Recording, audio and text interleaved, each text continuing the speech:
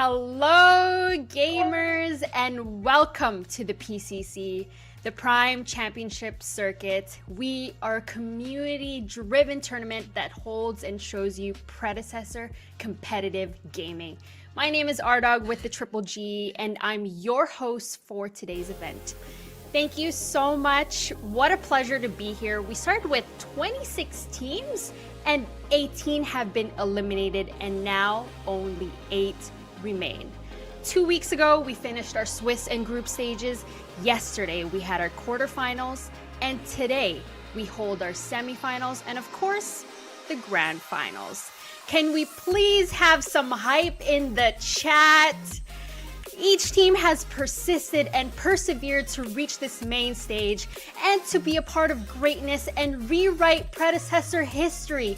This is PCC7, baby. They have put in the work with the immeasurable amount of scrims and hours mastering heroes in their respective roles, training themselves in the micro and macro in the world of Predecessor. They've come so far and victory is just within reach. Any one of these 4 teams remaining can claim the title of PCC champion. But the questions we always ask ourselves is who is the best and who will be a part of the elite and be able to wear the crown of PCC champion. But before we get too ahead of ourselves, let me welcome our top desk analyst right beside me. I have Grady, the Graddington content creator and all-around Predecessor gamer. How are you, Grady? I'm doing well. That was actually a beautiful speech. I want to give you props for that, Ardog. Aw, beautiful, thank beautiful. You so much, Grady. Happy to be on the desk with 2 legends today. Let's get hyped, everyone. And of course, Mugi Wawa, our friendly neighborhood statistics enthusiast, Predecessor game analyst, and coach. How are you, Mugi? Well, I'm doing fantastic. I've been watching all those top 4 teams screaming against each other for the past week, and I have to say, we are gonna have some amazing game today because usually teams started to have a little bit of weaknesses and stuff, but here all those top 4 teams, like you said, micro, everything looks so good, draft as well, and so we're gonna have many bangers. I'm quite sure of it today. And we saw how hyped it was from yesterday's quarterfinals, but today is our semifinals. Just for our community out there, if you like what you see on your screen, please kindly drop us a follow, hit that subscribe button. We're on X, Discord, YouTube, Instagram, TikTok, Twitch, all of the social medias you can ever imagine. Thank you so much for your support and being a part of the PCC community.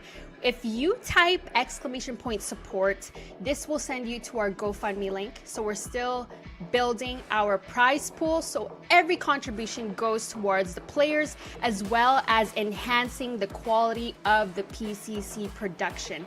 We're always cooking up a storm in the kitchen and we want to be able to elevate your experience here at the PCC. We wouldn't be here without your help. We've already reached the $1,000 incentive mark, but we have still yet to unlock the future events we have in store for the $3,000 and $5,000 marks.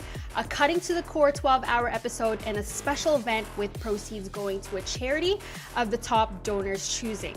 The $1,000 incentive unlocks us an all-star PCC event for this year so far, so we truly thank you and we wouldn't be here without everyone's support. But now it's time to get into these games. Let's pull up the bracket. We have 4 teams going head-to-head to contend for a spot in the grand finals today. Grady, tell us what you see on the screen here. So we see that remaining teams left. We have first off Profs versus D-Lab. That's going to be an amazing set. 2 of the longest, or 2 of the teams that have been in the PCC events the most. And then after that, we're going to have Chefs versus Indecisive on the other side of the bracket. 2 fantastic teams, one of them being all EU, the other one being all NA. Yeah, ! bracket will take you to a link that shows the current standings or score, as well as the roster from each team playing today. But what else is there to do on a beautiful Sunday? There are games to be watched, games to be won, and games to be played. Let's talk about that first best of 3 semifinal series, Professors and Dirty Lake and the boys. We've got some statistics here. Grady, I'm going to call on you to talk about what you see on the screen yet again. All right, so we see in our KDA department, the professors have a 6.56 KDA versus D-Lab at a 5.06. So we see profs like to fight, and they also get a lot from that fight. They benefit a lot from fighting, so you got to be careful if you get into those perma fight scenarios versus the professors. D-Lab are no slouches, but professors are definitely taking the cake in that department. In the OBJ department, the objectives, we're almost identical here. So both teams very objective oriented. That's what you like to see in competitive play. Profs at 4 on the dot, and then D-Lab at 3.89. In gold per minute, both teams very similar, but professors taking the cake in that department as well. So those guys like to prioritize their farm. Plus, as you saw from their fighting statistics, they are benefiting a lot, so they're getting a gold income boost there as well. In terms of damage per minute, oh, sorry, go ahead. In terms of damage per minute, go ahead, Grady. In terms of the damage per minute, as we see that the profs like to fight a lot, and you can see that reflect here in these stats as well. But D-Lab at 2750 damage per minute, they're doing pretty well in that department. And the D-Lab seem to be the CS kings, though, 33 CS per minute compared to the professor's 29.1 CS per minute. The most banned champion or most banned hero for the professors are FaZe. We know that the Crazy Fool and Survivor do not like to play against FaZe, so that is just a perma ban across the board for the professors. And then D-Lab like to prioritize the Chimera ban, getting rid of that aggressive jungler if their jungler North does not decide he wants to play it.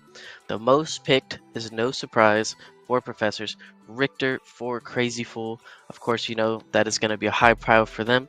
He's deadly in his hands. And then on the side of Dirty Lake and the boys, they like to pick Drongo a lot for their carry Lakeinator. And as we saw his performance yesterday, he is very proficient on that Drongo pick. Yogiwawa, anything else you would like to add? Well, to be fair, I love stats, so I have like a couple things to share. And we were talking about Lakeinator on the Drongo, and I know Lakeinator like is not always like in the conversation of top carry.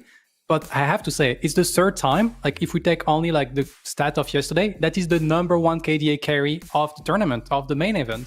Will it continue that trend today? We will have to see. But on the top KDA, we also have Soul Reaper. Soul Reaper was at 16 KDA yesterday, when the second top player is only at 9.8. Like Soul Reaper was absolutely crushing with also the top average damage per minute of any single player. So here we have like some titans facing against each other. And the last thing I would like to bring also is Dirty Lake and the boys actually have surprised me quite a lot, because they're the only team that break the 2 wards per minute marks. Normally top team are around 1.5, 1.6 ward per minute. Well, Dirty Lake and the boys are 25% higher than that with 2 wards per minute. So they kind of win games through vision, it seems, and with this very like farming playstyle as we see from the CS per minute, but also like taking great engagement and not dying. And I think a vision is a big portion of it. And it's certainly evident how they play, because they reached this stage. They worked so hard to get here.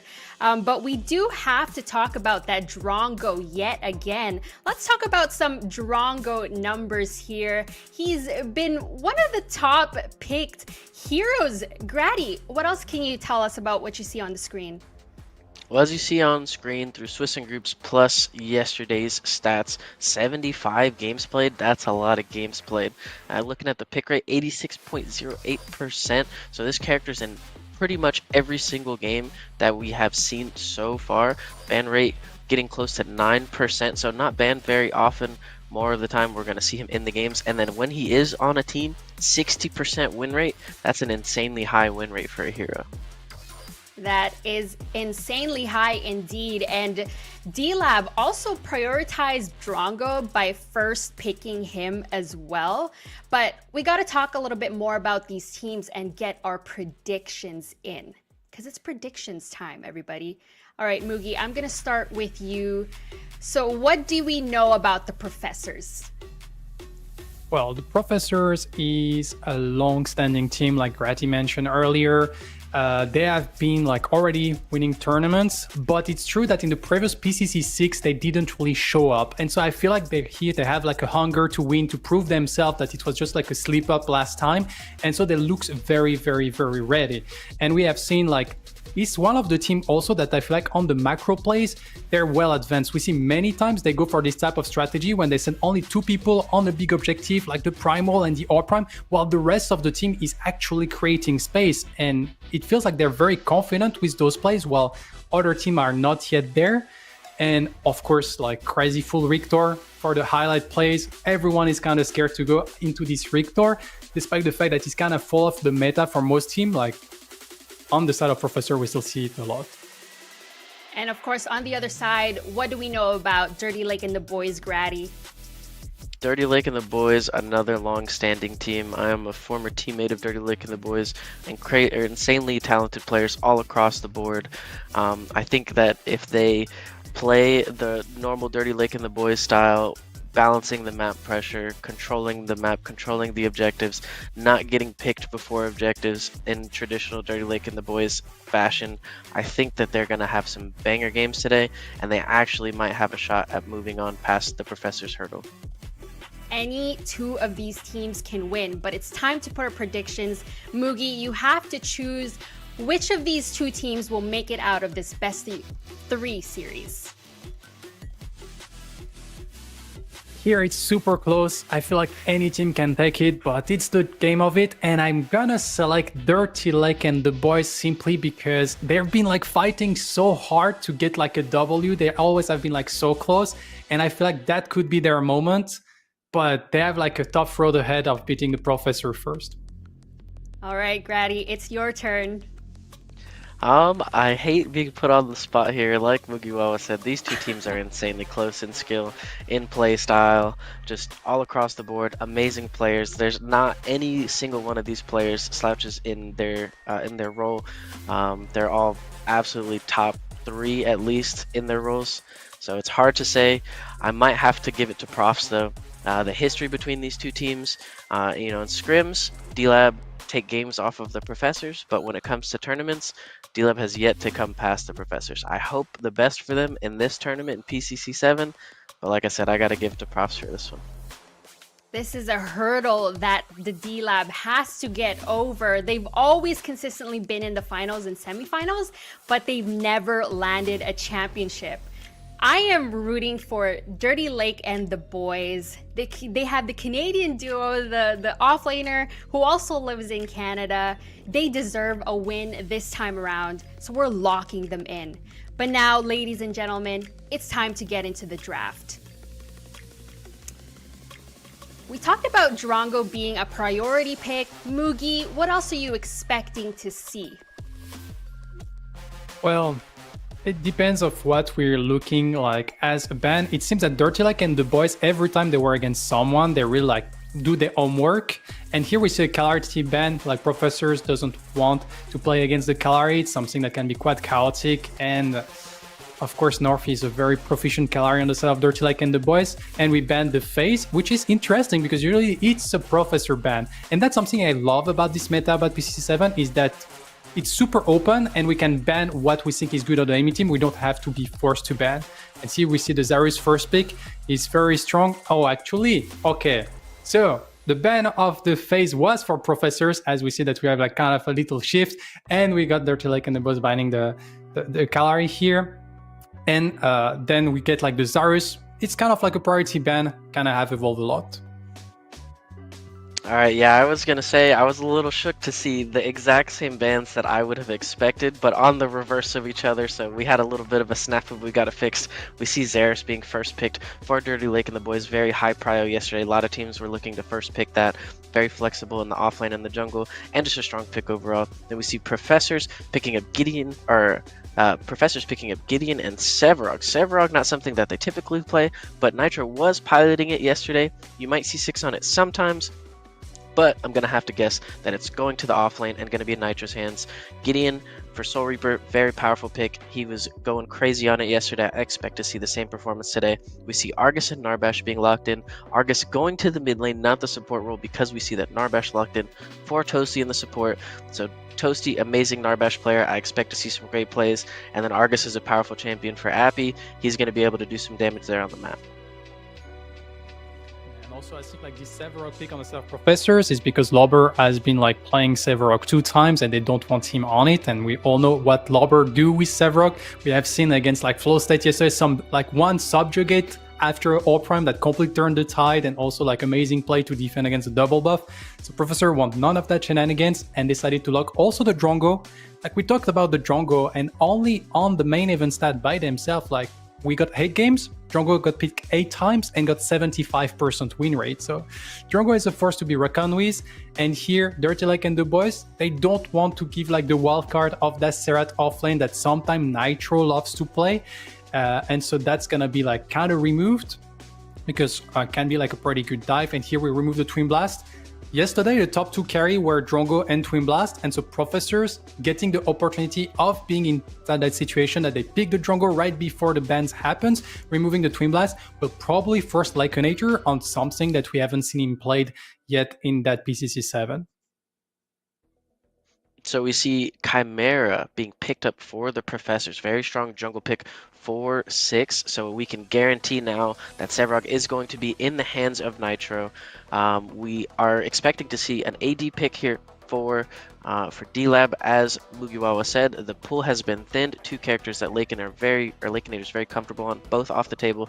But we see them locking in the Kira. Very strong pick. Tough lane though. The Kira Narbash lane. Going to be a very tough lane for them. Very little wave clear. Very little push. They're going to be under their tower begging for mercy, begging for some ganks for a while. And then we see the Kwong locked in. Very, very strong. I'm very surprised to see Kwong go all the way to the end of our draft here. That's not typical in these drafts. So we have Xeris and Kwong, very powerful bruiser frontline duo for Dirty Lake and the boys. I'm interested to see what the Professors are going to round their comp out with here. Do they go for the Rictor? To be fair, against Narbash Kira, yeah, they go for the Rictor with the Drongo. Pairs very well, allowed to apply a lot of pressure. They don't have any issue in terms like of pushing power because they're against the Narbash and Kira lane. But at the same time, we kind of have like a double bruiser Narbash with 2 very high carry backlines on the lab. So 2 teams really can function very well, to be honest. Now that we have this draft, though, I'm looking at the D-Lab team comp. Grady, what is their strategy going into this game 1? So what I'm imagining their strategy is going to be is either give duo or make duo lane their weak side because they're very low push, or what they could do is they could take advantage of the fact that Survivor and Crazy Fool will probably be aggressive, probably be looking to land kills, especially by hooking that big target Narbash, and then North can look to camp that. They do have the option of sitting in mid lane as well. It's a little bit tough of a gank because of the Gideon, but Argus plus Xeris does give you a lot of kill potential. So I'm excited to see what they look to do. But on the other side, Mugi, I'm asking the same question. What is the strategy with the Professor's team comp? To be fair, they have a very, very strong like mid-game team comp, like with a lot of dive potential. Of course, Gideon Camera is a very like strong way of dominating the whole map through the mid and jungle. And they also have, like we said, like this strong dual lane that can like set up a lot of things while the Narbash Kira is gonna be like having some trouble. But they really need, in my opinion, to start like snowballing the game, because if they wait too long, true, Severok is a great scaling hero, but against Argus plus Kira, I feel like they have enough damage on Dirty Lake and the boys to kill this unkillable tank in a sense. So the ball is on the side of Professors to make it rolling. If Dirty Lake and the boys manage to survive, probably Professor is going to be for a tough late game. Okay, ladies and gentlemen, game 1 of the semifinals, Dirty Lake and the boys versus the Professors.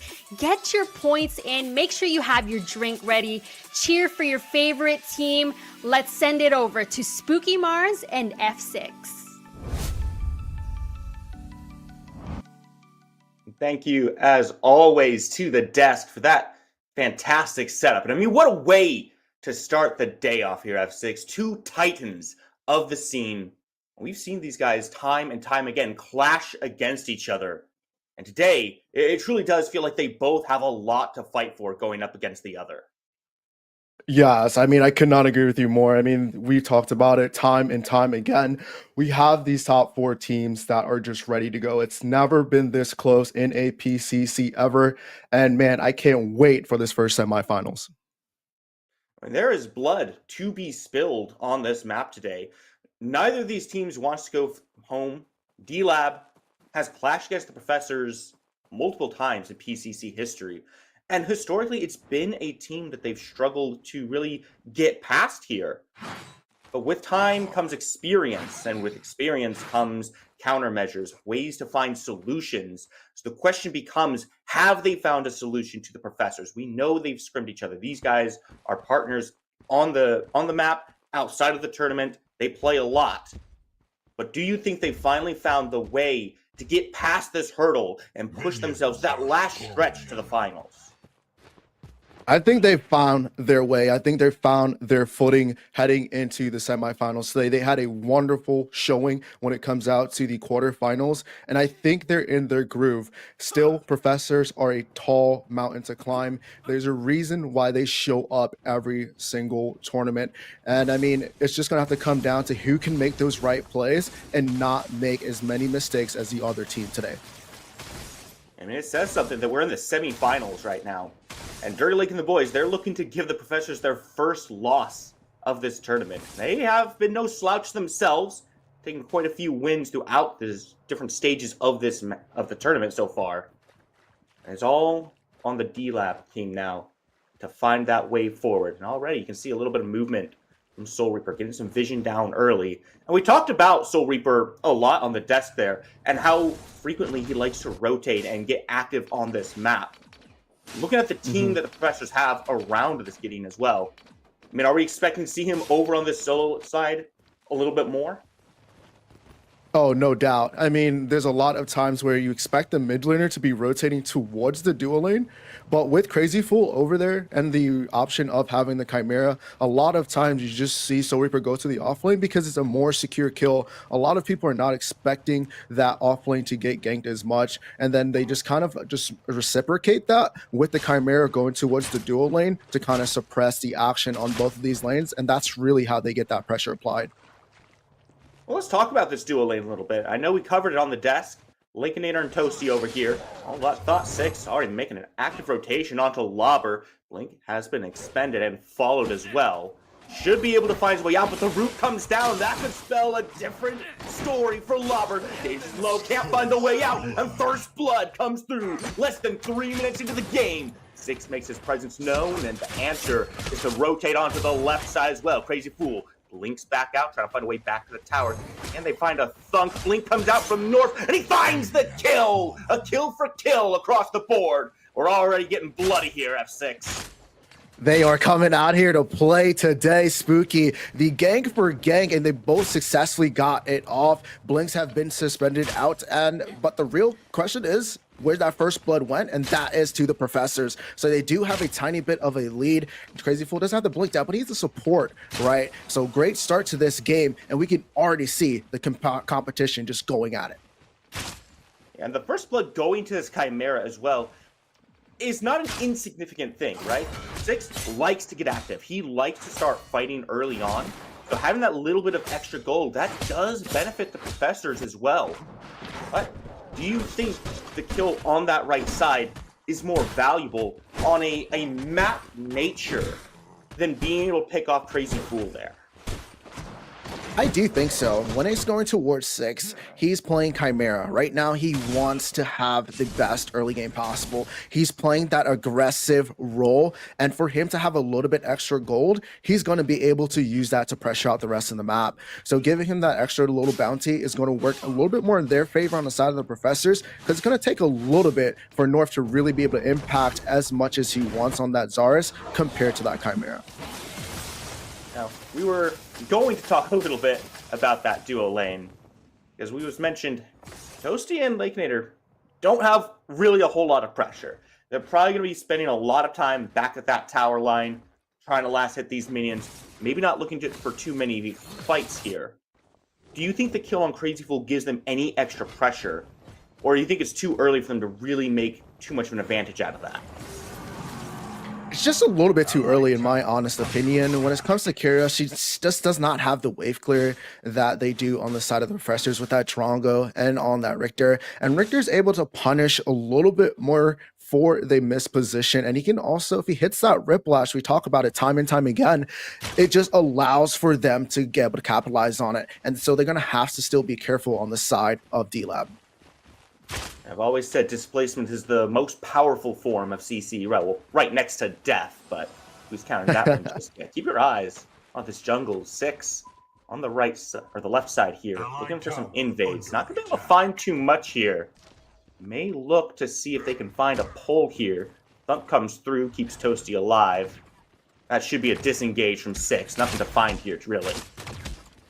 No, not too much, but what that did allow for them to do is to be able to crash that minion wave underneath that tower. And now they're going to be able to get that reset. As you see, they're getting off right now, so they can come back to this lane with that power spike and try and get a little bit more of an advantage. Even though D-Lab does have a nice little free setup, they're able to counter it. It's still good for that jungler rotation to come over there, look for something, still get timers on that camp to be able to allow to get more information so they can make their next move.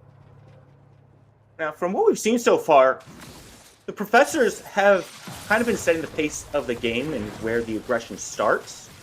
And that's not really something I'm super used to seeing. The Professors really enjoy their objective fights, and they tend to be a team that kind of sits rather quietly. They're not too worried about forcing issues until those objectives come up. You may see something change here as Appy Picker makes the rotation over this left lane. Stun comes through. Crazy Fool is the target. He's getting shredded down. That's an easy kill for the Argus. Pull back and look straight over to the Fang Q. This is an early objective. Only 7 minutes in. I don't think the Professors can actually answer this one. No, I mean, they had a plan right there. When it comes towards Dirty Lake and the boys, they know Crazy Fool is that determining factor into all the mid to late game fights. So they're trying to slow down so he cannot get online as quick. So they're able to get that rotation off and is executed gracefully, and that allowed for them to get that early Fang Tooth. Well, great job on the Professors here as you see them going after this mini prime to try and at least trade. But here comes some pressure. Is here. Black Hole comes down, shredding Appy Picker's health bar, but Lobber also makes the rotation. Six trying to jump in. Appy already half health, but notably that mini prime still up, has not been taken, and the Professors have been forced back away from the objective. This could be D-Lab's chance to secure both of them. Even that left side get pushed in, and the mini prime falls, this time to D-Lab. F6. This is not what we're used to seeing. No, it is not. We talked about if D-Lab had a plan going into this game. I said they were on point and they are on their flow. And this is what we're seeing right now. They're able to answer back that first initial gank. And then now they're able to capitalize on Crazy Fool not having his blink up, getting the pressure inside of dual lane and rotating that pressure immediately onto that mini prime to be able to get it. And right now D-Lab is in that driver's seat. 2 objectives to their names, 2 kills. They have the gold lead right now. I'm eager to see what they do with it. Professors have historically been this objective-based team fight team where that's where they put their chips down. That's where they're always at their finest state, and it's where they're looking to really make their plays. Seeing them get pushed away from 2 objectives back to back. I mean, D-Lab has to be feeling very confident right now. Question is, how much leverage do they have to really abuse this lead? Keep your eye on 6 here, stalking around this left side of the map. With how unsafe this duo lane is, you have to be very careful about this Chimera. Yeah, they got a nice little freeze underneath that T1. Sixkin looks like he's taking his reset.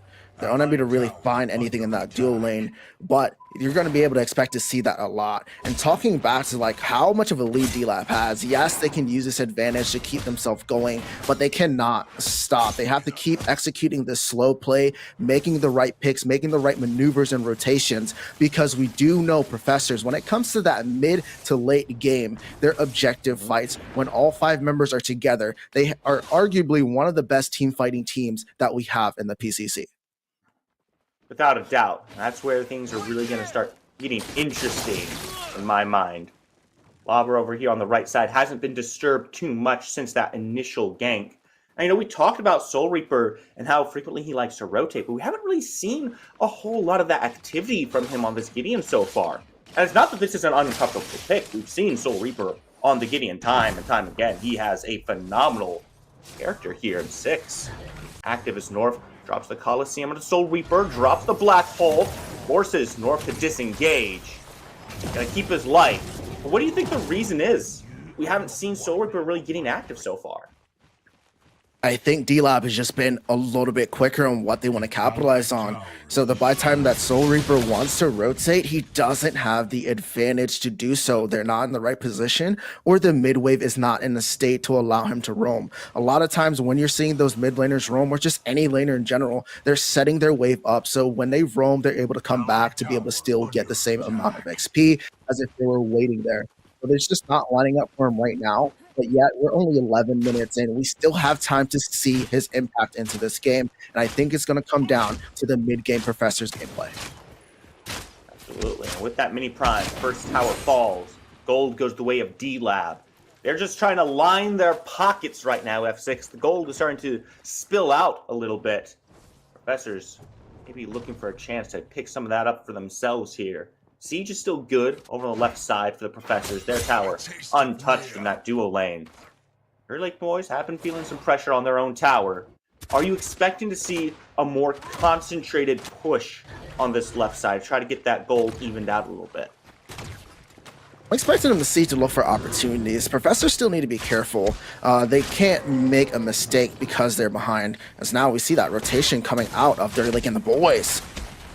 Crazy Fool gets a stun, half health, blinks away, gonna be a-okay for now. But that's a big safety tool that's down now for the Professors.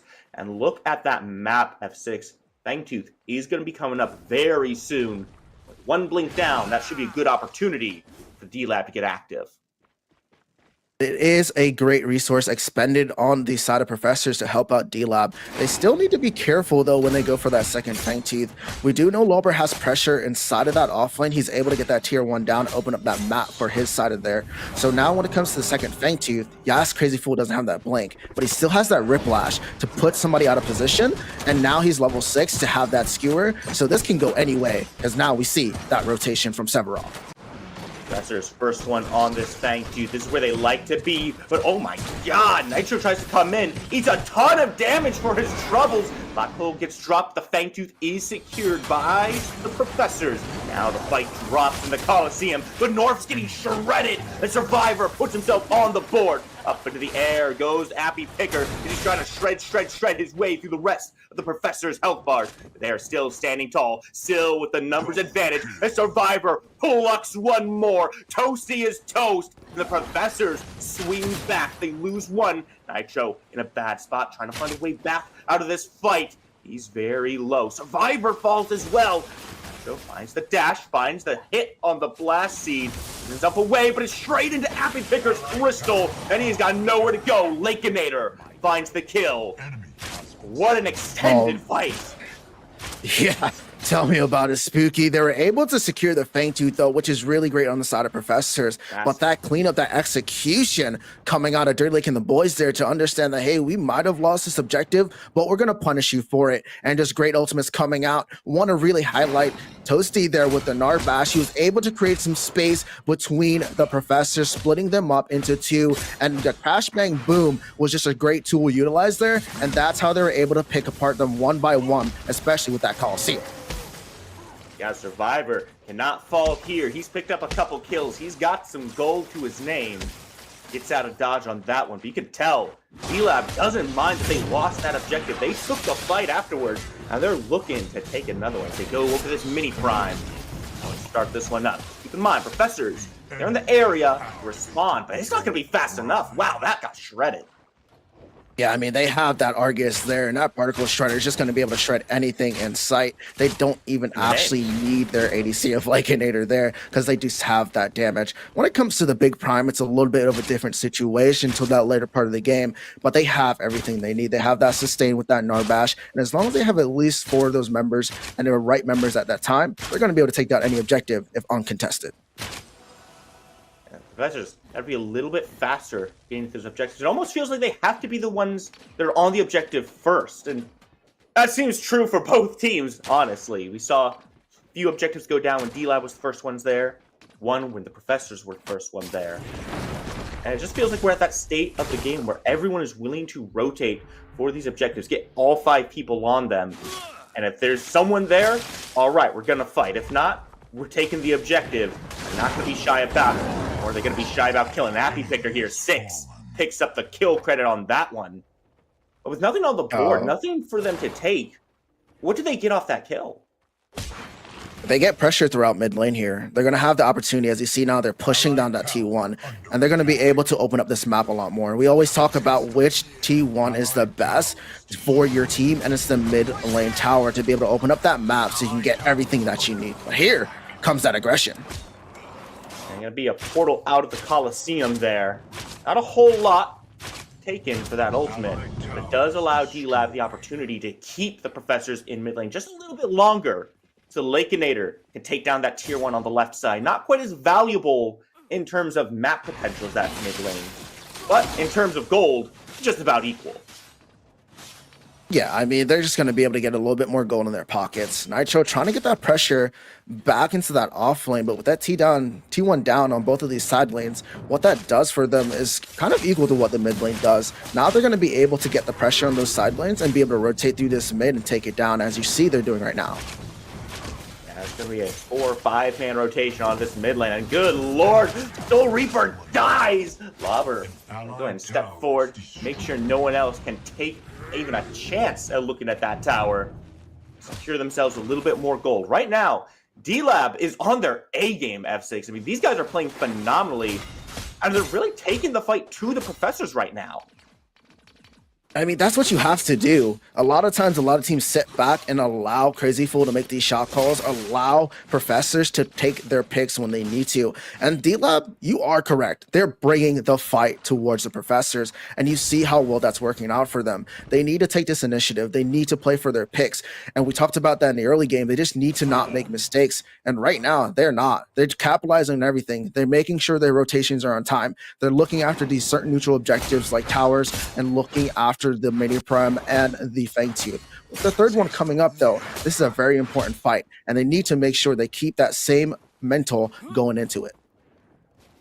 So this fight here could honestly change the flow of the game as a whole. This third Fangtooth is a critical objective. If you take a look at the grouping, you can see both teams are very well aware of it. The Professors, very grouped up right now. D-Lab's on their way, but they're a little bit more separated. They've got some space between their team here. And I have to wonder if that's going to cause some problems for them trying to get into the objective. Just a little bit, but at the same time, the left lane, if you look at the dual lane, it's pushed up. They need to push that up on the side of Professors. So they have a little bit of time on D-Lab because they have the advantage with the wave pressure, and they're looking for a tether, and this might be it. Stun comes through, but Lobber taking a lot of damage. Black Hole comes up, and the Coliseum gets dropped down on top of it. Health bar's getting low. The Crazy Fool might be the lowest of them all. North picks up the first one, and Nitro gets the fight handed right to his face. The Zappy Picker blows through these health bars. The Particle Shredder rips apart that fight, and the third Fangtooth goes the way of D-Lab. No, my word. We thought there was going to be a fight, but it was a massacre on the side of D-Lab. They capitalized. They just want to just highlight how great that Coliseum was. He waited until just about the end of the black hole, and they were able to trap all 4 members when they thought they could commit onto D-Lab there. Professors made that slight mistake, and D-Lab were able to come out the win, and now the second Fangtooth is towards their favor. Just look at Happy Picker's slash line right now, 5, 1, and 4. He is decimating these health bars every fight. And it's all of the setup that's coming from North. Like you said, that Coliseum switched the entire flow of that fight. Normally you see a black hole, you say, yeah, we fight here. This is ours to win. But North simply says, oh, you thought we were stuck in there with you? No, man, you're stuck in here with us. And they were not in there for very long. Not at all. Just great job on D-Lab there. And with this amount of pressure, they're going to have this going into towards the big prime here, that 20-minute mark. that late game stage of these big objectives are coming into play.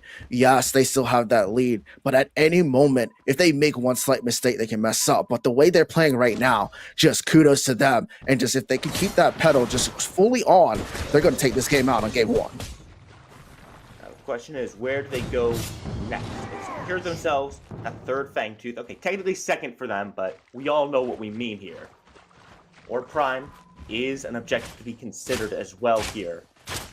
Are we expecting D-Lab to make a push for these tier 2 towers, or do you think it's all about that Orb Prime right now?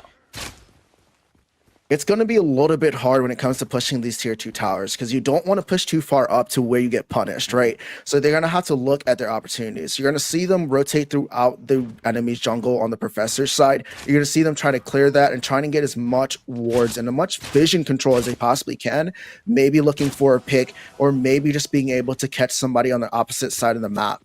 And once they find that the certain triggers that they need to go for that mid-big prime, you're going to see them go for it full-fledged. Now, with all the space that's been created by this front line, as now we're going to see another rotation come through there north. Looking at Nitro, not able to take him down just there. One does connect onto 6. We're seeing some aggression come through. Looks like the D-Lab boys are just looking for a chance to find a pick here. Trying to find a way to get onto that Orb Prime. I want to turn our eyes over to Lakeinator here, who, as we mentioned, was in not a great matchup right after, hold that thought, Coliseum gets dropped. Now, you know, just talk about Lakeinator for me, F6. Yeah, just at any moment we know in Pred that the fight and the battle can just happen at any time. Lakeinator, though, he's been playing a great game, understanding that he needs a little bit of farm, a little bit to kind of get to that mid game where he starts to 3-shot people at any point, and that is where he's at. He's kind of one of those ADCs that plays in the back line very well. He tries not to overcommit. He never wants to be in danger, and he never wants to be the person to make that mistake to cost his team to lose that fight. So that's the game style that you're just going to see throughout it. But here, that colossal blow. Lobber in a bad spot. Has to use the blink. Dashes to the sword. He's okay for now. Expends a little bit of resources there to keep himself alive. Loses half his health. But does take the colossal blow offline. Keeps him alive. D-Lab not in the worst situation right now. That could have gone a lot worse. Yeah, I mean, they could have got the pick that they needed on the side of Professors to get the momentum swinging back into their favor, but unlucky for them. And with the colossal blow and the skewer offline, it's going to be a little bit hard for them to really start a next fight or get a next engagement going. I mean, they still have the call coming out of the Chimera to maybe set themselves up to get a black hole over the top. But at the same time, they're going to need to wait out a little bit on the side of Professors if they really want to contest the big objective, if D-Lab chooses so. Sounds to me like D-Lab has an opportunity here to make a play for that Orb Prime, but they may end up waiting for the Primal Fangtooth instead. It's been very quiet on that right side, and that Fangtooth is almost about to spawn in. Now, we've seen quite a few times that Primal Fangtooth comes up, and everyone immediately just goes straight to it here. The lead that D-Lab has, the gold advantage, I have to weigh that fight in favor of Dirty Lake and the boys. So my question then becomes, do we see a contention at Primal Fangtooth, or do you think we're looking at maybe a map split where D-Lab goes Fangtooth and Professors go Orb Prime?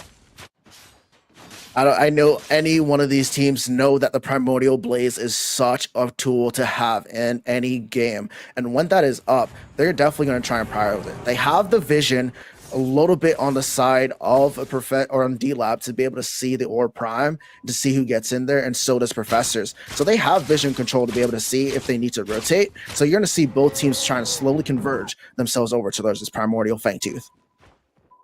We're going to see them already making appearances over there, Professors and D-Lab both. Very close to each other, not close enough to trade blows. You can tell where everyone's heads are at right now. And it feels like D-Lab is starting to slow down just a little bit.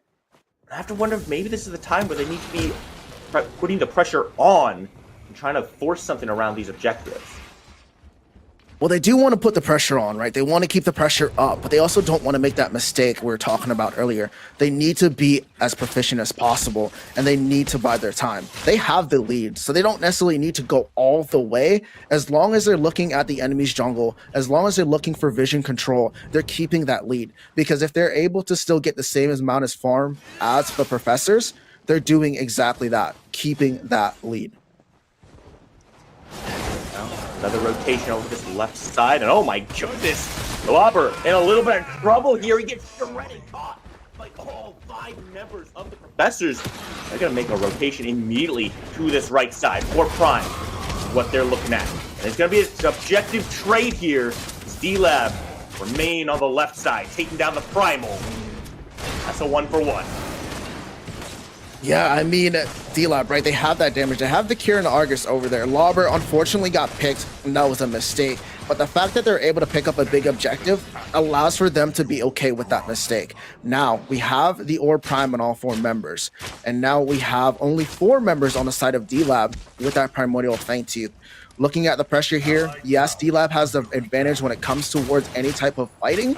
But when it comes towards being able to keep yourself alive long enough to be able to get a good defense, that Orb Prime is going to help Professors try and get themselves back into this game. So now Professors, for the first time in this game, kind of have an initiative to take here. They can push these lanes up, try to siege these tier 2 towers. The question is, how willing are they to take these fights around the objectives, right? The tier 2s, maybe not too much of defense put up around those. Maybe a soft defense, if all 5 of the D-Lab are there. Maybe just hard defense. But the Professors don't have to take the fight, right? They could just push those minions up, maybe split the team, send a 4-1, and keep those minions pushing in different lanes. What does these next few minutes look like for this game, and how important are they for the Professors?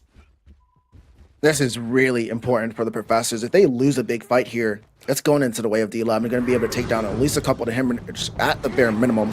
But what you're going to see coming out of D-Lab is they're going to be all 5 stacked up. They have the Primordial Fangtooth. Their strength is within numbers. So they're going to try and push out at least one of these inhibitors. Maybe put North inside the jungle waiting for a pick with that Colosseum. But they're going to need to stay together. When it comes towards the sides of the Professors, they have a little bit more advantage to maybe send one away because they have that Orb Prime. But they're going to need to be careful as they do see that rotation coming up. There's going to be a full 5-man swinging over to this right side. They've already gotten the tier 2 in the mid lane. And it's just a numbers game for D-Lab at this point. They're counting 1, 2, 3, 4, 5 before they can fully expose that core on the other side. It doesn't really feel like they need to take down every objective, right? They can just take down these tier 2s, expose one inhibitor, and they're in a good spot. Instead, they're pulling back. They're playing this very slow, very cautiously. And maybe it just feels like they don't want to fight into that Orb Prime, even with the Prime Orb. I mean, it's just about making the right decisions at the right time. They have that lead. I mean, look at the Kiro, the 2-level lead against the Drongo. She's able to fight whenever she wants. And if they're able to get that prime opportunity, maybe looking for a pick, they don't want to be the ones that get picked out. They already made a mistake getting Lauber picked out, and that could have cost them if they actually made the call to go towards Primordial to contest Dirty Lake and the boys, but they chose the safer route. So it's really coming down to like, hey, we want to maintain this lead and not throw it. So you're going to see them do a little bit more of a slow pace, try and invade the jungles, try and get deep wards. And as long as they're able to keep this just amount of lead they have right now, they're going to be good to go if they're able to find that right pick. Here becomes my question, F6, right? How much time do they have to play this slow? If we take a look at some builds, you see Soul Reaper is 1 item away from fully completing a build here.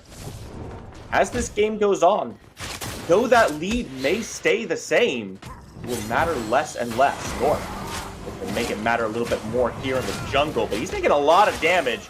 Gotta take a step back. Crazy Fool tries to find the Riplash, doesn't quite connect. The black hole comes up. Toasty is no more in this fight, and North falls quickly afterwards. The Professor's surging forward, but Happy Picker and Lakinator both alive, and they're putting the damage right back out. The Purge comes through, and it takes 2 off the board.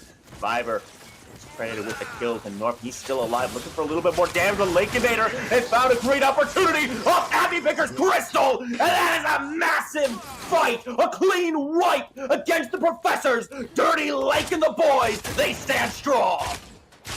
staying strong indeed. That fight started out in the favor of the professors. They were able to get a clean engage, but the retreat, the professionalism, the gamers that came out, they were able to back up. They have their DPS left on the side of Dirty Lake and the boys with that Kwong, able to get that triple knockup to clean up that fight with the Purge coming in. And it's just the amount of damage poured out in the ending there just got into the favor of D-Lab, and that is what we wanted to see.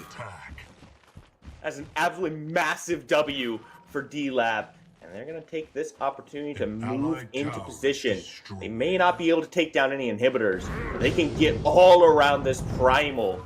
With Chimera still a few seconds away from coming up, this is an easy start.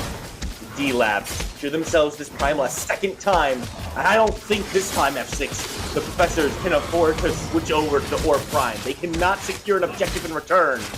They're rushing this Sangsu.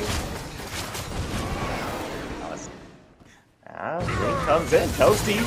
A little bit more activity here, but Lakeinator has already taken out Crazy Fool. Toasty leading the charge onto Soul Reaper, and it's gonna be another 2 kills for Dirty Lake and the boys. F6, what is happening? These fights are not going the way of the professors.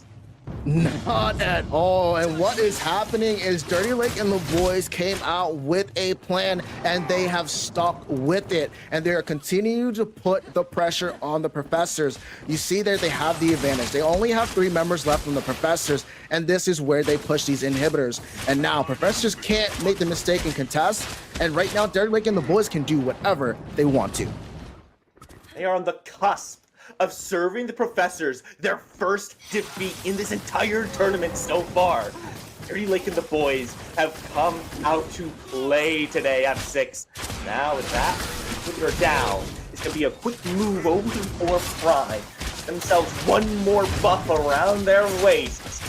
Then they can look to end this game. They are just mere steps away from taking the advantage in this best of 3.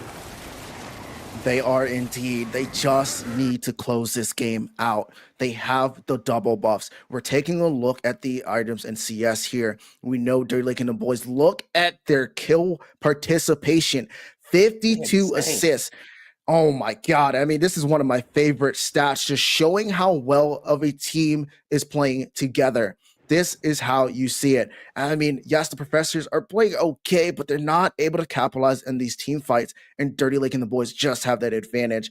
They don't have as much anti-heal going on when it comes towards the side of the professors, though. We only see that Tainted Scepter, and right now their healing is out of control, so they need to get some Tainted online, because right now, if only Gideon's hitting them, that's the only anti-heal they have.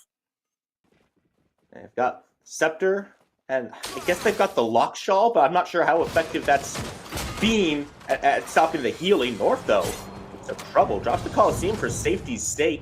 All right, dash away, but he might be in danger. But take a look at the rest of his team. They are here. They are ready to back him up, get him right out of danger. North able to walk out of this one feeling A-okay. And, you know, you brought some attention to those assists, right? And how big that number is for D-Lab. I think it's even more integral to remember that that's like the thing for the professors. They like fighting as 5. They normally have massive amounts of assists, and they still do at 20 assists to their 7 kills. But this is just showing you how effective D-Lab has been, as Crazy Fool is simply erased from the defense of the inhibitors. Now 2 down, only 1 left to go here, F6. And this will lead to a fully exposed core. I mean, they have all the pressure. 2 inhibitors down, 1 inhibitor left. They have the Orb Prime still. Primordial Blaze is just now finished, and they have this pressure. You see them zoning them out from being able to contest this inhibitor going down. And once this last one goes down, this fight is going to be huge. It's either going to be a big defense win coming out of professors, or Dirty Lake and the boys are just going to be able to topple the giants they once faced.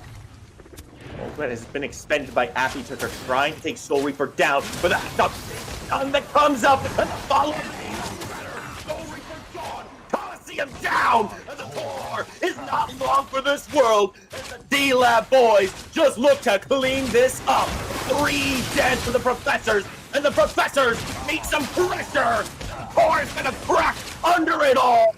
D-Lab takes game 1. Oh my! Ladies and gentlemen, we thought the professors were going to be able to take that game one, but like we said in the beginning, D-Lab came here today to play, and game two is in control right now with Dirty Lake and the boys taking game one.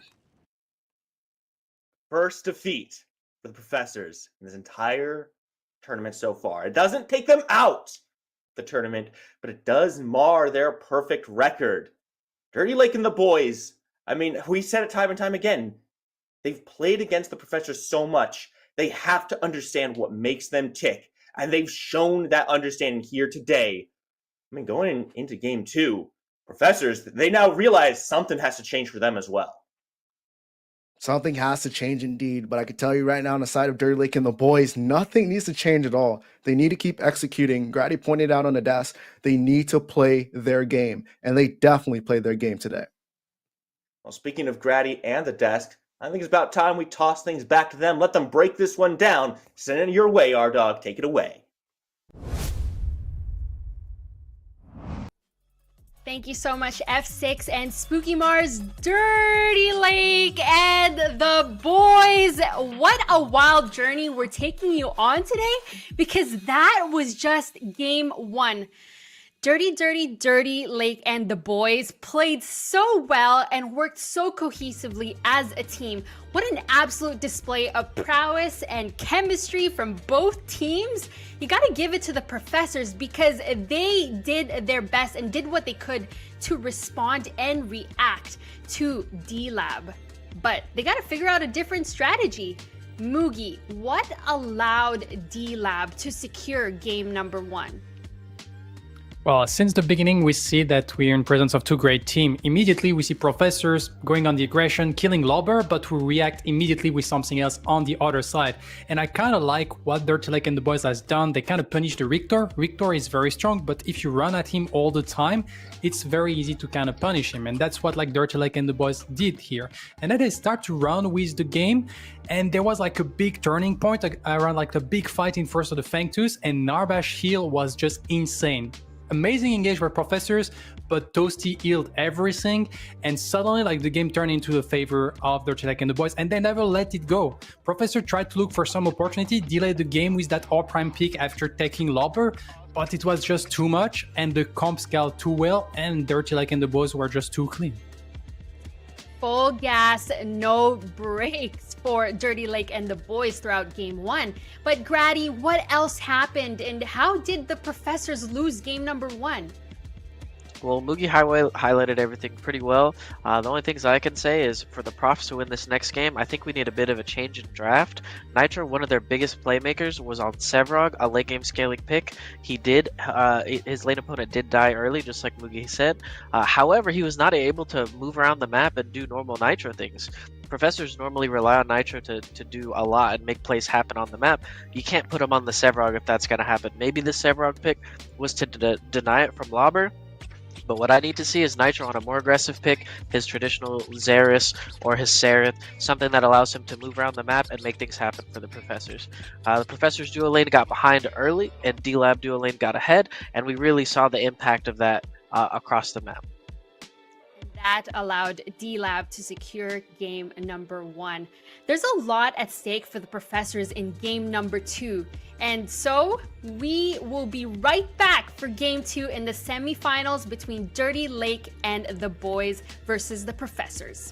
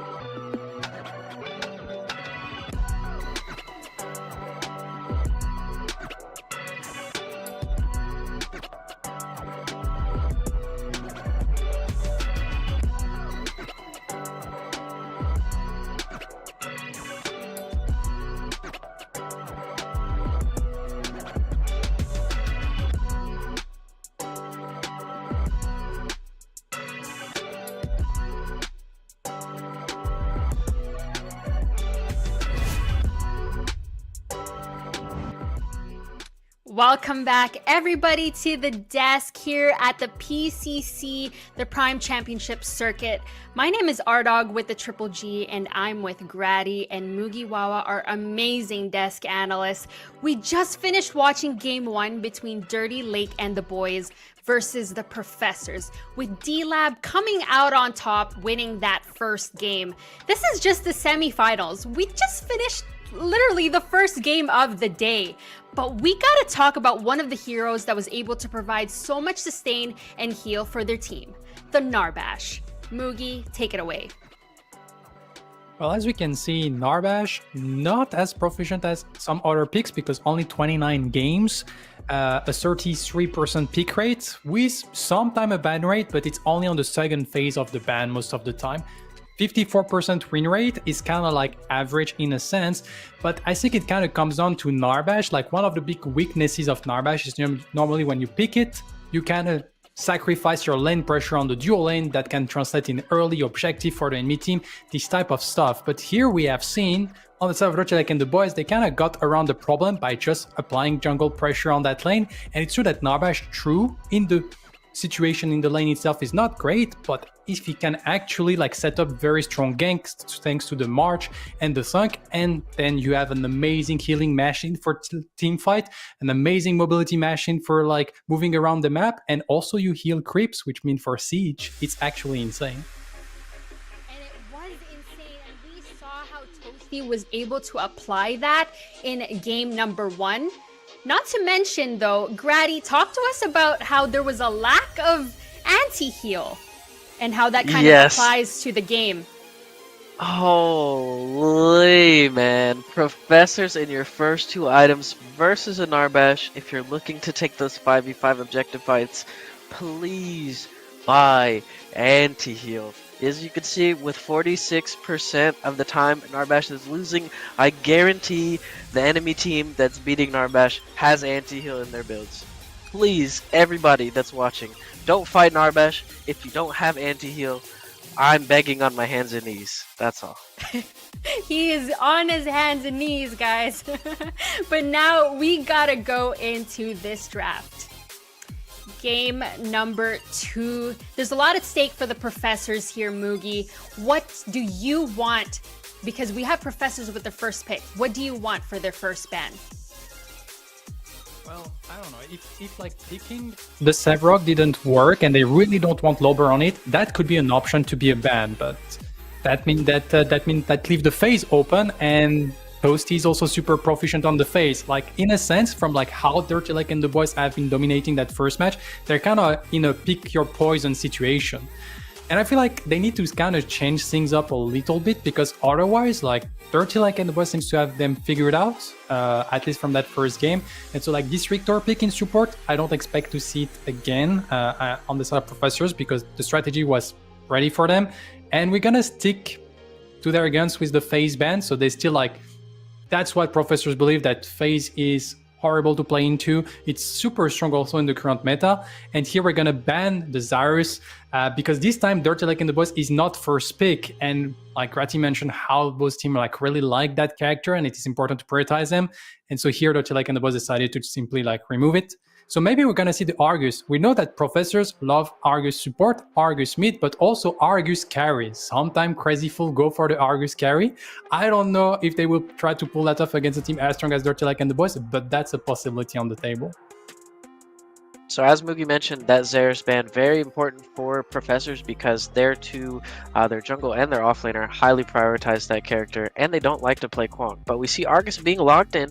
Argus was an absolute menace for the Professors last game, and we know that Reaper and Crazy Fool both really like to play Argus, so very strong first pick coming out of the Professors. D-Lab have a lot of things open for them. We actually didn't see a picker ban on Belka last game. Neither teams are looking for that, but we do see D-Lab taking the Gideon away from Professors. Soul Reaper wasn't able to make much happen, but we've all seen it. We do know that Soul Reaper is a menace on that Gideon. So very strong pick for Appy Picker on the side of D-Lab. Toasty getting the Narbash run back. He probably thinks that the professors once again are probably not going to buy anti-heal in their first 2 items, so that's going to be a very big impact on those green heals going out in these early to mid team fights. Kalari not banned away this time, so Kalari getting locked in 4-6 on the side of professors. Very comfortable, probably the strongest Kalari player in all of the PCC as it stands right now. Steel being locked in as well. That could be flexed to Crazy Fool, but I'm guessing that this is probably going to go into the hands of Nitro in the off lane. And here we see, like we said, Sevrog being secured for Lauber. So this time we're gonna see like Lauber on the Sevrog. Overall, I already like much better what Professor is drafting to be able to deal with an Narbash, because what you need against an Narbash is the ability to one-shot people before they get healed. And the previous comp of Professors was a lot of sustained damage, like the Camera, the Gideon, all those things. But here we have Kalari Argus, so I already like their chance much better here to be able to deal with that Narbash. We go for the Quang ban. I guess we don't want the possibility of shifting the Sevrog into jungle and getting Lauber on the Quang, and then you have to fight through a Sevrog, a Quang, and an Narbash. That would be like probably like pretty tough, very tanky lineup, kind of nullifying this idea of that Kalari be able to one-shot people. And once again, Tortilek and the boys going for the Serat ban. They don't want to play into the Nitro Serat, and they're gonna run down against the Kira. And that's very interesting because this time the Drongo is still up. But they said like our Narbash Kira lane was absolutely godly previous game, and Professors, if you want Survivor on your Drongo, well, go ahead. We destroyed you previous game, so we're not scared of it. D-Lab comp looking very scary with the addition of that Kira. Like Mugiwara said, Lakeinator doing absolute work on it, so very nice to run back. Faye being locked in on the side of Professor, so now we see that this Argus is going into the hands of Crazy Fool in the support role.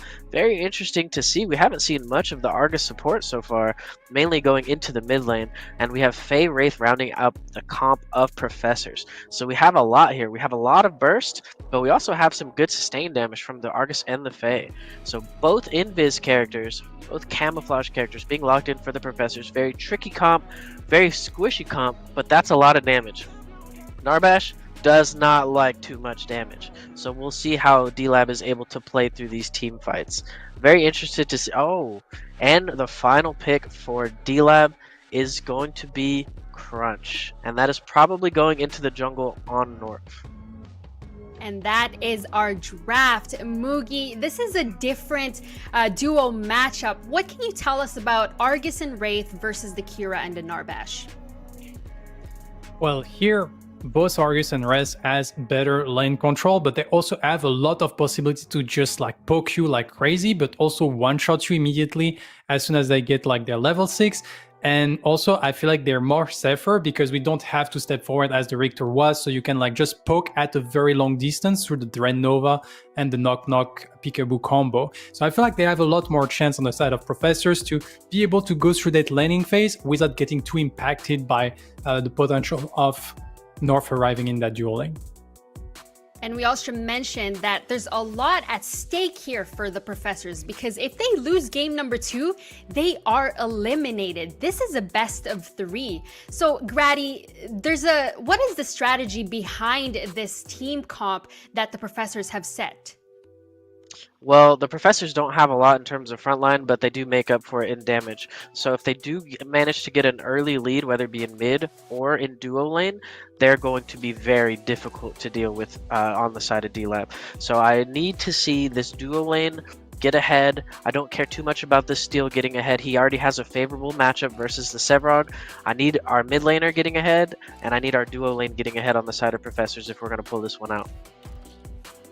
And that's the question we'll have to ask, because who's going to be able to pull out better and who's going to be able to come out on top and reach the grand finals? Is it going to be the Professors, or is it going to be Dirty Lake and the boys? Get your predictions in. I hope you have your snacks and your drinks ready, because we are sending it to Spooky Mars and F6 to show us game number 2.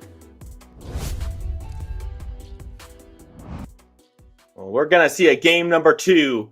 I think the Professors in D-Lab are going to have some stuff to show us here. I mean, it's like the desk said, F6, everything is on the line here now for the Professors. And I personally cannot recall the last time they have been in this kind of situation. I mean, we're seeing the Comfort Polari pick come out for 6. We're seeing some interesting things come out on this dual lane, the Argus support. I mean, there's so much going on here. Professors are well aware of their situation. The question is, do they have the tools now to deal with it? I think they do have those tools here, Spooky.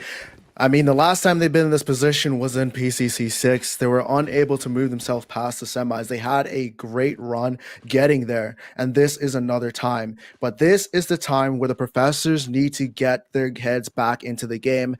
They are on a little bit more of their comfort picks. We know that 6 is on that Kalari. We have Argus on top of Crazy Fool. This is also another character he likes to play. And if they're able to play their game here and not allow Dirty Lake and the boys to get the advantage like they did last time, build the anti-heal that they need this time, I think we're going to see a different game number 2. Anti-heal is the name of the game here. I want to take a little look at this dual lane, right? It's been a conversation, or a topic of much conversation, I should say. This Argus support, how do you feel that plays into this match as a whole? How does it facilitate this Wraith, and what does the matchup look like against this Kira Narbash? I mean, the whole entire goal of that Argus and Wraith dual lane is to absolutely blow up anybody that contests you. If you're able to hit that Dreadnought and just be able to get that stun off, you're supposed to be taking them out. And Wraith is one of the best heroes to be able to just capitalize on the damage and the burst damage he's allowed to do, because he's essentially a mage being able to play on the ADC role. And the question is, how many times are they going to get that opportunity, right? Because Toasty and Lakeinator, they were in a pressured lane last time. This same exact lane for them, in fact. But Lakeinator was undying last game. Toasty died, I think, 1 time, maybe twice throughout the entirety of the match. And so, even with all this pressure, you have to wonder how many opportunities they're actually going to have to take advantage of this team composition and try to push that lead. We saw rotations from 6 come out that weren't able to push them ahead. Now with Happy Picker moving forward with North, looking at the CC chain, forces the blink out of Soul Reaper. That's going to keep him alive. The 6 steals away the jungle buff. Now maybe North in a bad spot, has to pull back half health. And regroup with his mid lane or he'll be just fine. Yeah, I mean, that's just great play there, almost just to be able to catch the Faye out. They were able to burn the blink, and Faye without a blink early on in the game is just an easy target, especially with the mobility coming out of that crunch and the Gideon. So we're going to have to pay a little bit of extra attention in the next 5 minutes for that mid lane, because that's easy pickings. But back over to that duo lane, I mean, they're going to be able to hit that a lot more, right? Because they're going to be able to stop that crunch from really aggressing onto them in that lane. In the last game of game number 1, they had the Zarus. He was just able to just punish the Richter if he missed his hook and close that distance. And once level 6 hit with that Zarus, he was able to close down with the Colosseum. It's going to be a little bit different with North on the crunch. They should have a little bit more of the tools to be able to stop him from getting the aggression in that dual lane. Let's see how that one plays out. We've already seen some presence from the junglers on both sides of the map. But we haven't seen the success we saw in game number 1, right? 3 minutes in game 1, we had 2 kills on board. Now, 4 minutes in, almost find an opportunity to put 1 on the board for the Professors. But Lakeinator able to take a step back. He's okay for now. That dash does serve this Kira very nicely in this matchup. You have to wonder where the target point is for these teams. For 6, it may be this duo side. But Soul Reaper is still Soul Reaper. And we may yet see some rotations over to that right side as 6 looks for a flank. I mean, it's just going to be nasty here because you see 6 doing one of his technical things. I think they see him on the ward, so they're kind of being careful. So you're seeing that being played out there. D-Lab being able to place that ward, understanding what 6 likes to do on the Kalari. And just being able to get that out just allows him to be safe in lane. And that's what he's going to be trying to do the entire time. Yeah, I got to tell you, D-Lab, better than me. I am such a greeter for farm. I would have been up there saying, 6 won't kill me. 6 would have killed me. But for D-Lab's credit, they're okay for now. Happy Picker looking to get aggressive. Doesn't quite find the combo. Takes more damage than he's able to dish out on that one. So the game remains quiet. I feel like that favors the Professors. Just a little bit, right? But at the same time, Six needs to get himself into this early game. He's playing an assassin.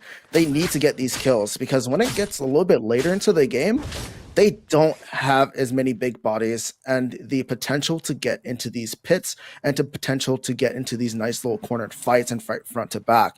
And yes, they do have the steal, but if the steal goes down, if the steal just decides to be aggressive, diving the back line, they don't have too much on the back line to really stop that damage from coming out.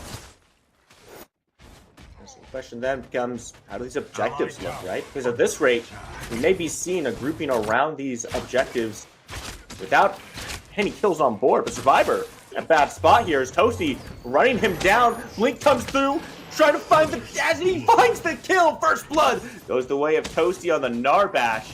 The support on support violence. As North comes in to make sure his support gets back out. Toasty, once again, put on a performance with the Narbash. The Narbash being able to get the first blood. A little bit fortunate for the side of the Professors because it went towards the support. But nonetheless, the aggression coming out there, understanding he's able to get that kill. Argus did not able to turn out, but they were able to force down the Blinks out of that dual lane. So Kalari should be able to get a little bit more pressure when it comes to rotating back to that blue side. For his part, gonna pick up Cyan buff over here, get a little more XP. So far, D-Lab having a good time across their lanes right now. It's not too explosive so far. Whereas we are beginning to approach the 10-minute point of the game, we're going to start looking at these Fang Teeth. Keep your eyes on that map. Soul Reaper, taking rotation as well over this left side. I don't know how much opportunity he has here with Legionator and Tosi under the tower. Might just be a force of the wave under the tower to try to open up something on the map. I mean, they might potentially be able to look at the Fang Tooth here if they're able to get that right. They're able to push it in, so now they have a little bit more time. There's still pressure in the mid lane, and undoubtedly they're going to probably be able to pressure this out. But with the early start that they have on this should be that first Fang Tooth going towards the Professors. She's going to get back out without any problems. Looks like it. D-Lab not quite fast enough to get there, and Appy Picker goes into the black hole. Crazy Fool does go down. No hits to Legionator. And North way too far up as Six picks up a kill. You said you wanted him active. And that will be Six getting active. 3 kills. The way of Professors in a very quick time span. Oh, they played that perfectly. Got the pressure inside that dual lane. Faye was unable to get a gank off, so they were able to push it in. Six on the same side of the map. They already pushed up mid lane, and just being able to walk out together was the key important part of that fight. I mean, Appy Picker tried to get the black hole, tried to proc it through the walls, but unable to hit, and they're able to pick up that double kill there as a flash finally got up for the Faye. The Professors feeling themselves not ones to let one loss bother them too deeply. They simply reset, come back with the full mental. And they're ready to play D-Lab's game here. And Dirty Lake and the boys gotta be a little more careful around those objectives that they don't want to let this one slip back to the Professors. Because that's where they like to play. They're strongest around the objective fights, and already seen one go their way. It's a dangerous way to start the tail if D-Lab wants to get to the final. Definitely is, and with them getting that first Fang Tooth, getting that extra 50% on their big buffs, that's going to allow them to have a lot more pressure for longer periods of time, especially if they're trading throughout it. But I want to highlight the big man Steel himself. He hit level 6. This is where you're going to start to see when he roams, and he's going to roam pretty often, especially when they're trying to go for objectives, and he's going to be a big impact in those fights. And if D-Lab is not able to capitalize by rotating and matching it with Lobber, it might be a tough time for the sides of them. Absolutely, and really, Nitro's their only actual frontline there. Six now starts up the mini prime as well. Lobber's in the area, does have awareness of this, or should be rotating as well, but it goes down very quickly. And again, an uncontested objective. Goes the way of Professors, gets them a little bit further ahead in this game. D-Lab, have to be very careful now. I mean, that's the power of having the Argus as support. He's essentially a secondary mage. We talked about it last match, how that particle shredder is just able to just burn these objectives and allowing him to rotate. Wraith being able to be careful on the opposite side of the map, understanding support's not there, just allows him to get that early game pressure. And with Kalari, she's just an assassin, right? We talked about how she needs to get that early game advantage, and that's what she's trying to do. Get these neutral objectives, force them to try and contest to possibly get these picks. And great job right now by the Professors. The question then becomes, what is the answer that D-Lab should be looking at? They've lost 2 early objectives, but like we said, it's still early in the game. These 2 objectives are not by any means a game over. But they have to have an answer. They can't let too many more go. Is it time for them to start rotating Tosi out of this dual lane and try to match some of these rotations? Oh, hang on. North coming on hot. Crazy Fool. Low health, but North even lower at 6. Blasts through that health bar. Jumping up for a way back onto Lakeinator. He's putting the damage back out, but Toasty falls. No more front line for Lakeinator. This Kira just has to get out of dodge. 6 is showing you why he picks the Kalari. Oh man, man, I almost want to bring this back up again. We talked about how the Argus can shut down North's aggression with the crunch, and as soon as he tries to initiate there, they just CC'd him to death to create some separation, and they were able to pick him off. So great job on hello, Appy Picker, getting one back on the board for D-Lab. That looks like a solo kill over there. Soul Reaper not able to do anything to Appy Picker, still almost entirely full health on that one. Should give them some opportunity here. Nitro very low under this tower. Getting rest on by Lobber, but 6 is here as well. Nice, let's use the Colossal Blow to get himself some distance. Lobber should be able to survive this one. Very dangerous game that D-Lab is playing. Yeah, I mean, but look at this rotation coming out of D-Lab, trying to capitalize.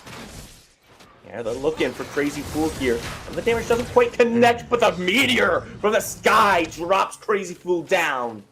D-Lab finally getting back on the board here with just a little help from Appy Picker. This mid lane is crucial for D-Lab right now.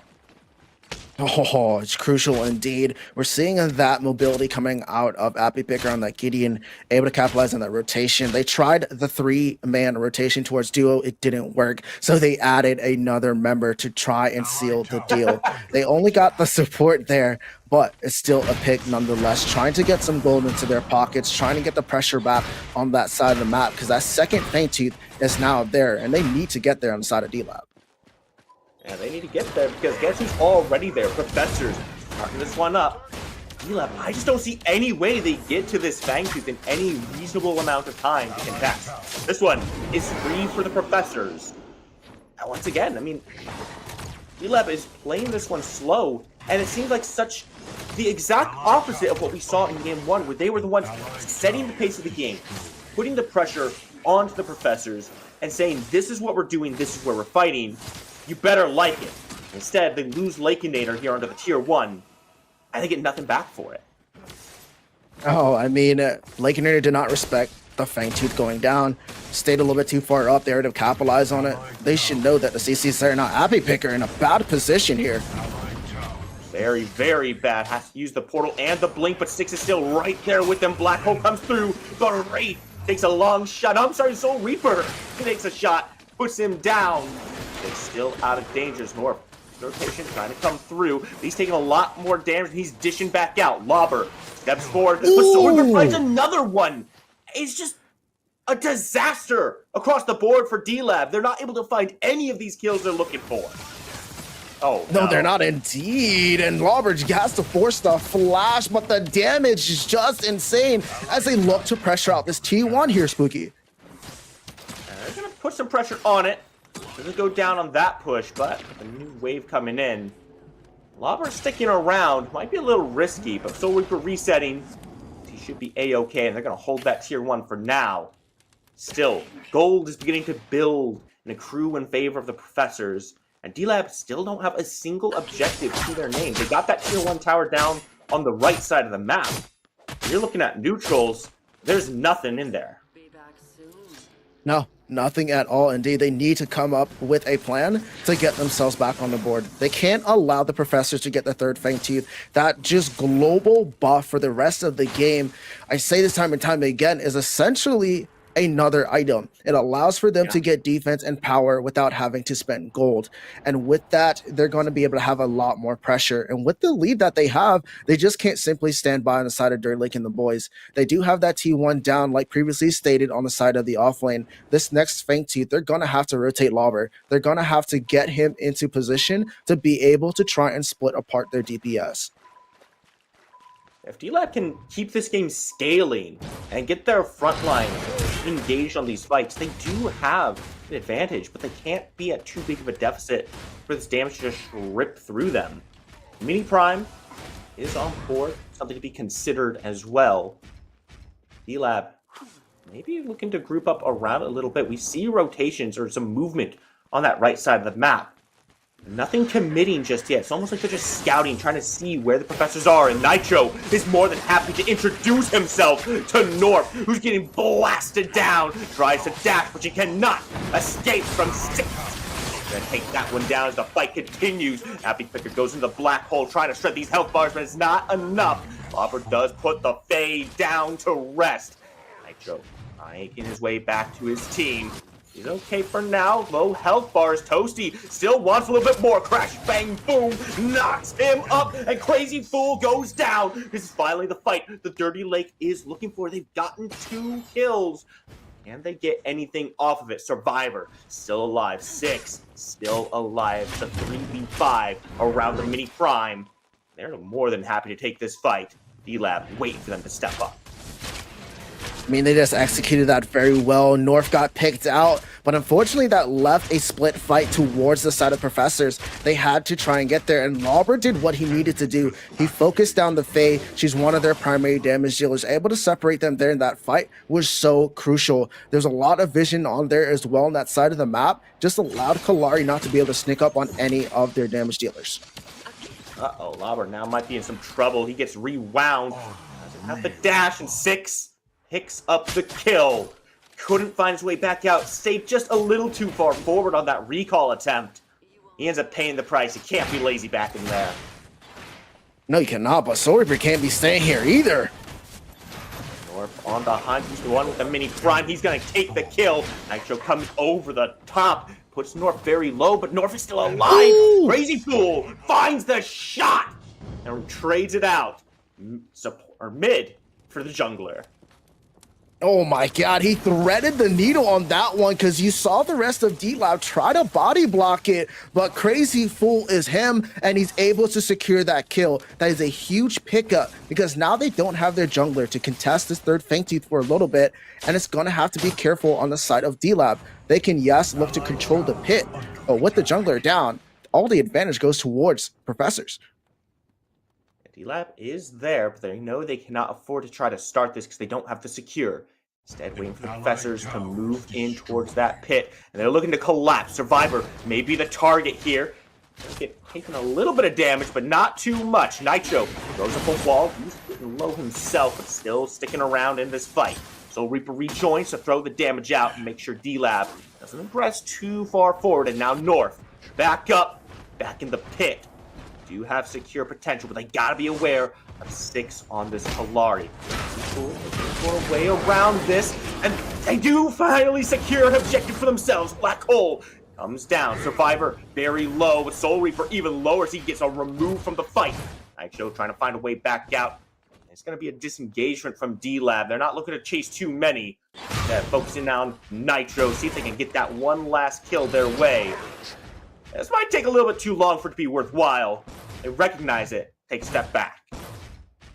I mean, man, they were able to get back into the control of the pit there. Great job sticking together around that Narbash. Him being able to utilize that thunk, capitalize on anything, they're still able to do that damage, right? And we're 20 minutes in. That Narbash healing and sustain is insane right now. And the fact that they're able to group up and just maintain the discipline on not trying to force too many things allowed them to get their back on the board with the neutral objective and stop the Professors from getting the third Fang Tooth. D-Lab has been quiet in this game, but they've had these moments where they flare up and they just find such good fights. The question is, how many more of those can they do? When is the tipping point for them to just start getting active and put the pressure on? We've mentioned that they like the late game. They want to scale up, get their tanks online, make sure that the Professors can't just walk through them and absorb that damage. Where's the break point? Where's the tipping point for Dirty Lake and the boys to say, we're done being passive, we're done responding, now we make the plays? I mean, it is now, right? These big objectives are now into play. When they come up, they're just going to be ready to go. We have the big ore primordial here in a couple minutes, and decisions are going to have to be made. You're going to need to be able to put Lauber into that position. He's on that comfort character. He knows how to play Sevarog better than anybody else. And you see him just being able to get into these fights and change the outcome. Now D-Lab is in a favorable position, getting down that mid T1, opening up the map a little bit more on their side of the things. But hey, now it is that time. We'll have to see how they decide to play these next few minutes. They are crucial in this game. For both sides, truly. D-Lab wants to make this a quick 2-0 and secure themselves a spot in the finals. The Professors want to reverse this, put themselves on the board, and set up the reverse sweep for themselves here. D-Lab's in a precarious position, but this game, despite the objectives that have gone down, despite how some of these fights have looked, this is a very close game. And I'm not really in a position to say I favor either team at this point. It all comes down to these next objectives and how they decide to play them. Position of the map may be around this orb pit. Yes, indeed. It's definitely still a close game. A little bit of a kill lead on the side of the Professors. But if they make a mistake, like Lauber, they're trying to get initiation off, might cost them that. And they need to be careful of that fly trap. Faye is one of the best of team fighters when it comes to, if she's able to get that ult off on your damage dealers in the back line, it changes that fight so much. So they need to be careful on their groupings. They need to keep that distance, and they need to wait for Lauber to be able to get a good initiation off. And speaking of Lauber, he's being aggressed on right now. Nitro tries to jump on him. Doesn't quite connect, and Lauber's able to survive for right now. Should put D-Lab in a good position. You can look for a counter engagement somewhere, but currently, North is happy to just keep on farming up and try to get to the point where he remains relevant. He's had a lot of trouble in this game so far, getting into fights and then staying in them. It's been a lot of engagements from North, and then North being immediately shredded and blown up. Yeah, I mean, he's just unable to find something, right? They're able to just get countered by the Argus. Every time he tries to gank duo lane, he tries to get a little bit of pressure on the mid because Faye is probably his best target. But at the same time, Six is there to try and retaliate every single time he's counter ganking. The real game changer here in this match is Lauber. You saw that the fact that as soon as he's able to rotate and get into these fights, everything swung into their favor. And if they keep that up, this might be a game going towards the side of D-Lab once again, because Lauber, full stacks, is a crazy Sevarog. Well, they are now all in position around this orb pit by waiting for someone to step forward, but I don't think they realize they are very well aware of where D-Lab is at. Professor is not going to walk into that particular trap on a ward. That might see some damage come their way. Now instead they're going to run forward at the Professors. Not going to find too much here though.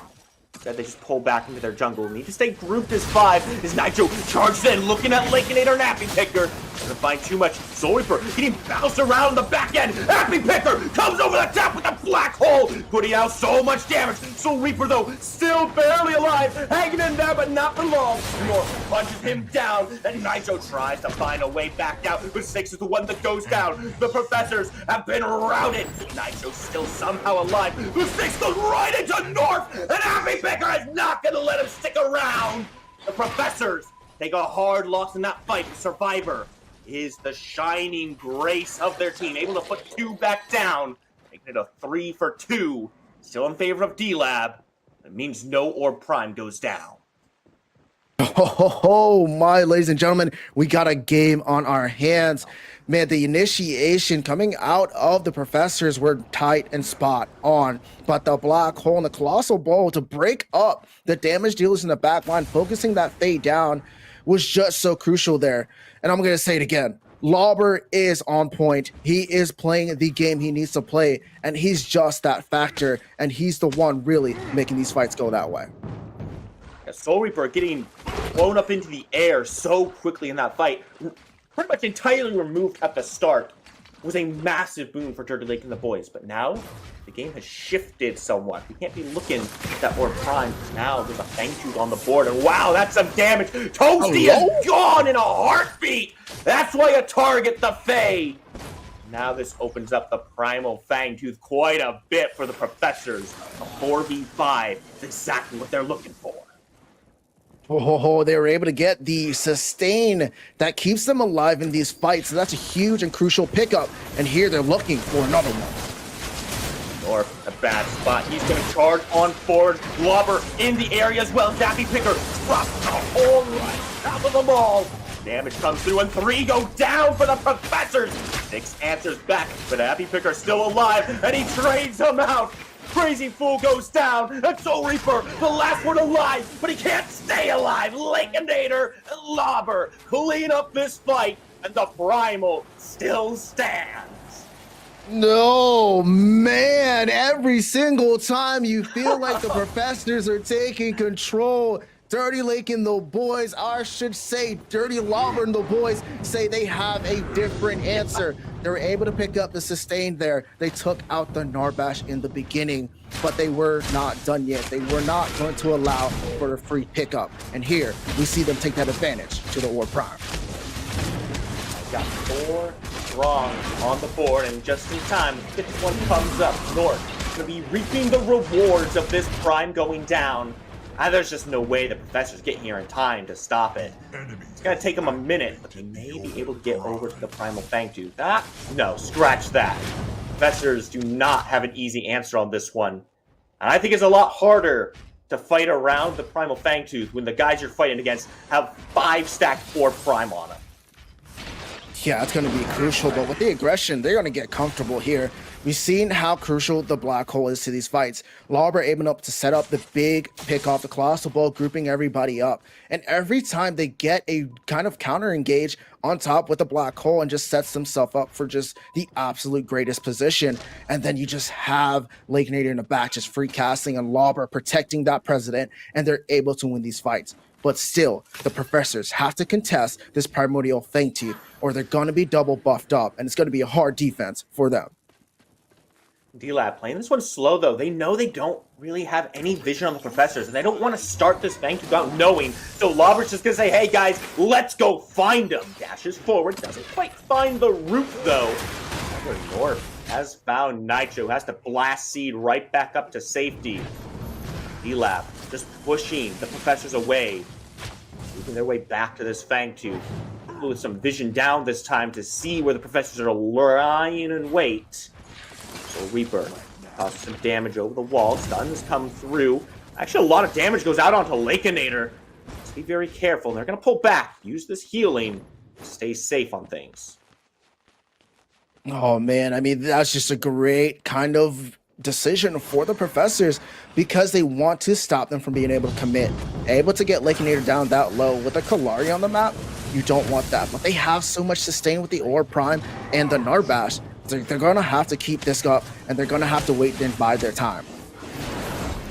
They're going to go right on up, looking for any opportunity to get active. North juggle around, and Lakeinator's already taken out Soul Reaper. North being low, though, trying to answer back. Nitro drops a little bit of damage back out, but Happy Picker's not able to do a whole lot with that Black Hole. And it does take out Survivor TV. Nitro, very low, finds a way back out of this fight. So split are the Professors in this entire engagement. I mean, I don't know what the defense was there. 6 was looking for the flank, but ended up a little too far away to actually help. Yeah, I mean, it's just Kalari being able to pick up Lakeinator there was huge, but the fact that D-Lab was able to pick up Face so quick was just monumental for this side of D-Lab. And now they have this advantage going towards the Primordial Fangtooth. And it's going to have to come down to try and find another way to stop it as they're trying to look for the steal. Nitro and 6 are here. Lobber a lot of the tankiness, but they don't have this gear up for the shred. Instead, they're going to turn around, look for the fight. 6 jumps up, but has to fall back down. The Black Hole comes up again to put another member down. Happy's very low, though, and Crazy Fool finds the kill. Now rotating back in. The thank you is still pulled, and it's gonna go down. It goes to D-Lab. But can they get back out? The health bars are not looking great. Lobber low, Lobber down. They have to pull back out. Lakeinator is up and alive. Toasty runs his way back out. Have to be careful, Lakeinator. I don't like the pathing he's taking to get active on this. He's looking for Nitro. He puts him down. He's gonna be able to get back out. Nitro was by himself. That's one more for D-Lab. Professors playing for their right to go forward, man. And I mean, oh my goodness, these teams are battling it out here today, ladies and gents, because man, what a play coming out of them. Able to at least pick up some kills to get the Primordial Fangtooth off 3 members. Yes, Toasty still has it, and the Kiro with Lakeinator. But that's not enough for them to really get a lot of pressure out. And with this game so close, I think this is still anybody's game. Anybody's game indeed. Like, all of these objective fights have been so close. And they've been so extended. That was basically 3 fights in one, F6. We saw people die, respawn, come back in, die again. It's like, it just feels so tense from both sides. Neither wants to give any ground to the other. And it's leading to these extended engagements where they're struggling to really clean things up. Yeah, I mean, it's a struggle, right? Because we can see like, hey, we can say like they're making mistakes, right? But at the same time, these competitors play at such a high level where any small amount is a small mistake, and they're able to capitalize on any small amount of mistakes on both sides. And that is what you're seeing here today. And I mean, when it comes down to Professors and D-Lab, these are 2 teams that have been playing against each other since the dawn of competitive Predecessor. And this is what you should expect. They're able to know what each other are doing, and that is how they're playing right now. They're trying to find the slightest of a bigger mistake to happen, but it's never around the time of the objectives. So they're able to keep trading throughout. Just the amount of pressure coming from these both teams are insane.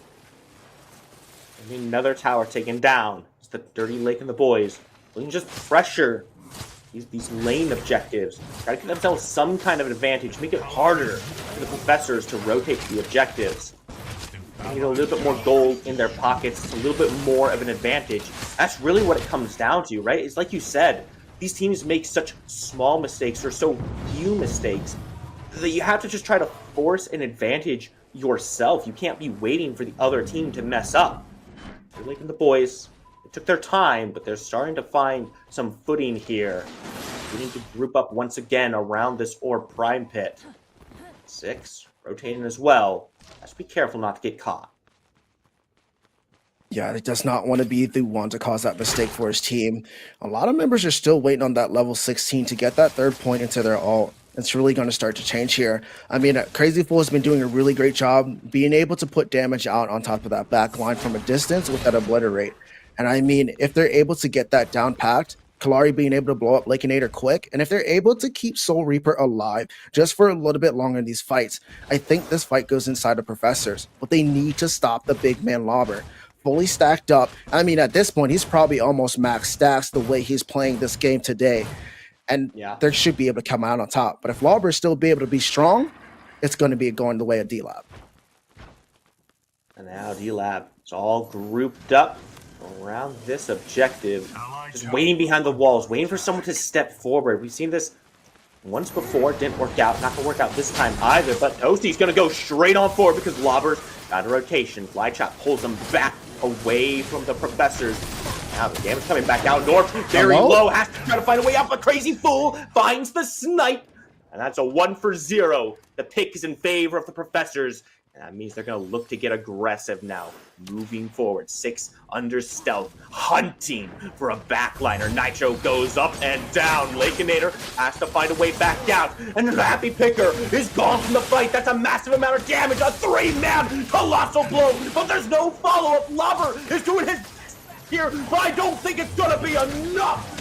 Josie jumps on forward and is able to find one more as Lakeinator rejoins the fight.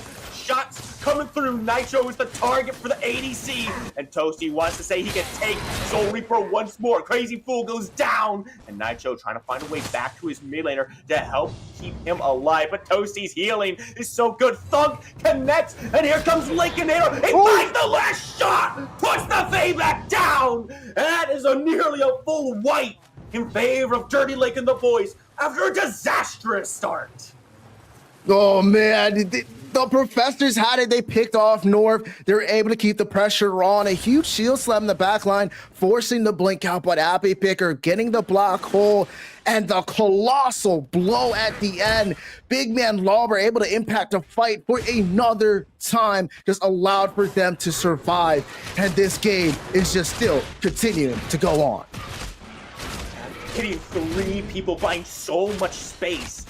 Now, Elab have the opportunity to go on this Orb Prime.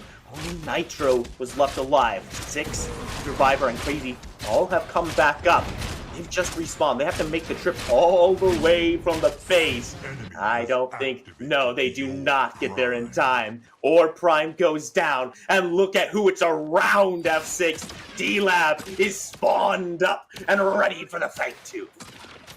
But we've seen this time and time again, Spooky, the objective fights. They keep trading one for the other. They try and contest. They get the picks. They turn the fight, and it's just never ending. One of these teams need to be able to close out this game. We're about to hit our 37-minute mark, and at any point, if anybody goes down, these timers are going to be huge.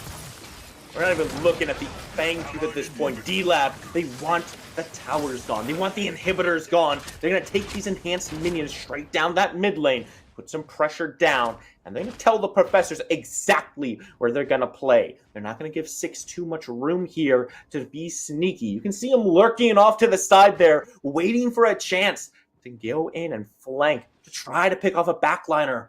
But the opportunity, it just isn't there. Not quite yet, but they're going to be looking for it. Lauber at the front lines, Toasty in the back. They're trying to get this inhibitor down and find that pick potential.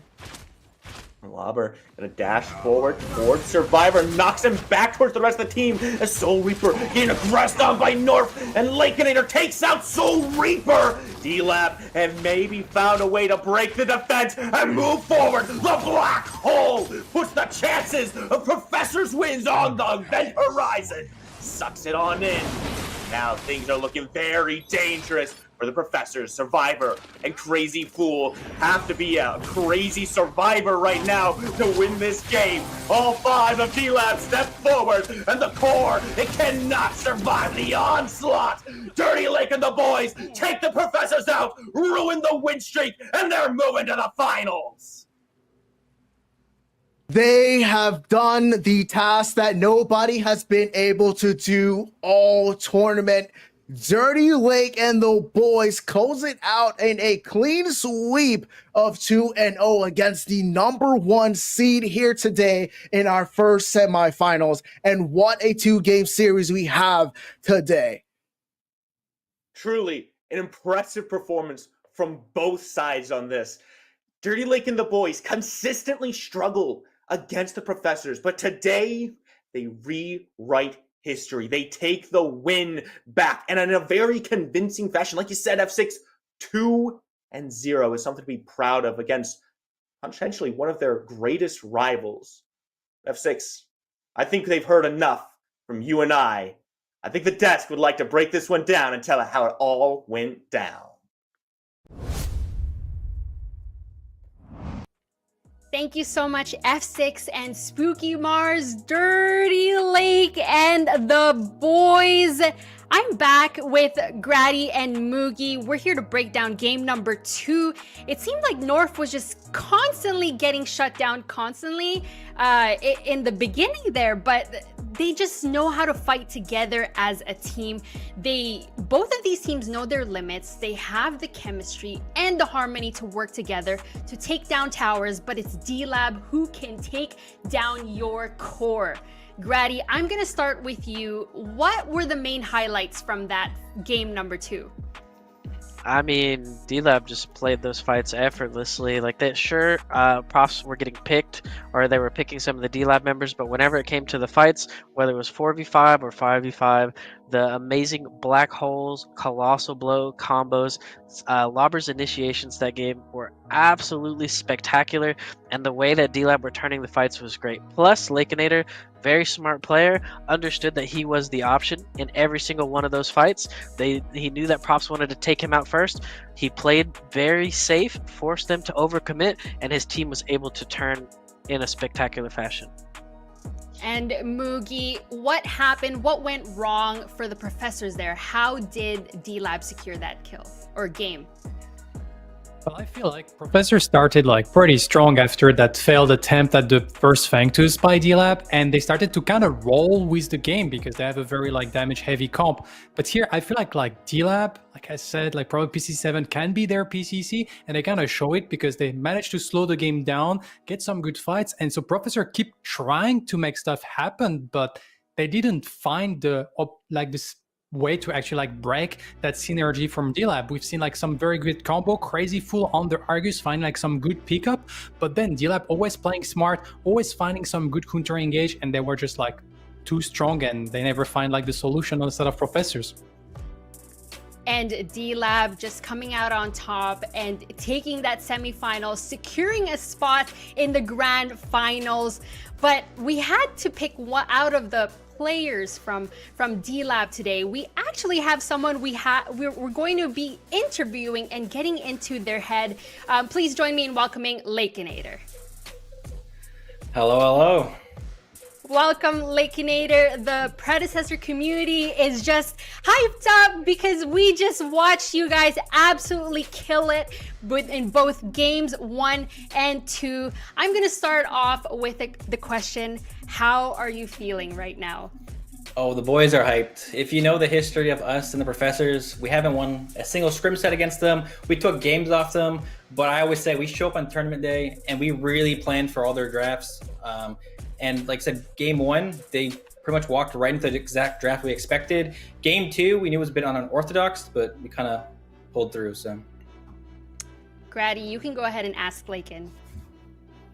All right, as your former teammate, former team captain, how big is that ego today, baby? oh, How big is the ego, Nader? We are a super ego. We are undefeated with Lobber. I am just going to throw that out there. We had issues during the group stages with the internet or with power in Canada, but once Lobber joined the team, we haven't lost since. So that's our motto pulling through. We're going to be undefeated with Lobber. Like everyone popped off. Everyone had key defining play moments. Everyone. It's actually insane. We popped off on that game, on those sets. You guys played lights Mugi. out. Kudos to you guys. Good job. So my question will be like, how it feels after like all those hardship, after like staying kind of with the team for so long, like where like you truly believed, I think, that as a team you can go far, and how it feels to finally like see all of that clicking, because you really looked super sharp and super in sync with everyone. So a lot of that comes into just commitment. We scrim the profs every week, and every week we feel we're getting better. We're getting better. Maybe when we first started, we're like, oh, we can't even contest these guys. But week by week, we kept getting more knowledge, more experience, more understanding how to play the game. We just reviewed the games, the VOD reviewed, understand their drafts. And since we played them a lot, we also know each other's, what we like to play, what they like to play. So it comes a bit of a mind game. So every week we just knew we got better and better. And then it came to a point where like, we're better than these guys. We know we're better than these guys in every lane. We just got to play like a team. One thing profs do well is play like a team, and we said we have to play like the profs and how they team. We all think we're individually better than them. They're really great players. I love them. I love hanging out with them. We play games together all the time, so it's nothing but love for those guys, but we individually think that we had everything to beat them. So GG's and congratulations, Lakeinator. You and your team secure a spot in the grand finals. Before we say goodbye to you, any message to the community or the PCC, maybe your fans? I don't know who I have as fans out there, but anyone that watches my streams, I can, Egonator, you never know. It's on the rise. It ain't over yet, though. There's still one more set to go, and then we see who we face in the finals. But we are riding this high. We are very confident. We feel like we can pull through this. We feel like this is D-Lab's tournament. We'll see what happens, but we'll keep pulling through. But honestly, I also like to want to thank all you guys, the casters, the production. It's amazing. We love it. We love the effort you guys put in. It's actually insane. It feels, even though it's community made, it literally feels like high quality production from like a actual sponsored company event. So once again, I appreciate everyone, all the supporters. Like I said, GG to the profs. Like, they're really great players, really strong guys. Like, I think me and the profs are the best teams out there right now. So we think that was the finals. Unfortunately, it just, the way it went, we think that was the finals. But like I said, there's always next tournament, right? So Definitely did Anyways. feel like a finals too. Yeah, thank you so much, Lakeinator. We'll see you in the grand finals. sounds good. Now we're back here at the desk. What a game, or what a series, shall we say. But don't go anywhere, ladies and gentlemen, because our next best of 3 series in our semifinals, we have the Chefs versus Indecisive coming right at you. We will be right back.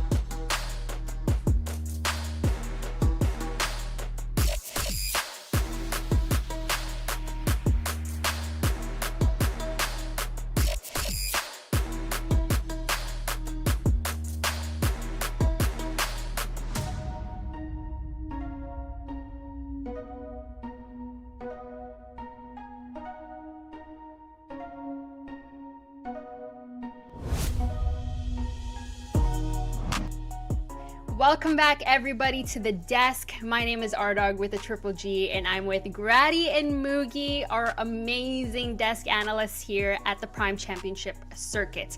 Are you hyped or what? We just finished watching our first semifinals, and Dirty Lake and the boys were able to secure a spot in the grand finals. But this time, we got another set of teams coming right at you. So we're gonna take a look at this bracket. Moogie, which teams are we watching next? So we are going to watch the Chef against Indecisive. Two great teams, like we have said, Indecisive, a team full of EU players, also with Import and Shin that are no stranger of winning some PCC event. But of course, the Chef also hungry for this crown, and with a lot of great players. Of course, we're gonna have to watch that matchup against Cold, against Neft. Kinda like best NA carry against best EU carry for a lot of people. So everyone want to see that fight. Of course, gonna be on NA ping. So Neft has an excuse if that doesn't go well for him. And let's see some head-to-head stats between these two teams. Chefs and Indecisive. Here are some statistics from our Swiss and group stages, as well as our quarterfinals from yesterday. Grady, walk us through with what you're seeing. So in terms of KDA, 4.43 for the Chefs and a whopping 10.4 for Indecisive. Indecisive absolutely dominant in all their showings up until now. So we expect to see them continue that trend in this upcoming series. In terms of the objective play, 5.13 versus 4.78 on the side of Indecisive. So the Chefs definitely controlling the map in terms of objective play. Very strong objective play. Looking forward to seeing some of that show coming up.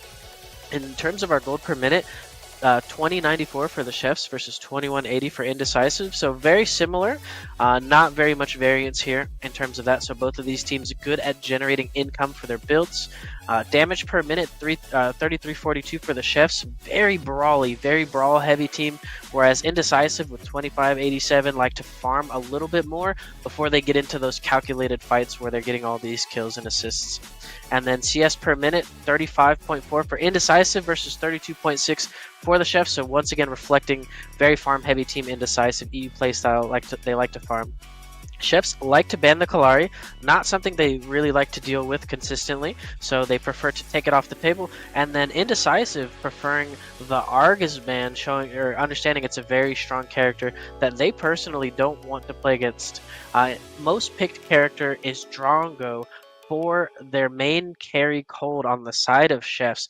Cold, a very strong carry player, very proficient in all the carries, but this team really likes to prioritize Drongo, just like Dirty Lake and the boys previously, so very strong character. And then lastly, most picked character for Indecisive is Belica, and that is because the support and the mid laner, Manq and Shin, both very excellent Belica players, huge strength for Indecisive. And Moogie, would you like to add anything else? Well, a little thing that we can look at all those stats is like we see a comparison, but also if you compare against the whole field, Indecisive is kind of like a stat killer in a sense. Like against all the teams that were part of like the 2016 of the tournament, they're number one on KDA, they're number one on least amount of deaths per like minute, they're number one on assist, number one on gold, number one on ward placed. So they kind of have a team that kind of check all the marks, and we'll have to see if of course stats doesn't give everything. And so we'll see that Chef with like looking a little bit like less good in terms of pure numbers can actually like pull up that fight against Indecisive. Guess we'll have to see. Looking at one of the most picked characters, it's the Drongo. But we saw from our previous game how Kira, on being played by Lakeinator, was able to pop off. So let's look at some Kira numbers as well. Grady, walk us through with these Kira statistics. So as Ardog already mentioned, Kira, amazing showing in our last set. Lakeinator in his first game, 8-0-12, and then second game, 9-4-6. We see 24 games played for Kira, so she's not being picked a lot with only a 27.85% pick rate. Not seeing very many bans either, but Her win rate, one of the highest that we've seen out of any hero so far, was 64%, and we have seen that in effect already today. We definitely did, especially in game 1 and 2 between D-Lab and the Professors. But we're not talking about that team anymore. We're talking about Chefs versus Indecisive. We kind of have to break down both of these teams before we head into our predictions here. Mugi, I am going to ask you, before we do the predictions, a little bit more information. Let's start off with the Chefs.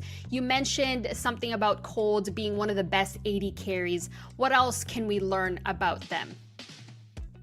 Well, I'm a little bit sad that I have to pick the NA team being a EU member myself, but I will do my best to cover them.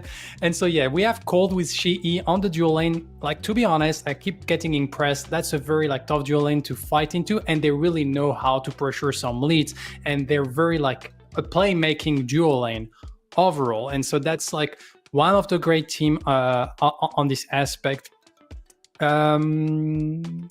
Also, then we have, when it comes to the other side of their players, we're gonna have Sneaks that kind of move to the off lane. And so I feel like Sneaks is a very strong player. He play assassin in the mid lane, but this is where it's a little bit of a wild card. It's still adjusting a little bit against the off lane, and when they play against very strong offlaner, that lack of experience sometimes can show, but he's still one of the top player in that game, and so he can definitely show up. Then we have Seismic, that was a late addition before the PCC7.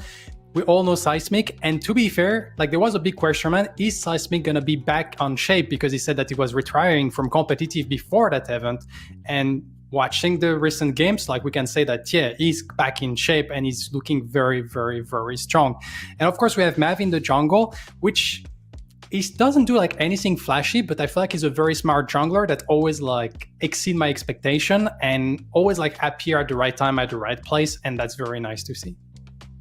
The only thing though with the Chefs that we just heard, they do have an emergency sub, so we won't be able to see Cold. It's going to be Nivula who's going to be their sub on the Chefs. But we also got to talk about Indecisive. Grady, I know Mugi has a lot more information, but unfortunately, Grady, I'm going to ask you about them. Well, Indecisive, absolutely insane EU powerhouse team. This is the first time I've seen this group of 5 playing together, but they play together incredibly well. Starting over in the duo lane, we have Neft and Manq. Neft and Manq, no strangers to championships. Neft winning a PCC and multiple Fang Booth titles. Manq, the same back-to-back Fang Booth champion over in the EU. Very strong duo lane. Over in the mid lane, we have Shin. Shin has won multiple PCCs. Excellent mid laner, heralded as the most consistent mid lane player in the PCC by most of the players themselves. Very strong showing there. Import, God King Import, God King Jungle. He has that hunt button on a macro key. It's just too good. Stealing objectives, very strong. He's shown us that he can win PCCs, and he has the respect of a lot of players in the PCC right now. And last but definitely not least, we have Moros over in the offlane. Absolutely insane. Grutos. He is a very strong player. Do not leave that guy unchecked. Even if you camp him, he's going to be putting in some work on the map. Same with Manq, back-to-back Fang Booth champion. And that just very strong team overall. Nothing but good things to say about those guys. I think Mugi, I know you really want to talk about Indecisive. Anything else you'd like to add before we go into predictions? Well, Grady covered it pretty well. I have a tendency to call Import more the Demon King than the God King, so here it's just a matter of perspective. And I guess if we go into prediction, well, as a EU person myself, with on top of that 3 French men in the squad, and being French myself, I of course have to pick Indecisive for me, and being the stats guys as well, everything pushed me towards that direction. I cannot choose anything else. On top of that, we have unfortunately a sub situation for the side of the Chef, and as full roster, I feel those two teams would be very close, but not once again a little hunch in the direction of Indecisive. So he is going to be locking in Indecisive for his prediction. That's going to be Mugi locking that in. But Grady, who are you choosing between the Chefs and Indecisive to win this best of 3 series?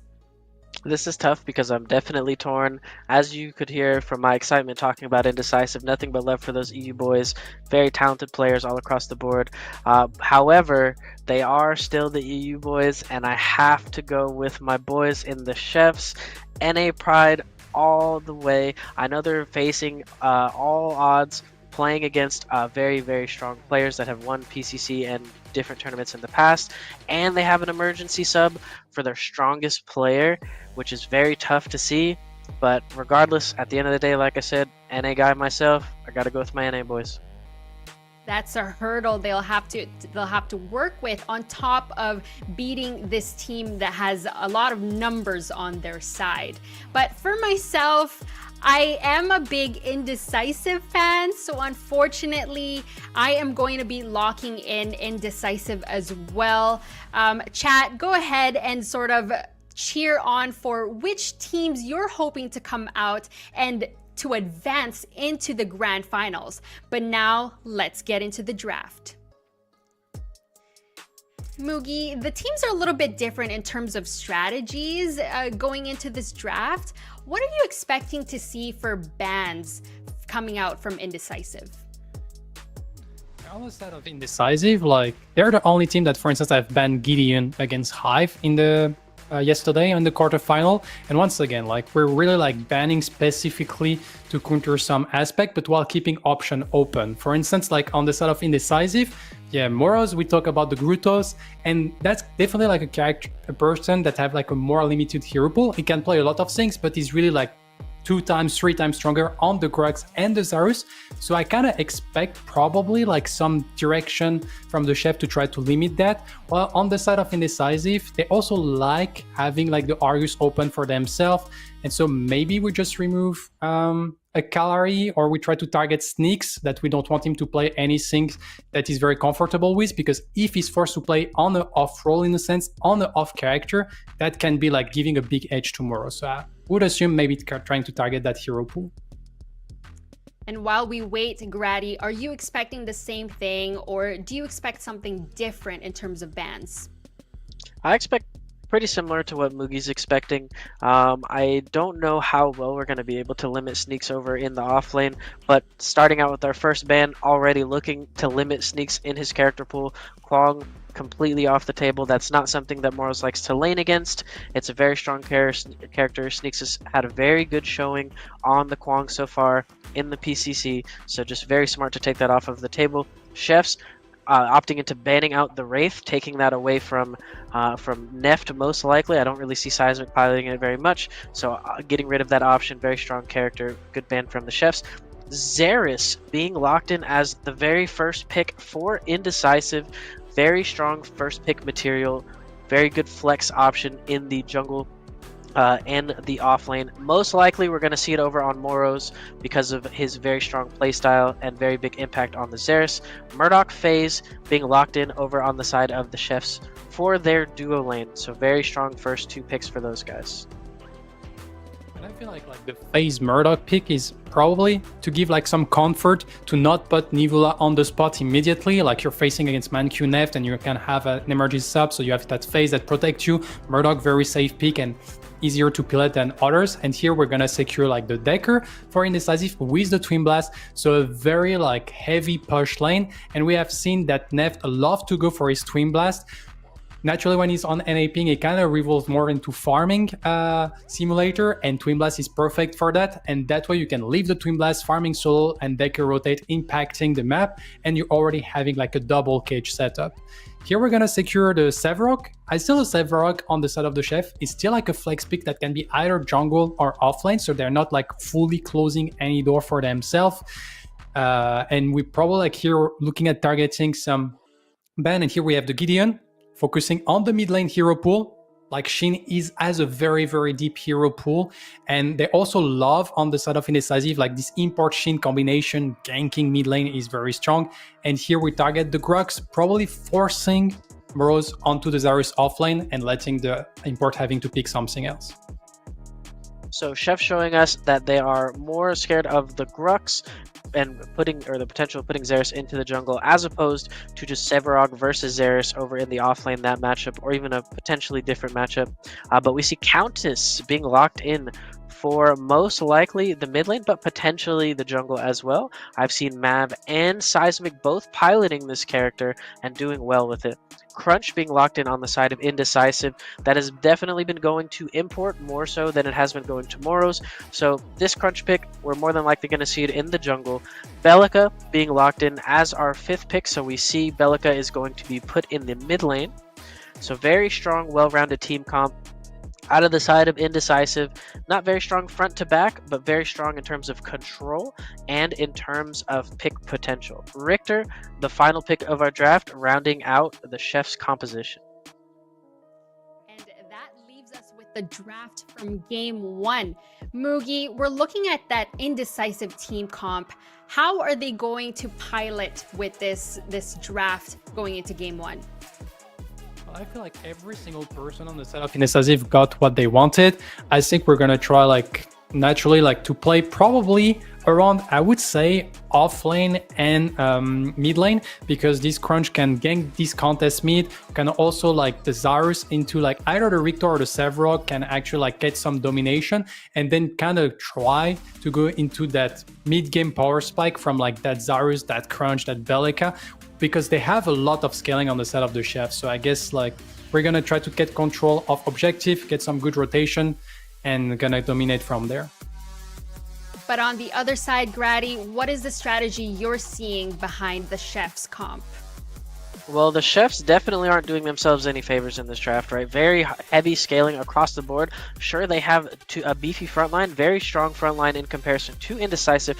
However, in terms of aggression, they have little to no aggression. Very little priority in their lanes, and very little early to mid game strength out of this team comp. So they're going to rely heavily on scaling, getting to the late game, and they have to try to slow down the Indecisive game plan. If Indecisive gets out of control, they definitely snowball this game into a victory. Indecisive versus Chefs. This is game 1 in this best of 3 series here in the semifinals at the PCC. Who will get to advance in the grand finals? Let's find out. We're throwing it over to TJ, DJ, and Tang. Thank you so much, R-Dog. Wow, what a series we had in our first semi-final. Hopefully this second semi-final is nothing to disappoint as well. And as we know, when TJ and Tang are on the mic, we're going to get another banger series. Indecisives versus Chefs. Tang, I just want to start with maybe the teams in their quarterfinals performance. Indecisive absolutely cleaning house, dismantling the hives. Chefs, though, did look a little shaky in their game against What If as well. So I think Indecisive might be a little bit more confident going into this one.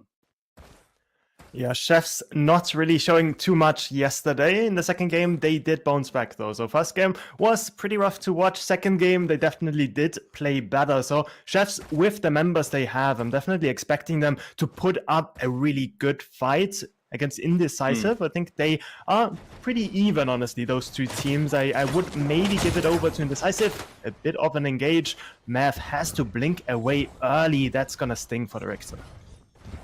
I mean, immediately segueing into that look about the junglers as well. So we have got that matchup, Mav on the Richter jungle versus Import playing this Crunch as well. And we have seen that this is a pick that Import does like. We have had a bit of a rise in the popularity of Crunch, whereas Rampage, the king of the jungle, looks like he's been dethroned. Yeah, it definitely has. It hasn't been picked, it hasn't been banned. But DJ, while we are on that topic of jungle, I want to talk about the other roles as well, because in that duo lane, we see Seismic actually pilot that Murdoch, swapping over from that mid lane, since North is not here. And the counters in the mid lane should be played by Nirvola instead. Yes. Okay, very interesting to bring up as well, as I mean, the absence of Cold, I mean, the desk have already mentioned it about it as well. Is like you're switching out one of the big name players for the Chefs. I know that the matchup going into this one, when we saw semi-finals of who it was going to be against, Neft versus Cold was going to be one of the big hype matchups, but we're not going to get it. It's just the way it is this time. Nivola playing that Countess pick though, and getting a bit of a role swap. I don't think I've had seen Seismic play that ADC role, so maybe that's something that Indecisive will look to punish. Yeah, it might be. The only thing is, Seismic is just like a multi-role talent, right? Like if you are good enough on one role, then chances are that you are good enough on different ones as well. I would still rather have Seismic in the mid lane though instead, but Nivola on that counters. One of his favorite heroes should be doing fine. It was actually Shin getting the counter pick in that role, getting the Bellica into the counters matchup, traditionally always in favor of the Bellica, but I've actually heard different opinions from different mid laners actually liking the mid lane matchup into the counters instead, or like as the counters into the Bellicas. I'm definitely thinking that this is going to be one of those pivot points in this game with Richter in the jungle as well, being able to set up those ganks. Shin in the mid lane might just feel that. Electricity going to be propped by Mav. The Seismic Assault does come down. Nibbler going to chase with that Shadow Slip as well. Just getting the damage down. Mav is not going to find that Riplash connection, but Shin getting a lot of damage back on towards Mav. Import is here though, but the chefs decide not to drop into the jungle. It's just to back away, but it looks like Mav has to at least be licking his wounds there. Yeah, and I think that's definitely a win actually for the side of Indecisive, not having to blink as the Bellica. Now we see Crunch making the rotation over in the blue side. Mav no blink, has to be careful. Import is looking. Yeah, Mav just has to immediately respect it as well. But look towards the minimap. Nivola is at least here as well. Gonna be walking away from his lane zone, maybe to try and get Import out of this jungle, or maybe trying to deny some of the CS creeps as well. But Morose is here, even moving in from his solo side to allow Import to get this invade off. Even going to take away that blue buff. This feels like a disaster for the side of the chefs. We can see that is one of those set plays that just puts Indecisive up ahead against a lot of the different teams. They have a winning side lane, right, on that Saras with Morose piloting that one, and they transition that lead in that isolated 1v1 against the Savarog into the blue side jungle, getting the Crunch ahead instead. Really well played, playing around those lanes that are strong early, making sure to not let those advantages go to waste. It's not Saras needing to push in that wave, sitting there under turret with nothing to really do. Instead, he walks into the blue side, gets the forecamp, gets the blue buff, and puts the Richter so far behind already. And I like as well that you mentioned it is a set play. It's exactly what they did against the Hive as well. Import on this Crunch has had so much impact. He's even looking towards the right-hand side, maybe going for a gank. You see Mav is also over towards the right-hand side as well. Sneaks is going to match him as well. So not going to find much purchase here as we are approaching that 4.5 into the 5-minute mark. That means neutral objectives are going to come up. I'm still looking at the potential danger on this right-hand side, but Jungler's going to decide to at least move away. Yeah, it doesn't look like there is much happening right there. Import decides to go into the mid lane, but Nivola has a good ward. Is going to make sure to be safe. Does actually bait out Import a bit, got a bit of time, but Shin just wants to push in that wave. Import hovers around to make sure that he is safe doing so. They get both rivers as well, so definitely feeling good for Indecisive already. You were mentioning the Fangtooth spawning as well, 5 minutes in, and usually we see some teams really go for that early. I don't think Indecisive usually is that sort of team, but if they want to transition that early jungle advantage into an objective, I wouldn't be mad about it either. This is something that the desk mentioned as well. Looking at these kind of the lane matchups for the chefs, it's going to take them a bit of time to really hit their stride, expecting the mid to the late game to be quite powerful. But Indecisive, if they can get ahead, if they can get the ball rolling, would be so difficult. Is that an assessment that you agree with, Tang? Yeah, it definitely is. Like with those heroes, like I think we saw the Crunch being highlighted as well, right? Like if it gets ahead, it is pretty rough. Right there, though, I want to highlight that duo lane with that Richter ganking. Usually the Richter ganks are pretty easy with the phase setting up those beams or those hooks with the beam. But right here, it was the Decker cage coming through, right? The beam gets blocked. It's really hard to actually get a root off, and Neft also with that dash was going to be able to run away. Mav for the second time in a row tries to find something on that lane, but Import is close by. And it's going to bump into Mav here. Import has got the level advantage, and Mankiw is going to be here as well. Mav going to be forced to use that blink once again. He has to get away. He is on hand with the tether to pull Mav to safety, but once again, this Richter will be without that blink for another 5 minutes. Yeah, and with that, they can transition it instantly into that Fangtooth. That should be picked up easily with the punch, having quite a bit of objective damage with that passive, proccing after each ability cast, dealing just a bit more damage, also getting a bit of health back, so Import should be fine after clearing this one. We see several on the other side of the map, getting actually onto the 5 camp, getting a bit of an advantage against Morose, is gonna pick that up for himself, and Morose is fighting it. So he's just going to chase him down. That barricade stun going to land, but Sneak still has Colossal Blow, still has the Shadow Glide available to him as well. So Morose just going to get a bit of a better trade. As you highlighted before, Sneak's utilizing that advantage. This lane definitely going to be a difficult one for Sneaks to navigate, with Morose on one of his signature picks as well in the Zara. So he's going to need to get every advantage that he can get. Yeah, he definitely does, but with that sort of time invested in the early levels for Morose to help out Import in the blue side jungle, at least Severock did get a good back, right? That kind of made the lane a lot more playable than it would be otherwise for him. But no, Morose on that offlane is gonna get ganked by the Richter again. Well, it's just going to move on towards that Cyan, just duking it out with Morose. Can see the health bars at the moment. Members are on the way over as well. And it's duo lane as well, with a heavy trading at least, but that gank's still coming through. Import actually going to make the move over towards the right-hand side.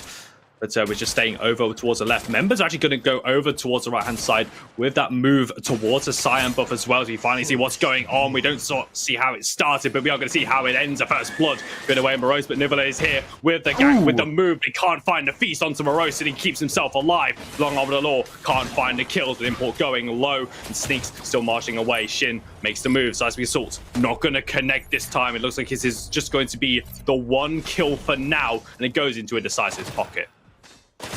It does. And yeah, sadly we couldn't see the entire fight happening right there, but it was Morose buying so much time, surviving with a sliver of HP there as well, dodging away from the long arm of the Lord, dodging and weaving, having a good time on the Zarius. And you said it before, right? Morose is confident on that hero. We associate this guy with the Grux, but he's also so efficient on that Zarius. Now, though, on the dual lane, another guy that really loves the hero he's playing is Neft on the TV, picking up the support phase on the side of the Chefs. And this is what we see time and time again from this Indecisive team, and also these players when they play across other rosters as well, be it Team Immune, be it even worse Timing. It's just a team that when they get ahead, it just feels like that ball just keeps rolling and it goes down the hill, and it never really lets up if they're allowed to play that the way that they can. And looking for now, Indecisive definitely going to be more happy. They've not been able to take any maybe decisive moves towards these neutrals here. I mean, they have at least picked up the first one. Manq going to be just warding that one out, making sure they are going to be here for the second Fangtooth as well. But it is up to the Chefs, and I'm getting a little bit of flashbacks towards yesterday, Tang. It took time for the Chefs to really grow into this game. Yeah, it did, and I'm hoping for them that it is going to happen this time as well. Seismic gets the pick onto Manq. That could be the start. Import fighting against Matt.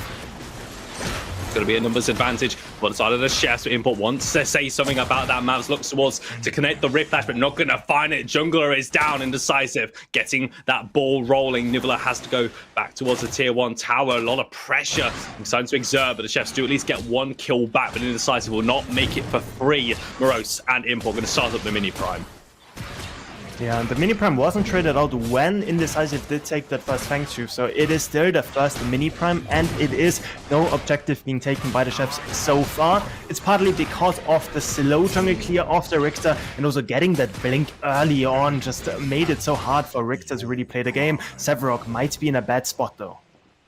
He's at least going to use that Shadow Glide to get over the right-hand side, but it's the problem with Indecisive. They love to fight off camera. Neft's going to add yet another kill. This time going to put Seismic down. Going to switch over to the right-hand side. Chefs look for the engage. Import's in trouble. Colossal blow into Skewer, into so much damage, and Jungler falls. But the side of Indecisive, Morose is still here with the mini prime buff. Throws down the Colosseum. Going to trap 2, but Steve's got a blink to get away. But Mav does not have that luxury. He's going to have his health whittled down by Shin, by Morose, as the Seismic Assault connects into towards the Void Bomb, and there is a Spear of Near to collect onto another kill. Morose grabbing 2.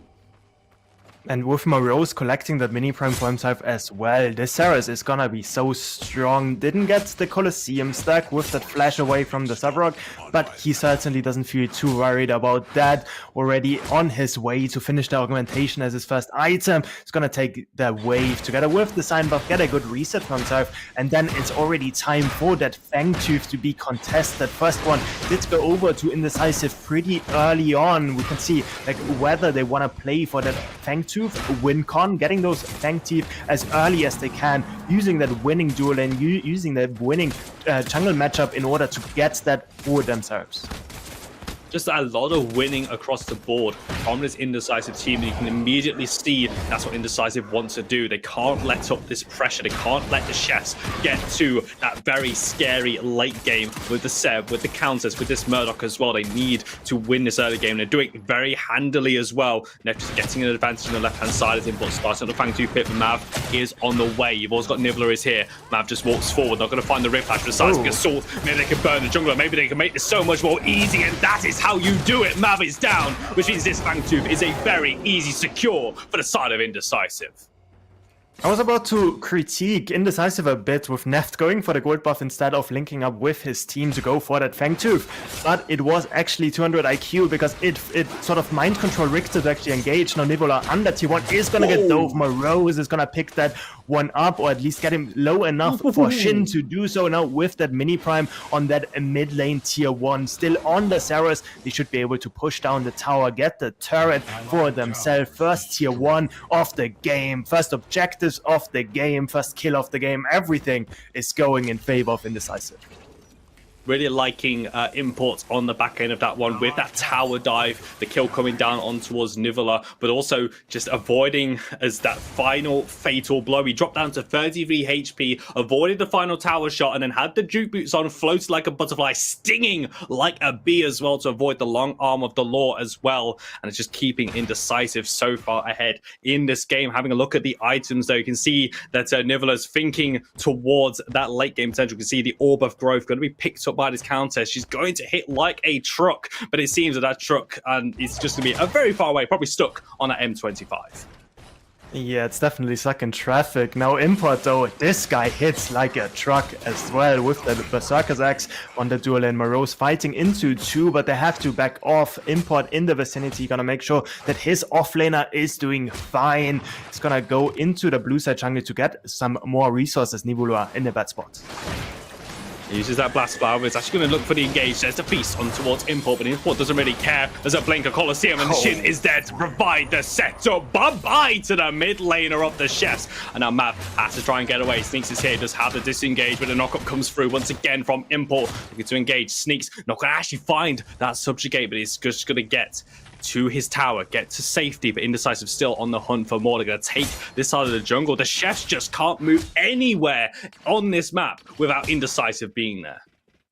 They really identified what they want to target this game, and it is just the slow clear of the Richter. And with the blink, as we highlighted before, being forced at level 1 just made the Richter's game so hard to play. Mav not having a good time, such a slow clear. It's just getting punished at this point with the winning side lanes, with the winning jungle matchup. It's just really hard for him to do much, but he's looking towards the dual lane.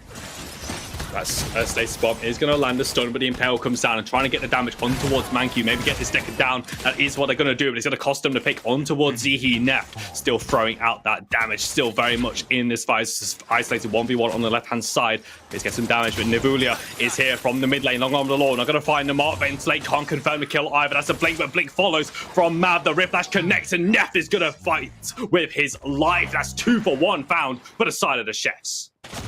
Not respecting where the members are. A bit of an overstep by Mankey and Neft right there. They end up getting punished by a good rotation by Mav together with the counters being there first, making sure that this game is not running away from them too much.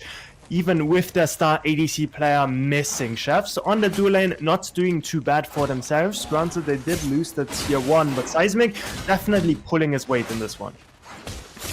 Keeping himself in the game as well. It has been a rough old time. Nef getting those 2 kills in the left-hand side means that Indecisive firmly in control of this game and still getting the sense as well that just throughout this map, they are the ones calling the shots. It's almost like the chefs having to run out and put out these fires in their kitchen at the moment. Manq, look towards side, as we can see, he is going to go for containment defense down. Maybe a little bit split, Shin trying to get damage on towards side. Rift Walker's play from Manq. We're going to find the mark, but Seismic goes up, he goes back down, but he's still on this map. Zihi also in the back line, Indecisive, just can't focus any of these targets down, and the chef's able to get away.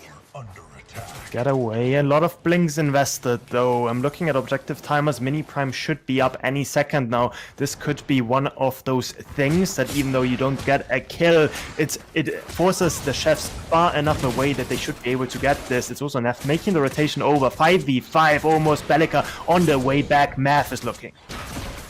If he can get towards this pit, he's going to throw down the skewer on towards two members. Energy lands on towards Import, and actually going to get the kill. Sticks double subjugate. Colossal blows the Indecisive team into the wall. They do not get the mini prime, but it looks like they're going to get and clean up house. Neft kiting as best as he can to get away from these members, but he's just stuck between all five. The chefs find a massive collapse on the right-hand side.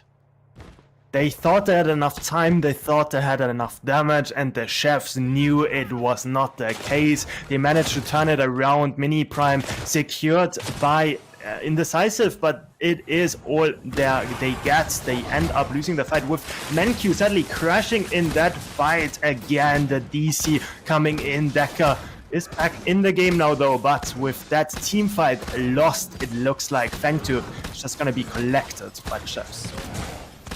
And the chefs really need that play. How many times are we going to see a Sevarog just have so much impact in these matches? Double subjugate into the colossal blow really sealed the deal for the chefs to clap back and get this kill score looking a little bit more close, at least 9 kills to 8. We're 18 minutes into this match. Is one more Fangtooth being responded. The chefs starting to go into this game much like their matchup before. Import going to take away this red buff as well. Sneaks maybe not going to let it go for free, but a good containment defense because comes down from Manq, returning to the fray once again, able to get Import out. But with no neutrals on the mind, looks like we have a little bit of an equilibrium and no one really overstepping. And it's really important that chefs were able to profit off of that team fight. Like, they pretty much got everything they wanted. They got the 2 objectives. Actually, they only got the Fangtooth, but they got rid of the mini prime on the side of Indecisive. I think it was Morose picking that one up again, but with the team fight 1, they could they bought themselves so much time. If they were to lose the third Fangtooth, it's really hard for them to play the game against the TB, against Azaris. Like, those guys deal so much damage, and it would be pretty impossible for the Murdoch to play the game too much. Now, with that chef's team fight win, it is them getting out a bit ahead, making sure that they are in this game for much longer. And we see it sort of how they path around the map. They're a lot more confident, but Import still not. They're still looking to make the moves towards the mid lane. Navula actually use that Shadow Slip as he is here with the Tether. Will be able to pull Countess away. Energy Lance comes down. Potential re-engage with Mav here. Riplash not going to find them up, but Navulia leading with the Feast. Import taking a lot of damage hit by the Skewer. That's a lot of CC, and Import is able to get to safety, but off screen we're going to lose Neft, and we're maybe going to lose Import as well. The Even Tide is able to crash and take down Import, and now Shin came here with the Epoch as well, trying to rescue the situation, but Morose with the re-engage the Colosseum on towards 3 members, trying to burn down this backline, maybe get the pick onto Zihi, and he will find it underneath the tower. Shin getting the seismic assault, but it's also going to be a blink. A buckshot comes down to answer back. It's a 2 for 3 as Indecisive reinforcements arrive with Morose still in the middle of this fray. He's going to get a 3rd kill, and now Mav has got no mana. He's going to very quickly have absolutely no health at all. Chefs losing 4. It's a bloodbath in that mid lane. It's a bloodbath. All in all, it was a 4 versus a 4 for 3. 3 members dropping for Indecisive. Sneaks on that left-hand side. Just 1 versus 2 against Neft. And Manq just gets ahead out of it with the Demolisher not being picked up quite yet by Neft. Maybe a reoccurring thing from yesterday as well, thinking about the What If game. But yeah, definitely a bit of an overstay by chefs afterwards. It was Seismic blinking in, getting the kill onto Bellica, but he trades his own life for it. He trades the Richter's life for it as well, and ends up dropping down. Also, it does not have the blink up for those next team fights. Definitely showing a lot of signs of life in this one. Absolutely, and I want to echo those words that you used, Tang. how the chefs are moving around. They're playing with confidence. It feels like ever since that collapse on the right-hand side, they just the mental must be feeling so good under pressure from Indecisive for so long. In fact, the chefs are so confident they're going to go and try and sneak an early or prime as well. Members of Indecisive aren't even in the postcode at the moment, but this is still an early play, 21.5 minutes. Members are arriving. Indecisive will eventually realize that no one's showing on the map. They must be here. Reinforcements starting to get here. They're going to walk over the walls. They know that this is where the next fight is going to be. As your prime is still not gone down. Moreau's trying to get in towards the pit. Indecisive. He's going to be import as well. Can he get towards the pit? Good boy, can in he goes. And Indecisive steals your prime, but it might cost him more because import is down 1-for-1. Jungle for jungle. Side getting that kill on towards imports, and they're just looking to clean up house. Indecisive want to re-engage. They want to kite out this fight. The state spawns coming down the CC, and Morose is in the middle of it all. Two more gonna drop and make that a third. They steal the Ore Prime, smash and grab. Chefs are aced at the Ore Prime pit.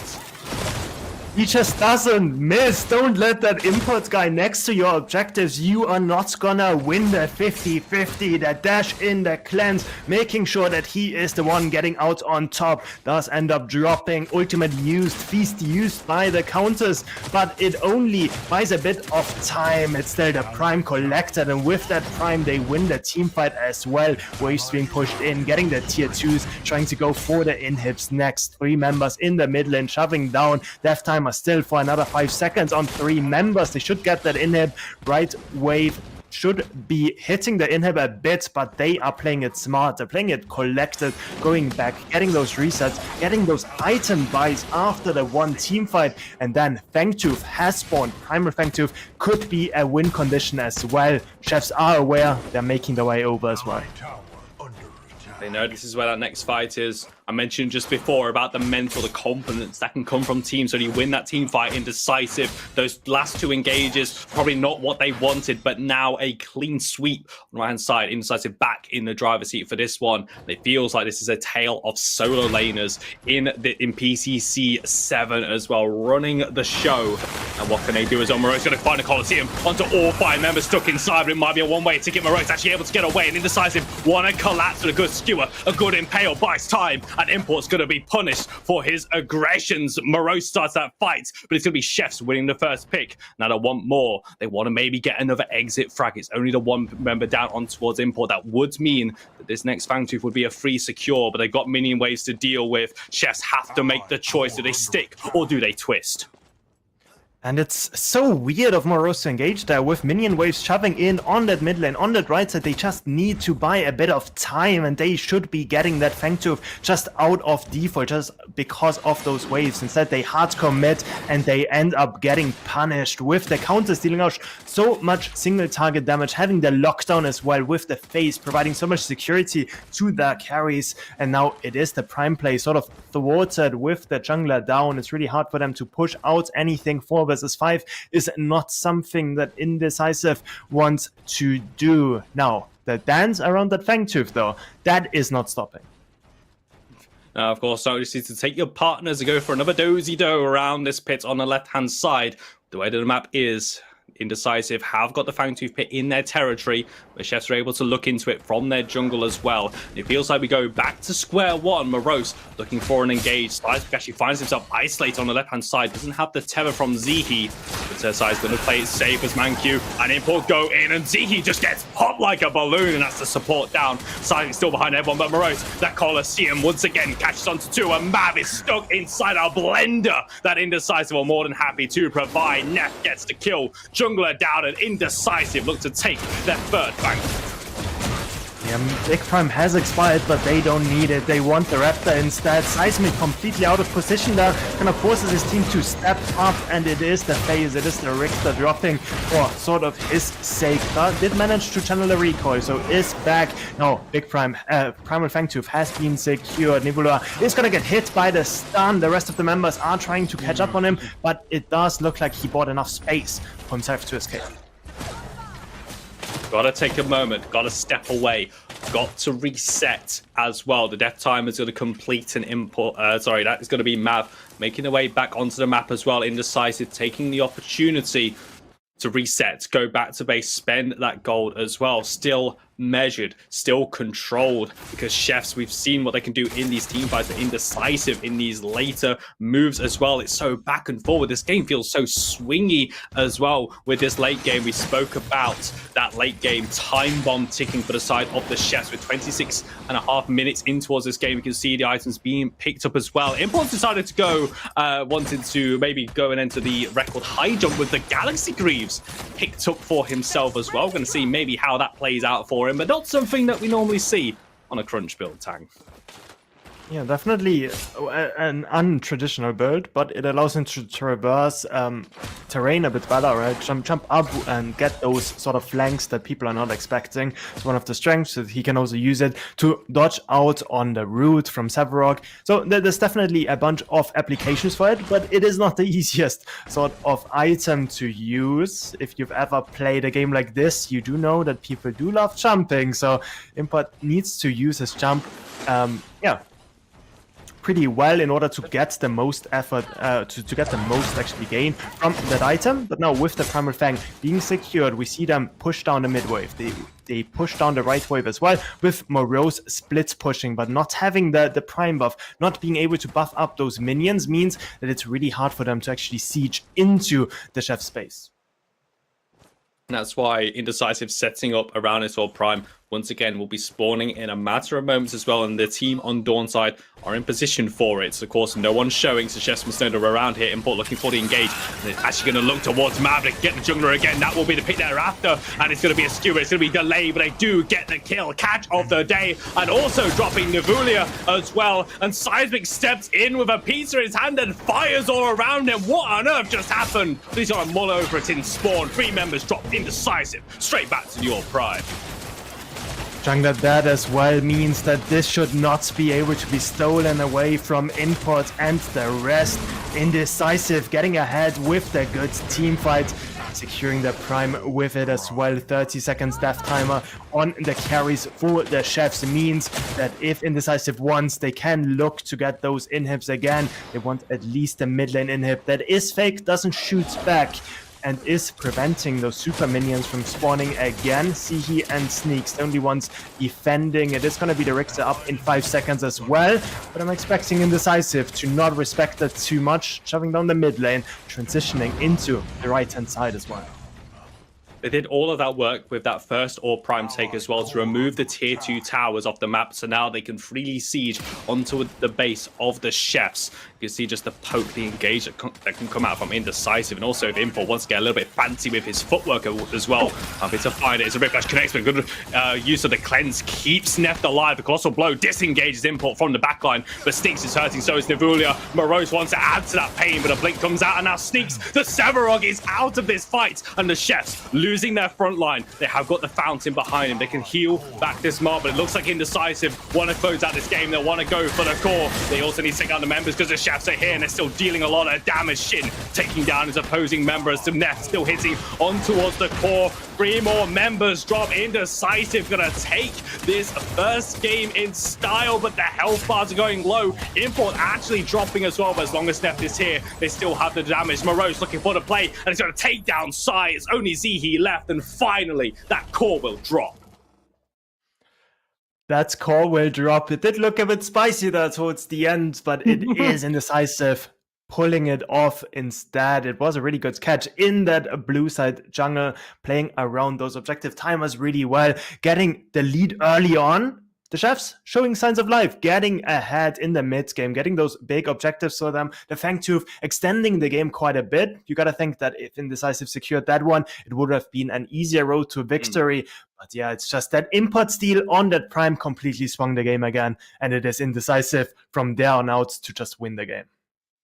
Yeah, completely swung the game in their favor. We know what happens with Import. Those objectives are just his. He's got that hunt on a macro. I think that's what the desk said as well.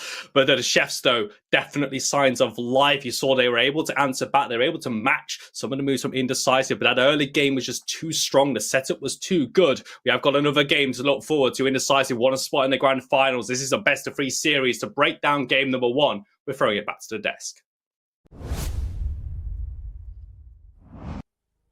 Thank you, TJ and Tang. Welcome to the desk, everybody. My name is Ardog with the Triple G, and I'm back here with Grady and Moogie, our amazing desk analysts, here to break down that game for you. Indecisive and the Chefs just able to put on a show with a sprinkle of chaos. Anytime they were able to just land any crowd control on any member of the Chefs, they were just instantly deleted. Indecisive knows how to play the video game called Predecessor. Moogie, what exactly happened in that first game? Well, it felt like Indecisive was starting to be like into a good shape. Rictor jungle is very hit or miss, and if you miss, suddenly like you fell behind, and that's kind of what happened. Also, like Import, very proficient, go for the invade. But to be fair, like we have seen the Chef with actually glimmer of hope, especially like on that team fight around the Prime. That of course we get magnitude at DC, but the Chef was ahead in that team fight, so the DC was important, but at the same time not that crazy important, and they start to come back, and they even almost managed to sneak an all Prime, but Import, the Demon King, too fast on the hunt, and after that hunt, like actually steal that all Prime and almost clean up everyone, then like the team was too far ahead, and we have seen like some crazy number from Moros, Shin, and Neft, and that was too much to handle. Call him Demon King, some call him the God King Import, but there's also Shin on that Bellica, Neft, Mancu, and Morose on that Zarus. But Grady, how else did the Chefs lose out in game one, and how was Indecisive able to secure their victory? Well, Tang, TJ, and Moogie all put it very, very well already. I mean, I don't think that the Chefs did themselves very much justice in their team comp. They had a very rough time up until that first orb fight. They couldn't make anything happen on the map. They were lacking in the damage department across the board. The prioritization of their draft because of the sub definitely did not do them any favors. But regardless, when they started to get that traction, they were showing signs of life. They were doing great, tried to make the desperation play on the Orb Prime sneak, and it just didn't pan out the way that they wanted to. Lost the 50-50, and then it was kind of over from there. So tough game, but despite all odds, despite having the sub, Chefs really doing a great job trying to show what they can do last game. They definitely did, and we'll just have to see how they'll do in game number 2. But we're going to be taking a quick break, because coming right at you is game number 2 in this best of 3 series in the semifinals.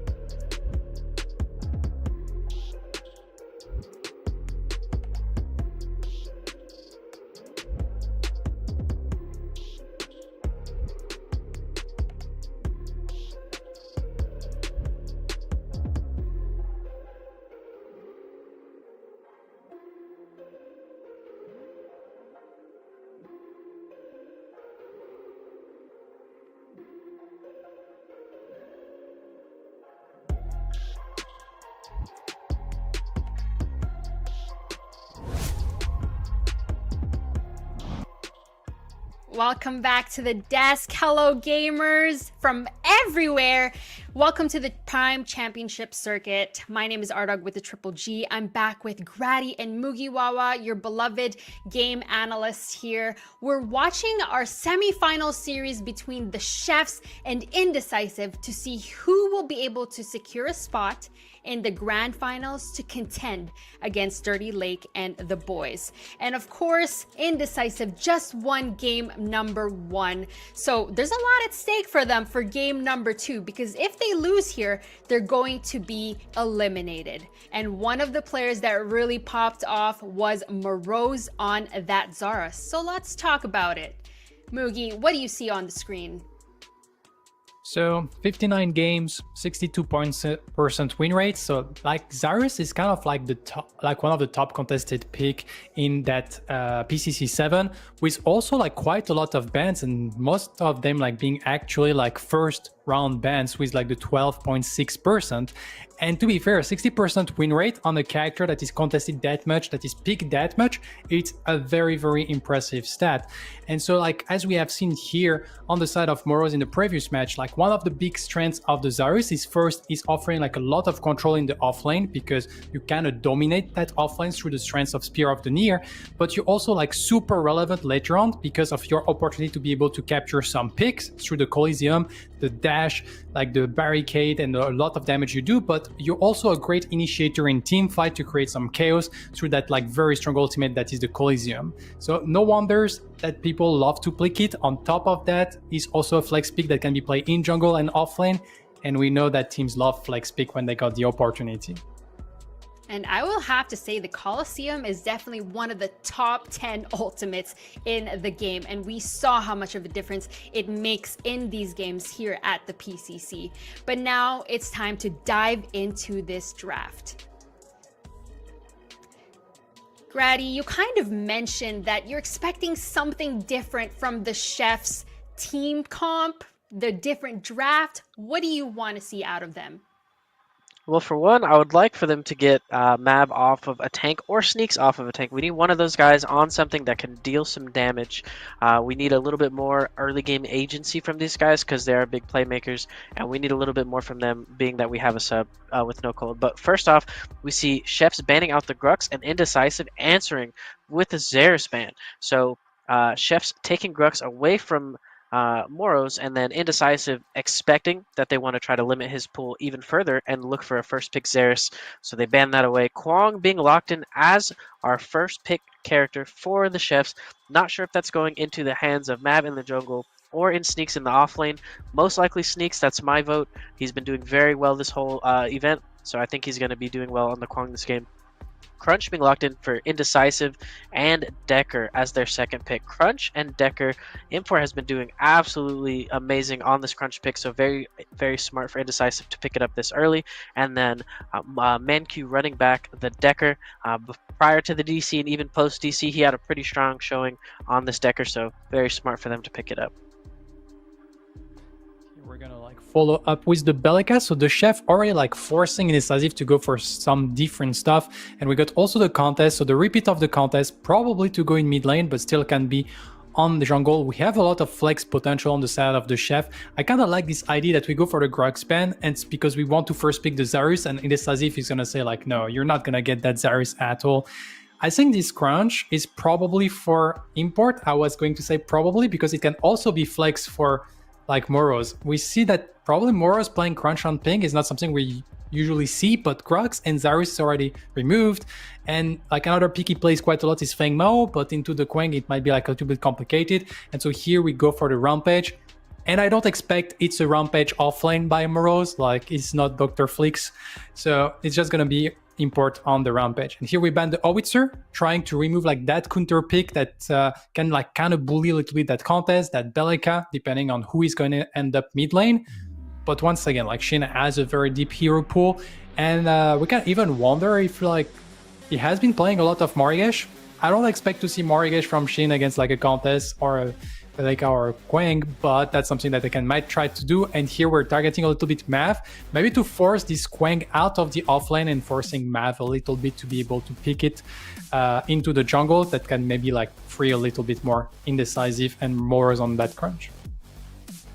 So, like Mugi mentioned, we're targeting some hero pools here, so we're going to be interested to see where this Kwang ends up going. Lots of flex potential for the chefs, but Gideon being the next pickup for Indecisive. Shin more so not leaning on that Gideon pick, but with the Howitzer gone, with the Belika gone, locking in the Gideon for Shin in the mid lane on the side of Indecisive.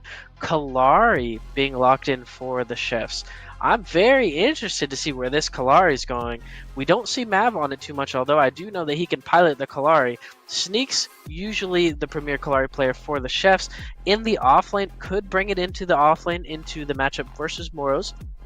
Or we could see it on the side of Mav, and Twin Blast being locked in for ADC. So we see where everyone's going on the side of chefs, except for we still don't know where the Kalari and the Kwang are going. So that's up for a big question mark in the air. And then Drongo rounding out the comp for the side of Indecisive. That is the comp from both teams. Mugi, what do you think about this Chef's team comp and their strategy going into game number 2? I feel like it kind of looked a little bit like the first team comp. I feel like it's a little bit disconnected.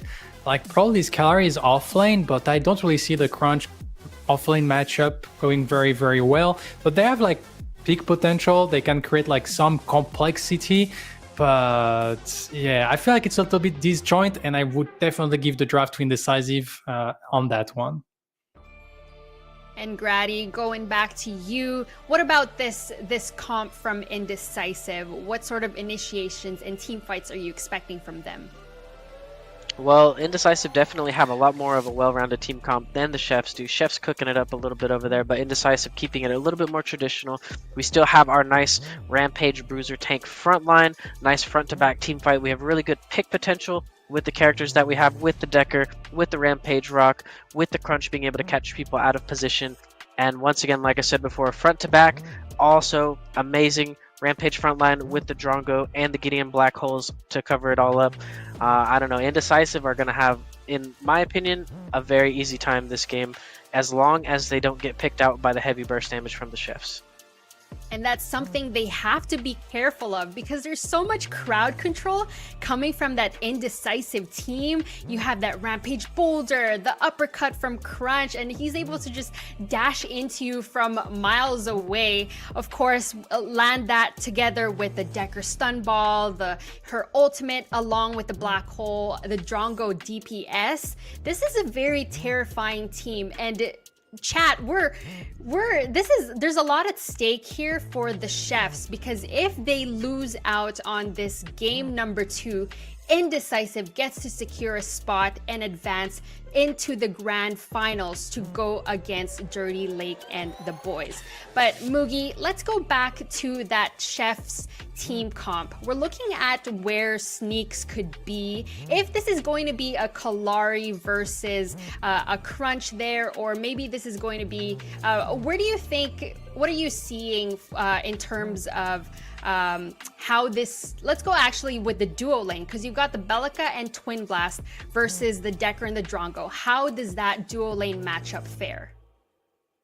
Well, the thing is, Belika is very aggressive and dish out more damage than the Decker, but on the other side, we do have the Drongo that dish out the more damage than the Twin Blast. So it's kind of like probably Belika and Twin Blast has the better poke, while the Decker and the Drongo has the better all-in potential. But it kind of laid on of being able to land that stun, and also like not missing any single auto attack on the Drongo when you activate the rad rounds. And I feel like, knowing like Mancure and Nef, like they love to play aggressive, but on pink, when like that much on like not missing a single ability, I think we're probably gonna see like just two sides that are farming quite a lot, and Belika and Twin Blast starting to get like slightly hits thanks to like pressuring. But Twin Blast has to be careful about how he manages mana, because once he's out of mana, like then it's super complicated to crash the wave, and you're actually like very vulnerable. And now the game is ready, ladies and gentlemen. I hope you have your snacks, your drinks. This is the semifinals, game number 2 between the Chefs and Indecisive. Please take it away, TJ and Tang. Thank you so much, R-Dog. And with their backs up against the wall, the Chefs decide to throw absolutely everything at Indecisive. They cook up something special with this double assassination comp. Just got to see if it pays off, Tang. Yeah, you're allowed this one pun. Granted, it is your birthday, TJ. So I think we have two choices here. I can either sing happy birthday to you, or we can have the chat spam it instead. And since I think we don't want everyone to mute the stream, I think we're just going to look at the chat instead, get a lot of happy birthday wishes to my beautiful main caster, my chair one, TJ. And yeah, I'm really looking forward to seeing that second game. I mean, this is just a treat, honestly. What an absolute gift I've been given from PCC and the Predecessor community to cast the Chefs versus Indecisive in the semi-final matchup as well. I'm just having a look at the chat as we just have a little bit of a delay going into the game. Thank you so much, everyone. 27 years old, but we're still clinging on to that mid-20s age gap. Anyway, right, Chefs versus Indecisive. I mean, as I said, with that awful punt out the way, Tang, throwing the double assassins against this Indecisive team, Chefs really going all out, but it feels like, as Mugi said, a bit of a disjointed comp.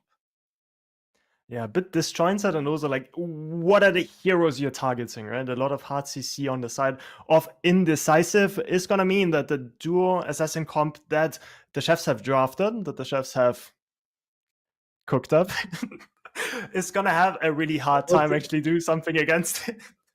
And yeah, with that being said, it's going to be a lot on execution. We saw on the desk also like thinking about like where the Kalari is actually going to go, because if it's going to be on that off lane against Morose, that could be a pretty rough lane to play. Granted, if it goes one way, it usually swings pretty hard. As long as the Kalari gets shut down though in the early game, it could be really rough to see play out. But Sneaks, definitely used to playing those off-meta picks, definitely has been pulling his weight, just having the biggest champion pool of most of the players I've seen in PCC. And also, this maybe does go back towards their quarterfinal matchup against the Hive as well. We had Nugslit playing that Kalari, but it seemed that Indecisive just had the measure of it. They were able to play against that Kalari. Granted, of course, it was in the jungle as well, so we still have that potential of it going in towards the offlane matchup. But again, it feels like it's just a Hail Mary attempt, because I think a lot of Indecisive success came from that top side, though, that solo jungle invading on towards that side, Morose getting ahead, Morose is kind of leading the way, and the whole rest of Indecisive just followed in. Yeah, and I think it was the Chefs recognizing this in draft as well, picking a jungler that is at least faster at clearing. It doesn't matter if it's Kalari, it doesn't matter if it's Kwang. Both of those heroes do have faster tempo than the Richter do, at least for Kalari on most camps, except for the 5 camp, of course, in the early game. But I think it's going to be a bit harder for the side of Indecisive to really punish it, especially now that they should know that they have identified that sort of win condition. They've seen it yesterday against the Hive as well. Now they had to feel it as well, but now we are just jumping into the game, and it is going to be the Kwang in the offlane, the Kalari in the jungle. Well, we do get that matchup as well, and once again, as I said, against the Hive, they just had that answered this time. A lot of pressure, and I think as well that there's got to be so much pressure onto Mav as well. I think it's fair to say that the Richter jungle just didn't work out. They're falling behind to the pressure that Import and the rest of the Indecisive team could provide as well. We're just going to look at the rosters as well. Nivulua getting that rematch as well into the mid lane on that Countess as well. Not going to be against the Bellica this time, of course, picked up by the Chefs this time. It's also going up against Shin on the Gideon, and you highlighted behind the scenes, we watched that draft unfold, that this Gideon ult, as long as Shin ults above the ground, there's going to be so much value from that ultimate. Yeah, it's only going to be the feast from the counters to really stop it, as long as Shin, as you highlighted, does it above the ground. So it should be a lot of damage coming out from the Gideon, with the ult ratios also being buffed in this patch. That's why we see the resurgence of Gideons being played. He scales a lot better with AP in his ultimate, and that is one of those things that makes the hero just so dangerous, even in the late game. That was before always the problem with that Gideon. And also looking towards that late game as well. I get the sense, though, that Chefs have maybe a little bit more about them in towards this early game. They don't have a full late game, mid to late game. We just need to hit 15, 20 minutes before we can do something. They have a little bit of options perhaps available to them as well. But again, it feels like it's a high risk and a high reward, and the Chefs definitely want the biggest reward of all. They want the biggest reward, and they're not afraid to road swap even more to get it. I think it's Seismic actually on that Bellica support this time with a hero he is very confident in, but at the same time, it is the third role he has played in this PCC so far, putting Sihi on that Twin Blast instead. Gonna have to wait and see how that will turn out. Shin in that mid lane plays it smart, plays it safe, making sure that he is not gonna get ganked at level 2 by that dual lane. You can see here as well that restraint coming down. Unsurprisingly, like game number 1 as well. It took us nearly 9 minutes until we had that first blood as well, but we're expecting a lot more fireworks perhaps. And also what we touched on from game number 1 of this series as well, we spoke about the absence of this rampage, and this time we're going to get the rampage picked up, one of Import's signature picks as well.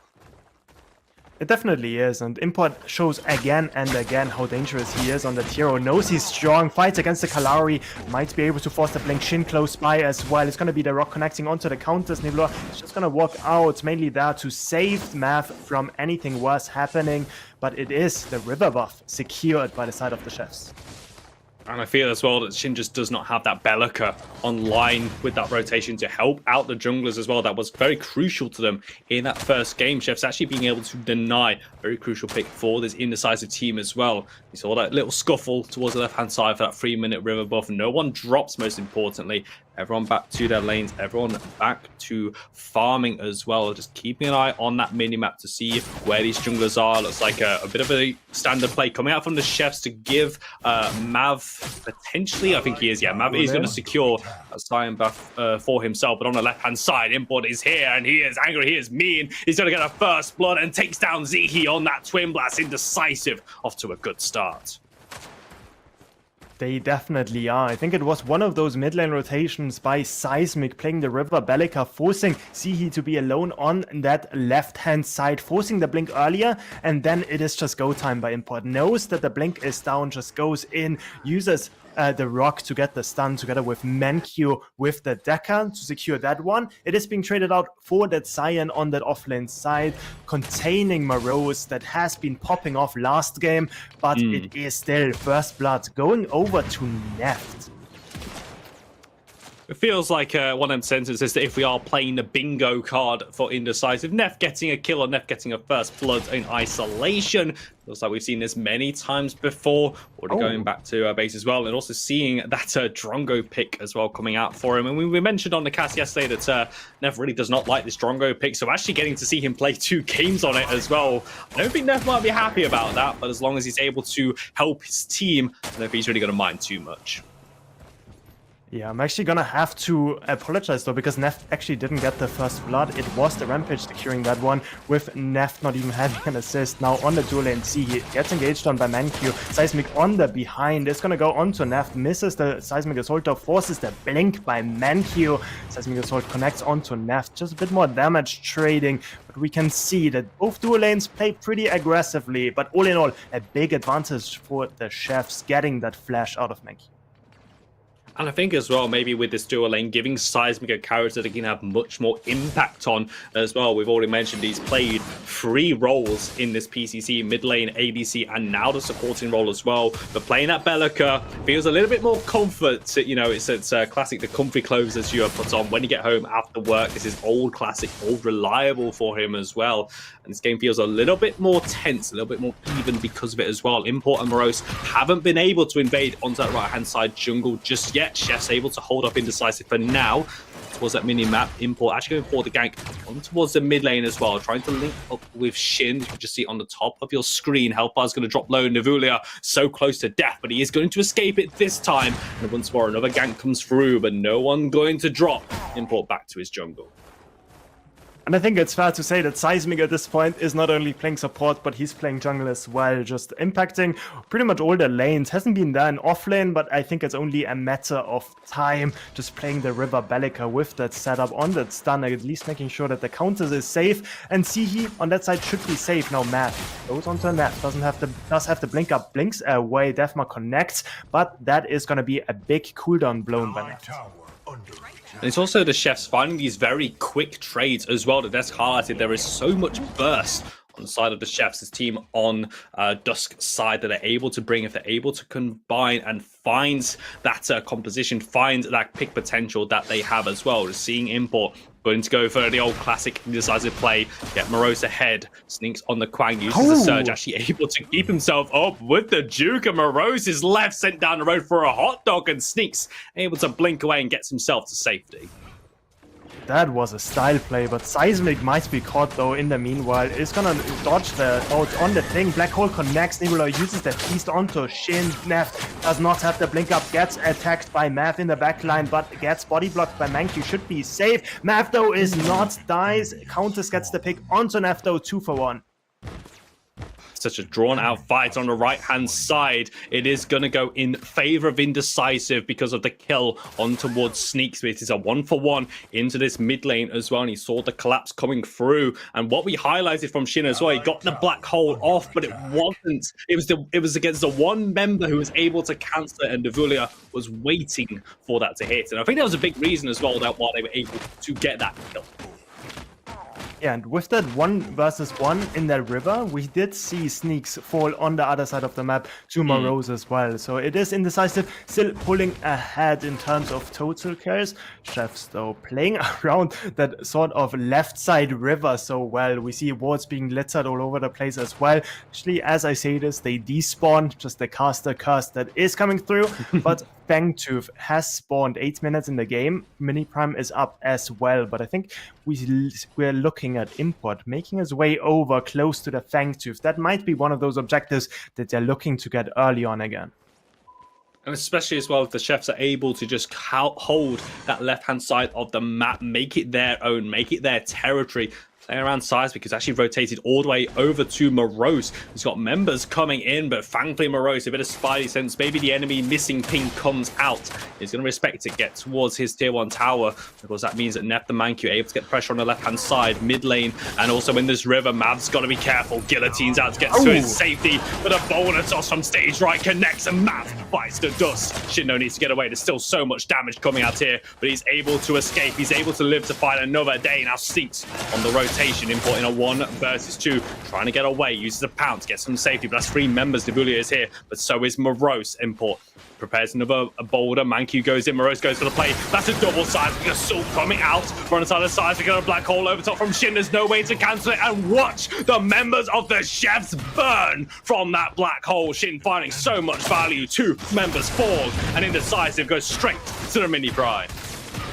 They go straight for the mini prime. Kalari is back, is on the blue buff, might be actually looking for that mini prime. Seismic in the vicinity as well, but mini prime just being taken so fast. Seismic might even be in a bad spot. Kalari close by as well. Did hit Morose and Import with the Seismic Assault again, finding that impact, but just not able to connect that all-important damage for the side of the Chefs. And I think this is what we were saying about the draft. It relies so much on the pick and so much of the damage that if you can't provide it, you don't really have a plan B in this game. Indecisive pulling ahead in this one with the neutral objective on that mini prime. 6 kills to 1 as well in the good. No tower's going to fall just yet. That Fangtooth, the first one, still hasn't been picked up yet. And I expect that to be the next fight. We did see Imports pick up that mini prime, so he could transition that those bonus resistances into that Fangtooth fight. I am expecting them to want to look for that soon. They could also break open that mid lane tower or that dual lane tower that honestly hasn't been much of a dual lane this game, with Seismic being in the river all the time, Mankey as well. Seismic gets caught. Import gonna go big mode of containment fence, comes down, no way out for Seismic having to burn that blink, but Import utilizes a very big cooldown of his own. The Behemoth is down, and with all members starting to converge on the left-hand side, at least 4 members of each team, the reset comes down from Sai. Indecisive still have the numbers advantage, and it looks like they're going to utilize it.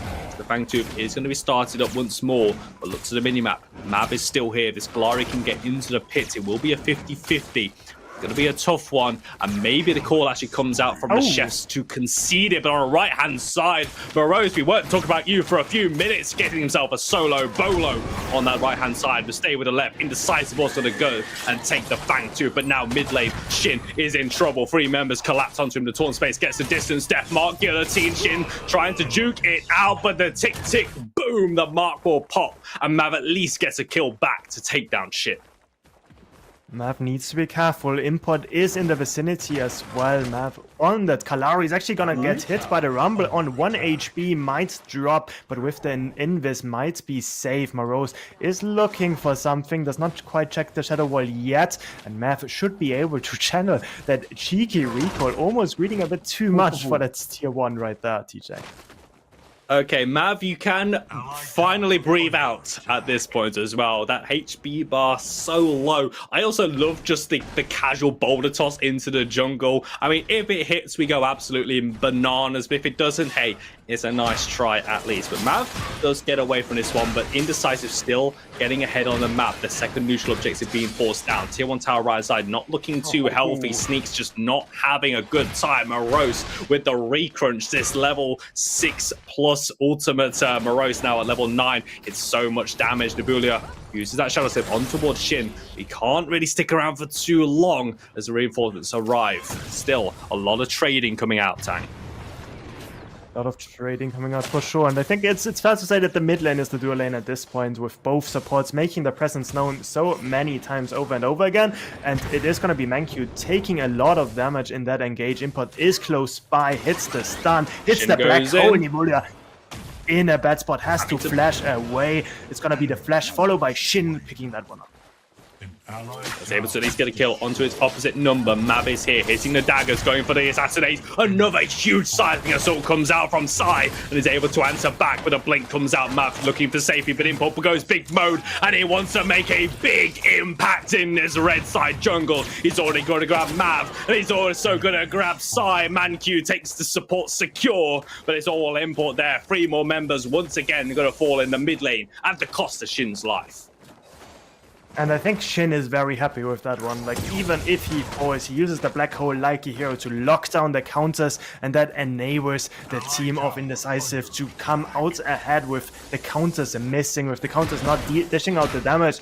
Really awkward for the side of the chefs playing those fights. They need to sort of delete one of the backline members as the counters, as the Kalari, or play with the Kwang providing the tankiness. But Kwang against Morose definitely not been having a good time. 2 levels down in isolation, has been losing the tier 1 tower as well. So we can definitely see why Indecisive decided to flex the crunch into the off lane instead and get the rampage as the jungler. Showing just so many the lengths that Indecisive can go to with their champion pools, with their roster as well, with these epics as well. Looking for another one of those. Mankyu Containment Fence does connect on towards Mav.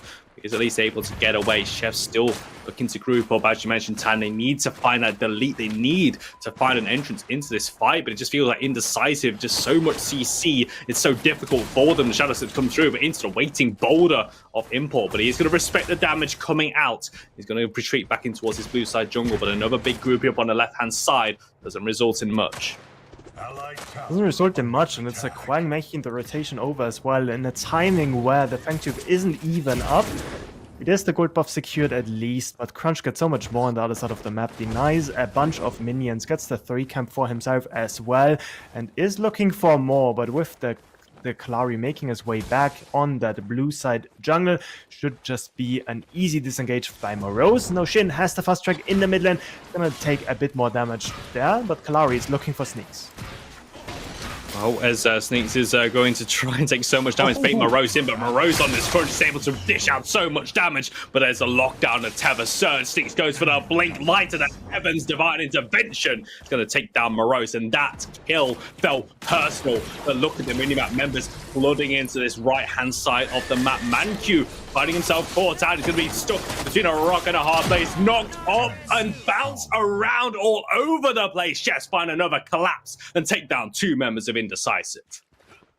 Indecisive doing a bit of for fun gaming right there, just in the blue side, far too pushed up there. Was expecting Morose to just back off once he sees the Kalari in the vicinity as well, but thinks he's strong enough to 1 versus 2. Mankyu making a bit of Safari in the blue side jungle as well, gets punished there with a good rotation coming in from the chefs. Now, Mini Prime being started up by Kalari. Fang has spawned as well. We see wards all over the place except for that Mini Prime. Import though makes his way in. This will be a 3 versus 2, but the Mini Prime does go the way of the Chefs. Import not able to provide that steal once again, and the Chefs finally have something going their way at least, and that neutral objective does have to be picked up, I think, by Mav as well. Can't afford to try and give that one away. If they're in a bit of trouble, good sidestep from the Seismic Assault as well. That's a lot of damage now. ManQ jumping in, trying to find the stasis bomb. Going to land it onto Osai, locking him down for Neff to apply the damage, apply the radiation round. Shin is on the way. Import as well. Indecisive want to break open this dual lane. Link's coming down as he looks towards the play. He looks to see his name in lights, but we see it on his death notification. Import's going to take him down, but Neff is so low and he needs to keep himself alive. Seismic to the fall. Indecisive reinforcements, though, are here for the Chefs. Boulder toss will connect onto Navulio, but Mav is still invisible. He's still a threat. You can see the damage, the guillotine, the daggers, the death mark finally collects. And that's Import dropping in the blink of an eye. Now Shin has to be careful as the double assassins are here. But what can Shin do? Doesn't have much mana, doesn't have much HP. He went for the black hole play, but he's going back towards his base. Another bloodbath in the left-hand side. But Chefs take 3 kills. Chefs just get so much value out of this counter. She just doesn't take any damage. Nip with that orb together with that Worldbreaker second should finish that once he recoils back to base. But yeah, definitely a point in time where they could have gone for the Fangtooth instead. They overstep, get punished. Mav on the Kalari gets the delete onto Import, onto the Decker that ManQ is piloting as well, gets the double kill, and then the Gideon Force as well at the back end of the fight. But with no recoils being channeled by the Kalari, by the counters, it means that it is still Indecisive having first move towards that Fangtooth hit, and Morose is in the vicinity as well. I'm expecting a 5v5 to break out any second there, but wards are littered everywhere. Well, just spoiled for choice here. We've already had that one fight and looking to knock on the door of yet another one as well. That grouping coming through, but the Fangtooth has spawned.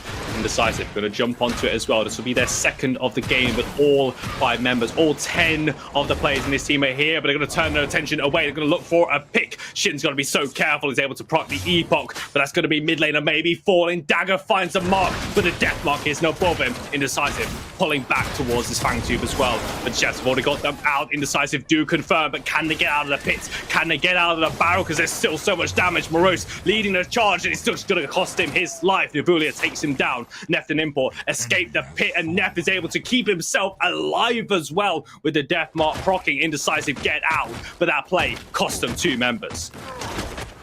2 members dropping. They do secure the Fangtooth though. So I think all in all, Indecisive making the best out of a bad position with Shin actually getting caught in the mid lane. Does manage to survive there. They get the Fangtooth as well. Only dropping 2 members, having to invest a few blinks to escape the pit. But all in all, a lot of gold now in the pockets of the Chefs. We see the mid lane actually, Import looking for something. Gotta be so careful. Seismic taking a leaf out of Import's book with the Galaxy Greaves, just by a little bit of distance, maybe even feeling a bit jealous of ManQ with a double jump available to him as well. But seeing how Seismic is going to play around it. We have a reset. We have a bit of a lull state. Both teams going to go back to base, spend their gold as well. It's 12 kills to 10. Chefs able to answer back in the kill department once again, but they haven't been able to find that neutral fight just yet. Tang, what is going to be their way in? How do they find that winning play? I think we've seen it before, when the counters and the Kalari can link up and just destroy one member together using their ultimates aggressively, getting those picks onto the backline or onto Shin as well. It is just really good for the Chefs, but if they are the ones getting engaged on by the BMF from Import, then it is a different story, and we've seen that happening before as well. Now, group up around the Prime. They know Drongo is on the other side of the map. Seismic looks for Morose.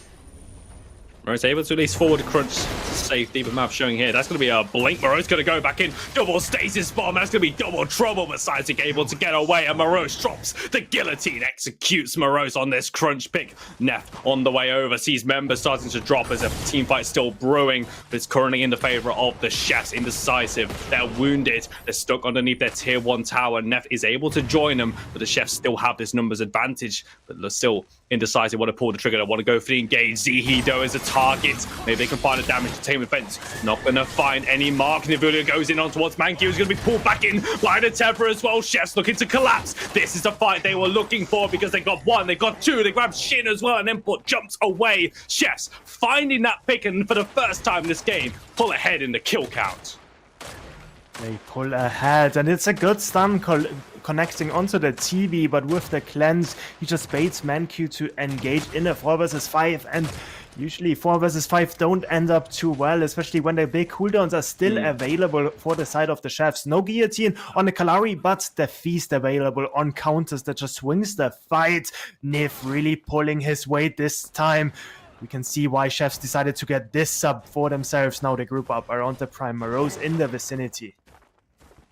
Once again, playing around that 4 versus 5, Manq only just arriving.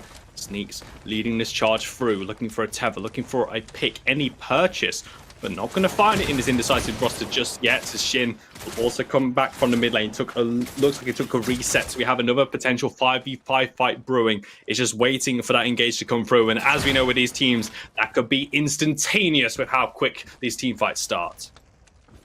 Yeah, and the chefs really pulling the punches really well, because like when they see Drongo on the other side of the map, they instantly want to fight. If they see Neft is inside of the pit, they don't want to fight. Manq gets caught, just too far up, gets deleted. Import has to walk away now as well.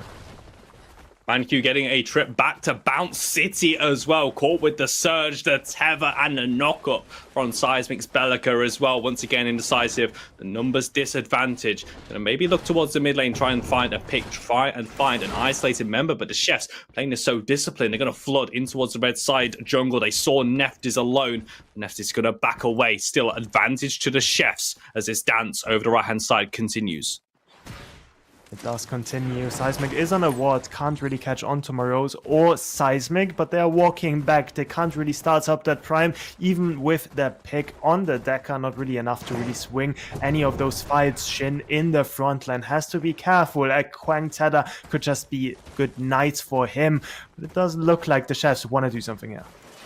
Oh, Import's got to be careful. Just waiting behind all 5 members looking for a pick. The Seismic Assault, the Beast comes down, and that's a feast served up, and Morose is down once again. Chefs find a pick, and Indecisive once more will be at 4 members, but that's maybe what they were looking for. The chefs immediately start up your Prime. Indecisive concede and go and try and pick up their 3rd Fangtooth.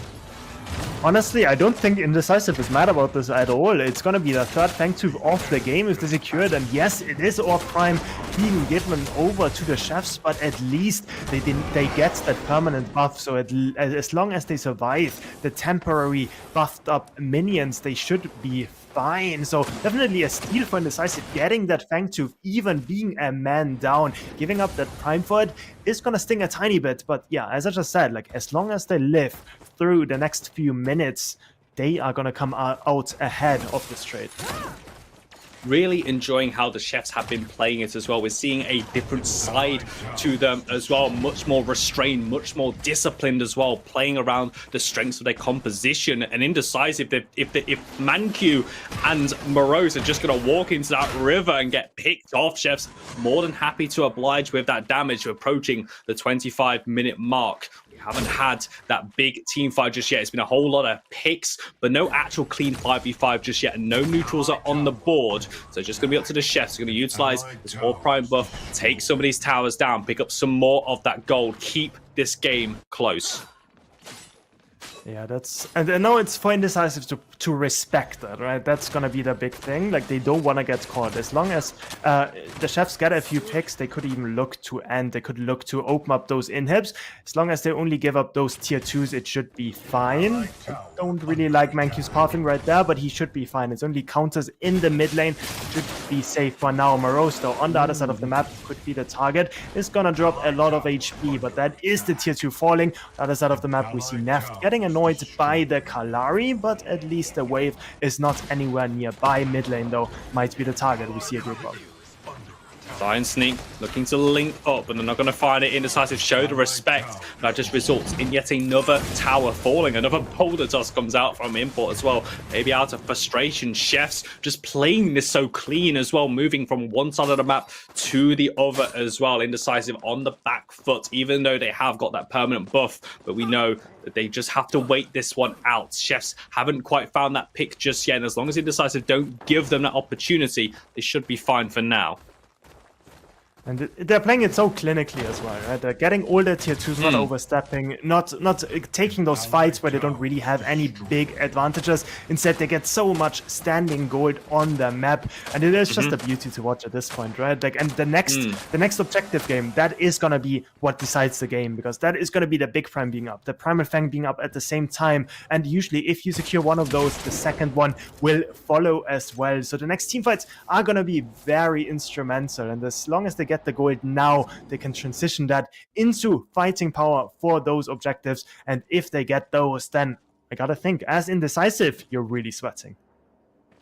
Because we know that Indecisive's team composition is kind of nuts, really, when you think about their team fight coming in here. But it just feels like the Chefs just aren't allowing them to get that kind of dream 5v5 fight that they have been looking for. It's been so scrappy, so skirmish-based as well. And with these neutral objectives, Indecisive get the sense that this is where they want to find these picks, maybe wanting to find this value. It's so tense in this game, honestly, Tang. This game feels like on such a knife edge. It could still go either way.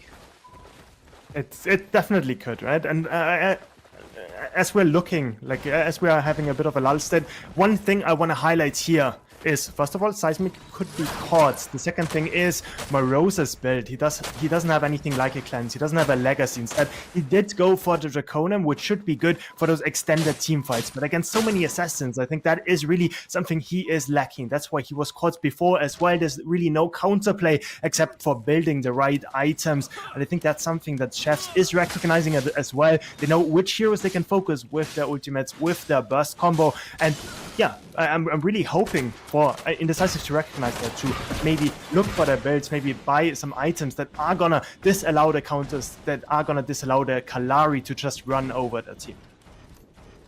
As we've seen before in this game as well, the item shop can be definitely a boon to you, or also bust as well. Some teams, you can say, probably losing towards that item shop. It's so important as well to itemize effectively against your opposing competitions. Is this law state going to still go on? Chefs showing restraint, Indecisive. I think this is what they really need, Tang, as well. Their last couple of minutes just not going their way. Members caught out. Good opportunity for a good mental reset. And I think with the impending objective fights coming up, they really need all the time in the world to regroup and recollect. Yeah, they definitely do, but they need to be careful. We see Seismic fishing for something again. Input goes in. Oh, wow. Well, Seismic thought he was fishing for a pick, but it turns out that was a shark, and instantly Jaws is able to take down that kill, and now it's Chefs who are going to be in a 4 versus 5. They're going to walk forward in towards the members, and look at the burst. Manku is down, support for support. Import goes big, Sneaks able to get away as the Black Coal is going to take their names. That's going to be Sneaks dropping Map in the back line as well. It's going to hunt down Morose, and they've lost the crunch 2 for 2, but this fight still goes on. Shin having to use a torn space. The Brilliant blinks, looking for the eventide, but Shin is able to just kite away and keep himself alive into the waiting arms of Neff, who's providing that damage. But again, it's not for free. It's another 1-for-1, but Neff looking for names. It's now ADC versus ADCs. He needs to hit the shot, but Neff's rad rounds just tick down and gets the kill as well. Neff comes up huge. Chefs lose all 5 members as another bloodbath occurs. Yeah, what a fight that was. Neft picks up those last few kills in that 2 versus 2, a splits fight, a really close one, but it is Indecisive making it back, showing that they are the ones that can also win those team fights. It is 3 members falling for them as well, so it's going to be hard for them to capitalize on that fight in terms of objectives. But as we are stopping that scoreboard, we are going to see Seismic getting caught, has to blink away. Big cooldown blown again by the side of Indecisive.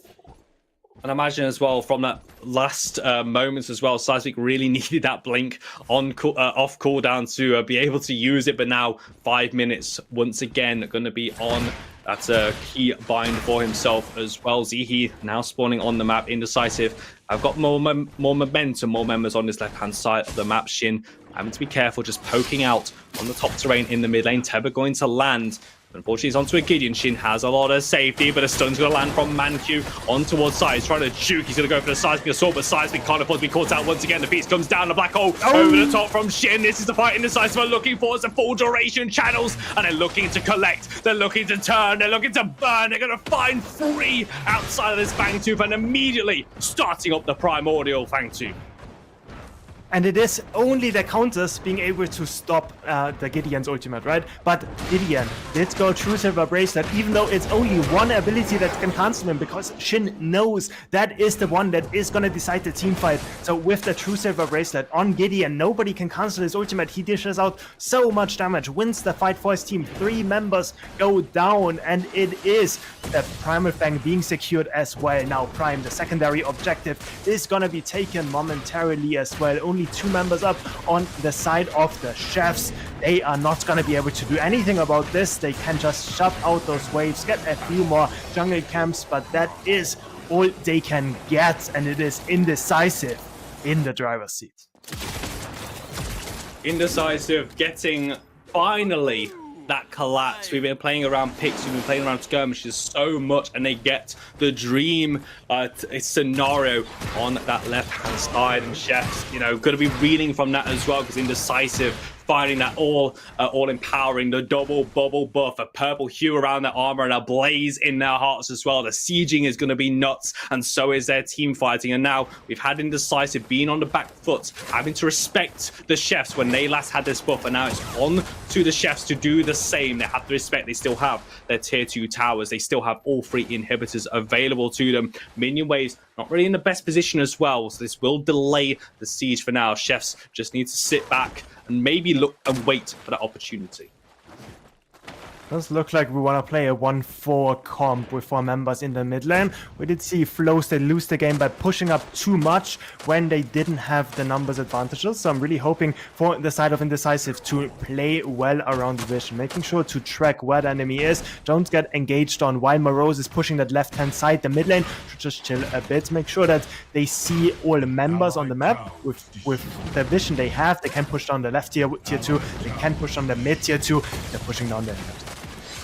There's a slow and steady push coming out from Indecisive, not over forcing it, not overstaying their welcome. Just need to manage their minion waves as well. Morose on that left hand side, split pushing into the Chefs. But look for maybe Morose's to pick here. The Temp is going to land. The Fury comes down as well, but a forward crunch gets distance, but can't find a re-engage. A Stasis Bomb and Boulder Toss not going to find their marks. So Sneaks will live to fight another day. They're all going to regroup once again. Rinse and repeat the playbook. Another Tether lands, this time only onto Mancu. The Search comes down. Not finding that damage just yet. They need the clean engage. They need that clean pick. And Indecisive relishing this opportunity. They take down their first inhib. And all the damage sticks as well. They actually go in onto Sneaks, push them down to 1 HP, get the mid tier mid inhib, get the left inhib as well. And everybody's routed on the side of the Chefs, even with no kills dropping. It's so hard for them to step up. Half HP bars, right wave is not gonna catch up, but it does look like Indecisive wants to end this game. They're grouping around mid lane on the left hand side as well with Morose. They still have the prime buff for a bit longer, they're looking.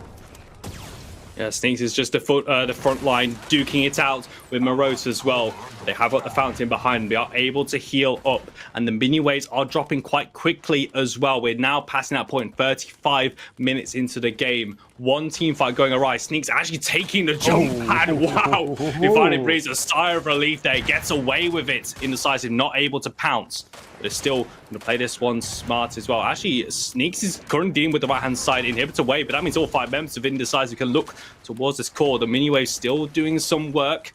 And you're actually having to use a Riftwalker to get a bit of distance. Mav on the hunt once again. Indecisive see that they can't find a way through. They decide to disengage. And Chef survives. Well played by them. Not overstepping, except for that Sneaks play maybe a tiny bit. But yeah, definitely well. Good defense by them. Making sure that nobody foils as well. That is gonna mean that they can just shut out those waves. Get a bit of deep vision in as well. The Fang Tube and the Prime are gonna spawn momentarily as well. They should be up both at the same time. So with a double bubble buff, you are usually really wanting to enter games, especially at 35 minutes in the game. We did see Indecisive struggle. Good defense by the Chefs. But now with the next double bubble buffs spawning, I'm expecting that to be the end point of this game. Well, hopefully for both these teams as well, just to find that decisive fight.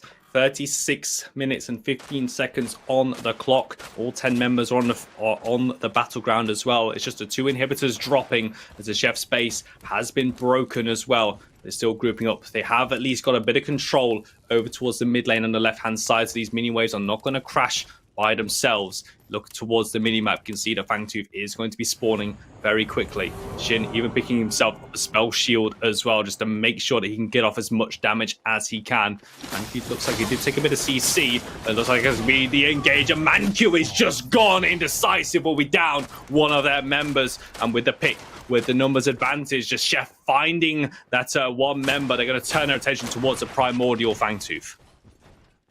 It is only the support's pick, 50 seconds, but it might be enough for the chefs to start up that Fangtooth. It is nobody that can really tank this. Maybe the Kwang is the only one, but then you don't have anyone on zoning duty, so it's going to be hard for them to actually do anything to start this up. Math is looking for Shin that is going to disengage with the teleport. Imports close by, is going to play bodyguard.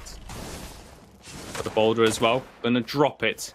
It's a crucial engage, but one mini wave going to crash onto the left-hand side. Import with the boulder. Zihi so far forward, and at least where Import looks as a torn space. The engagement. Rose is there from right-hand side, and Zihi is gone immediately. And now Indecisive want more, but the boulder toss can't connect. Navulua has to deal with the left-hand side minion wave crashing into their core, so this opens the door for Indecisive to start up the Primal Fangtooth themselves.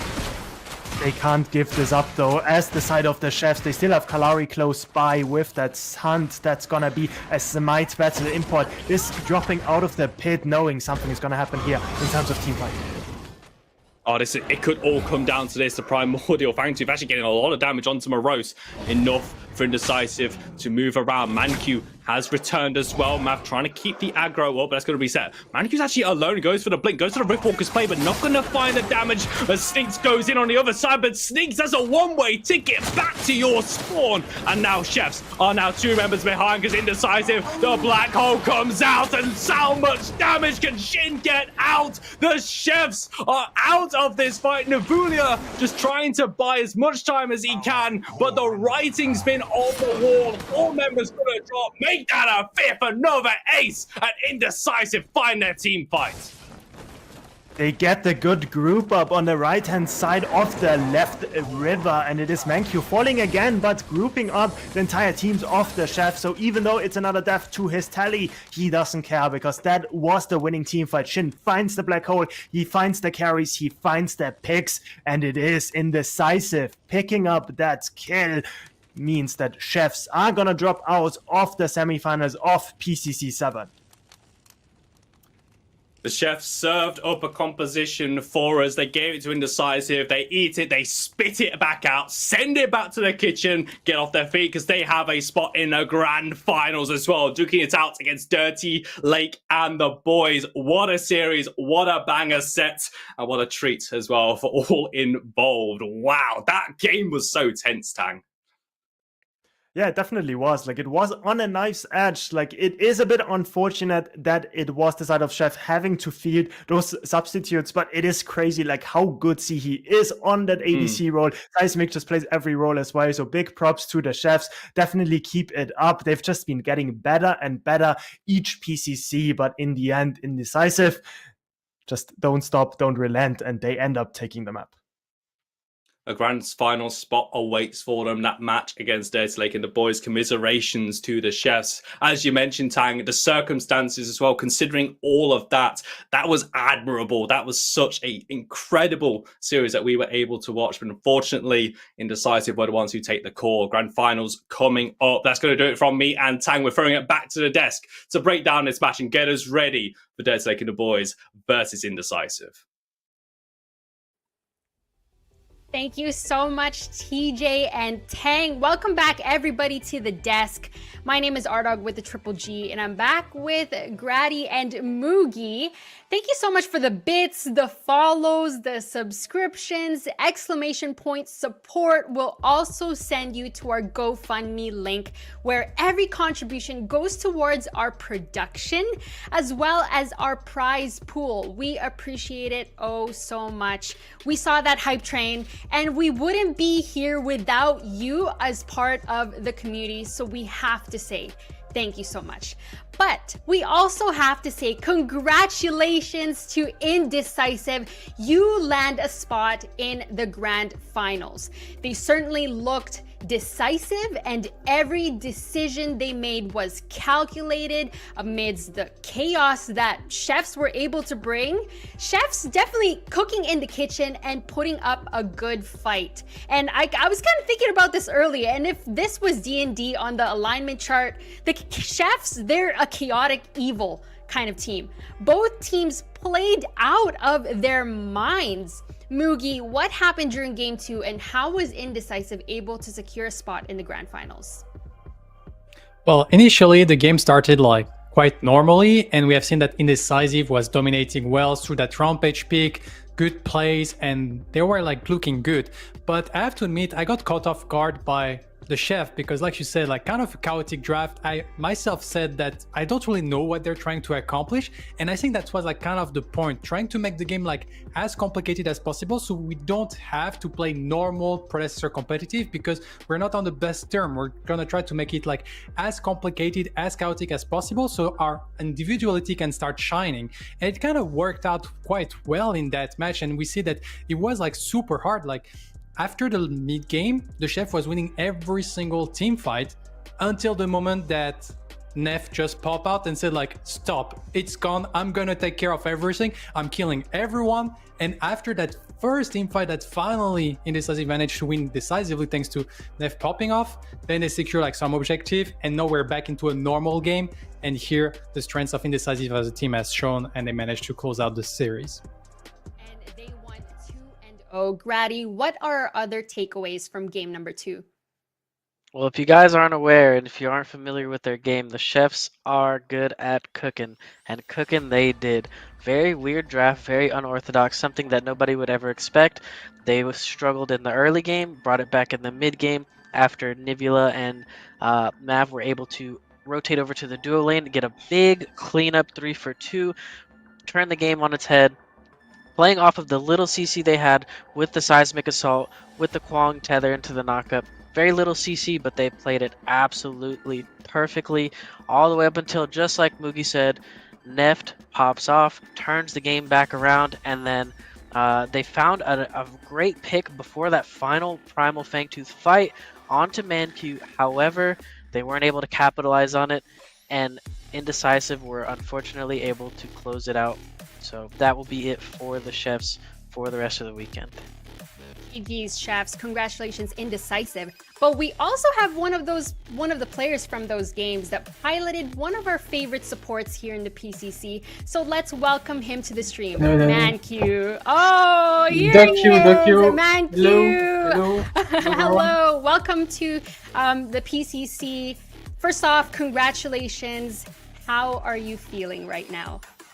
I'm feeling really bad, you know it. I throw all the game actually, 2 times in a row. I hit my team. I need to fucking win my match, or I'm scared for the finals. The finals is definitely going to be scary. Go ahead, Grady, and ask your question to Manq. All right, Manq. So outside of a little bit of for fun gaming, a little bit of sprinting that we did, what were the keys to success for Indecisive in that set that we just watched? In this set, I guess the key is just probably to win off lane and mid, and we don't care about what happens on your lane. We just take objective, we slowly, and everything is good. We are good at that actually. Just playing slow, taking cool kill at good moments, alright, and we just take objective until. Yeah, and we saw how you were able to use that to your advantage when you secured those objectives. Go ahead, Mugi. Well, you mentioned a little bit like being scared for the final, and so I would like to ask a little bit like, how is the team momentum going into the final after watching D-Lab actually kind of played super clean against like Professor? Like, how confident we're feeling going into that final set of the day? I think the team is confident, even if we like already before yesterday we said we probably want to play more against Professor than Dr. and those. We probably get more scared than Dr. by Dr. So basically, I guess we are confident. We know we can do it, but we are personally a bit scared about Dr. They play pretty well against Professor actually. They play really well in the fight, and they just end up winning every time 5-0 or 5-1. It was completely well played from them. And now you guys were able to secure a spot in the grand finals. Any last words before we say goodbye to you, Mancu? I'm gonna give my best. So I'm gonna give my best to give you the show. Anything to your don't know what to fans give up at my all? No fans. I have no fans. Look at the chat. They say dog Q, dog Q. They were spamming that. No. They're right. They're right. Congratulations. It's fine. Congratulations, Mancu. We're looking forward to seeing you in the grand finals. I guess we will give our best to see you again in 2 hours. Maybe 2 hours and a half. Guess we'll have to see. Welcome back to the desk, everyone. We have the grand finals up next. That's going to be a best of 5 series between Dirty Lake and the boys and the Indecisive team. But unfortunately, we do have to say goodbye to Grady and Mugi. So I'm going to start off with Grady. How do we catch up with you? And I guess, see you on social medias or anything like that. First off, I want to say bye, everybody. I want to shout out to Dirty Lake and the boys. They're really putting in the work. It really shows. I wish nothing but the best for them. I hope they're able to finally win a PCC this time. NA Boys, NA Pride. To catch me, Grady on Twitch, twitch.tv/Grady. On YouTube, Grady with 2 Ys. I do have Grady's Gauntlet coming up. That's going to be all this upcoming week. So it's a 1v1 tournament. 16 PCC players are going to compete. Only one can win the grand prize of $1,000. So hopefully we have a good showing, and I look forward to seeing some of you guys watching. Thank you so much, Grady. And Mugi, yourself? Well, you can find me on Twitch and YouTube under Mugiwawa, but also the important part is predacademy.com, which is a website I've created when you can find like a lot of blog posts about tournaments, stats, but also some guide to help you. And recently I just released a hero builder to help everyone theory craft. So all my content can be found on predacademy.com if you want to get better at Predecessor. And that's what I dedicate myself through my work. And it's actually really cool. I've used it myself, so I can say props. Mugi's put in a lot of work, all of the statistics, the numbers. Mugi's our guy. Thank you so much, Grady and Mugi. We are going to be taking a quick break, but up next is the grand finals best of 5 between Dirty Lake and the boys and Indecisive.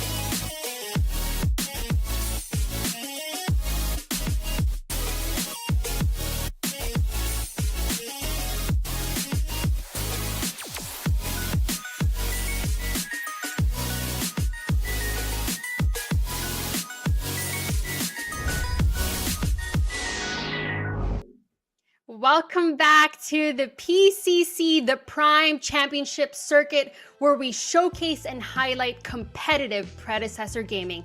This is PCC7.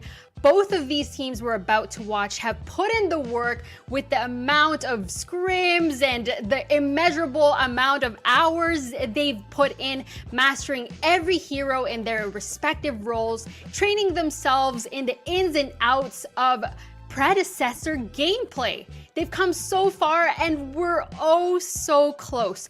Who can claim the title of PCC champion? Who is the best? Who will be a part of the elite and be able to wear the crown of PCC champion? Dirty Lake and the boys, or Indecisive? Please, before we get too ahead of ourselves, this is the grand finals. Please join me in welcoming our top desk analysts. We'll start off with Easy Ed, 3-time World Fault champion, all the way from North Dakota, and captain of the Implication Pontoon. How are you, Ed? I'm good. Happy to be back. And of course, over here on my right, we've got Wangle, the Wangler, the one with the killer smile and torn between two worlds apart. How are you, Wangle? If I wasn't hype already from all the games I've been watching today, I'm hyped now after that intro. I'm so ready to get into this. I am so ready as well. Let's dive right into both of these teams.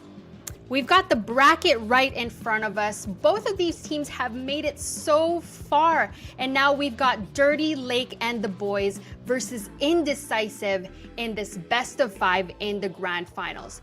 We got to see some numbers. They made it all the way from the Swiss, the groups, and of course, the quarters and the semis. Ed, what are you seeing on the screen here? I'm seeing a heavy side of KDA over on Indecisive compared to D-Lab. I mean, we saw it last game. Neft is just a monster and a half. He can control a game by just staying in his lane and farming the way he does. Objectives, it's pretty similar overall, you know, with maybe just a little bit more on Decisive side. But again, Indecisive played out of their mind last game. This is going to be a really, really close one. It definitely will be. What are you seeing for most banned and most picked there, Wangle? Most banned, we're seeing Chimera and Argus. Indecisive wanting to get the Argus off the table. Very good pick type of hero. D-Lab, the Chimera bans, I feel like it's just a jungler that's very aggressive. I don't think Import, I don't know how much he's played it. I know he will play it, but I don't think it's one of his necessarily staple picks in this tournament so far. And then we're also seeing Drongo as the most picked for D-Lab. No surprises to anyone there. Character's been in pretty much every game so far in the finals. And then the Bellic on the side of Indecisive. Very good flex for them. Mankyu used to be a mid laner, so he's very used to the Bellica pick in the support role. And Shin, he's a demon on it. One of the best Bellicas I've ever seen.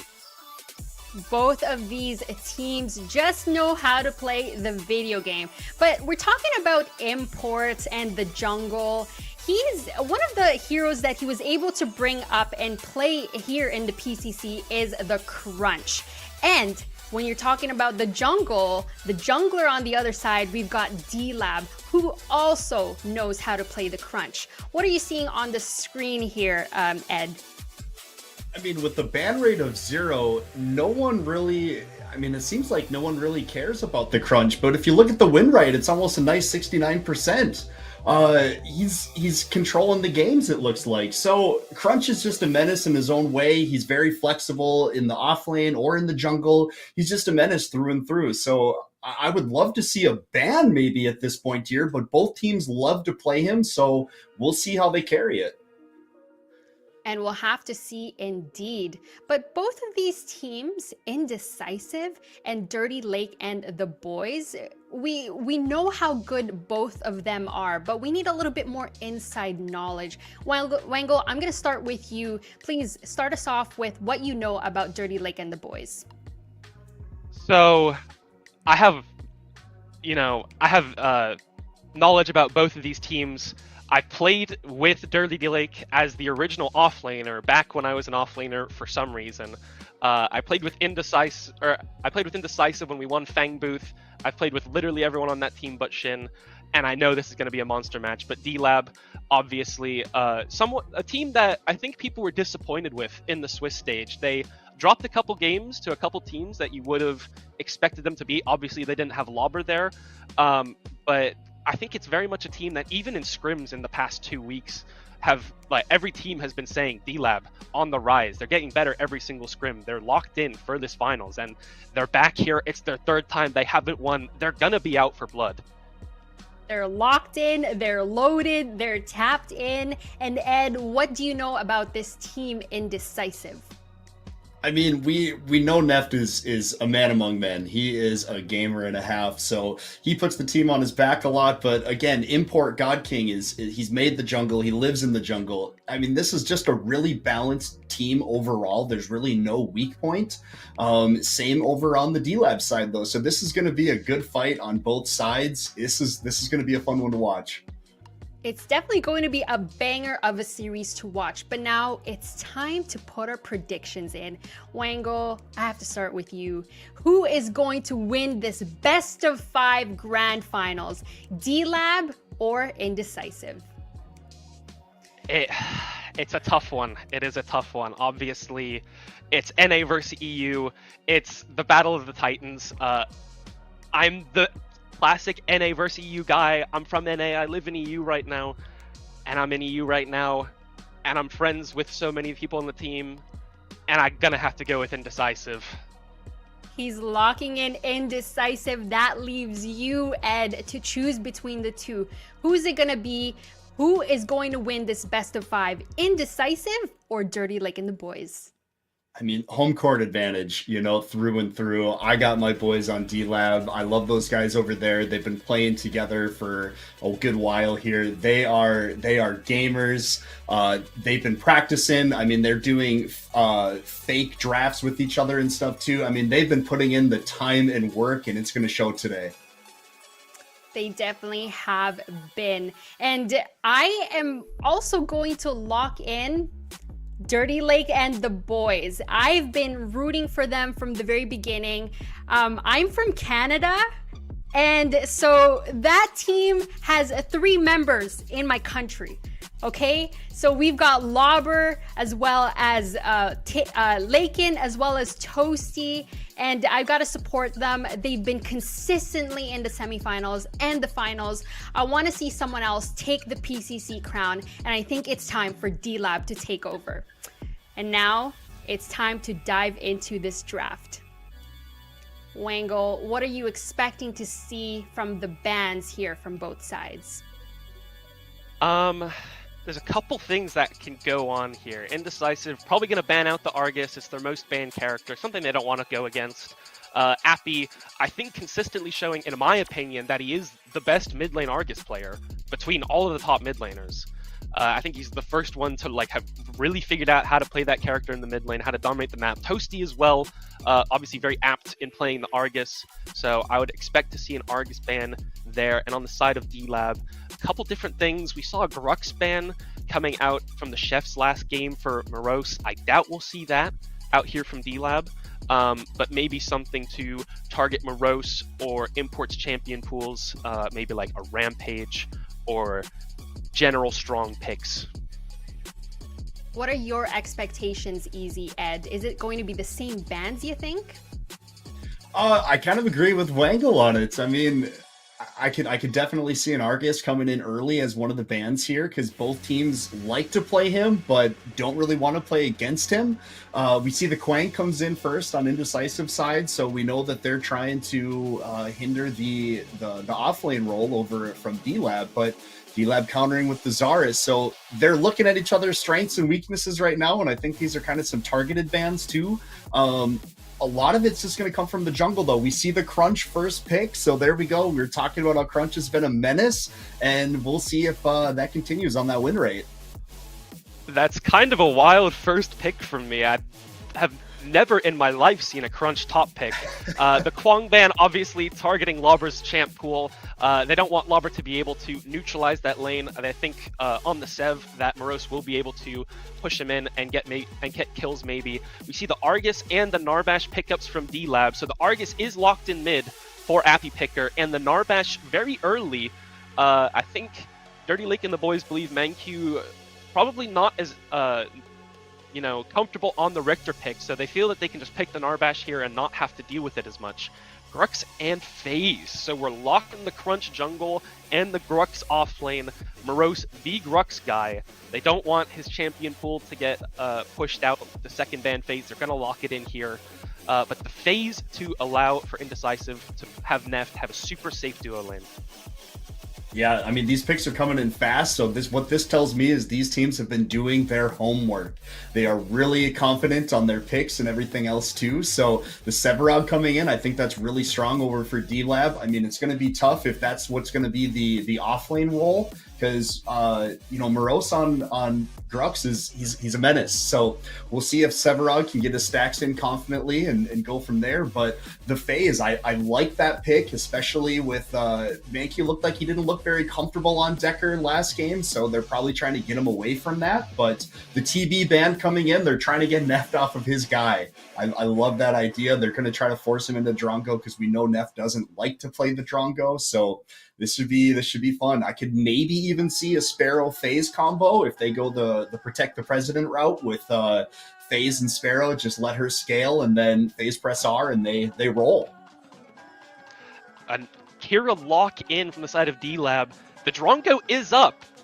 That is something to note. The Drongo is up. They either want Indecisive to take the Drongo or they're starting to not value it, which is something crazy as it's been picked every single game so far. So Drongo not locked in yet. I know it's not Neft's signature pick. I might expect something like a Wraith here. I know Neft really likes his safe lanes. He obviously doesn't have the Twin Blast FaZe combo, but the FaZe Wraith combo is just as oppressive. It guarantees the free knock on the Wraith. Super aggressive lane. Lets him play very safe, and it's the Murdoch pick.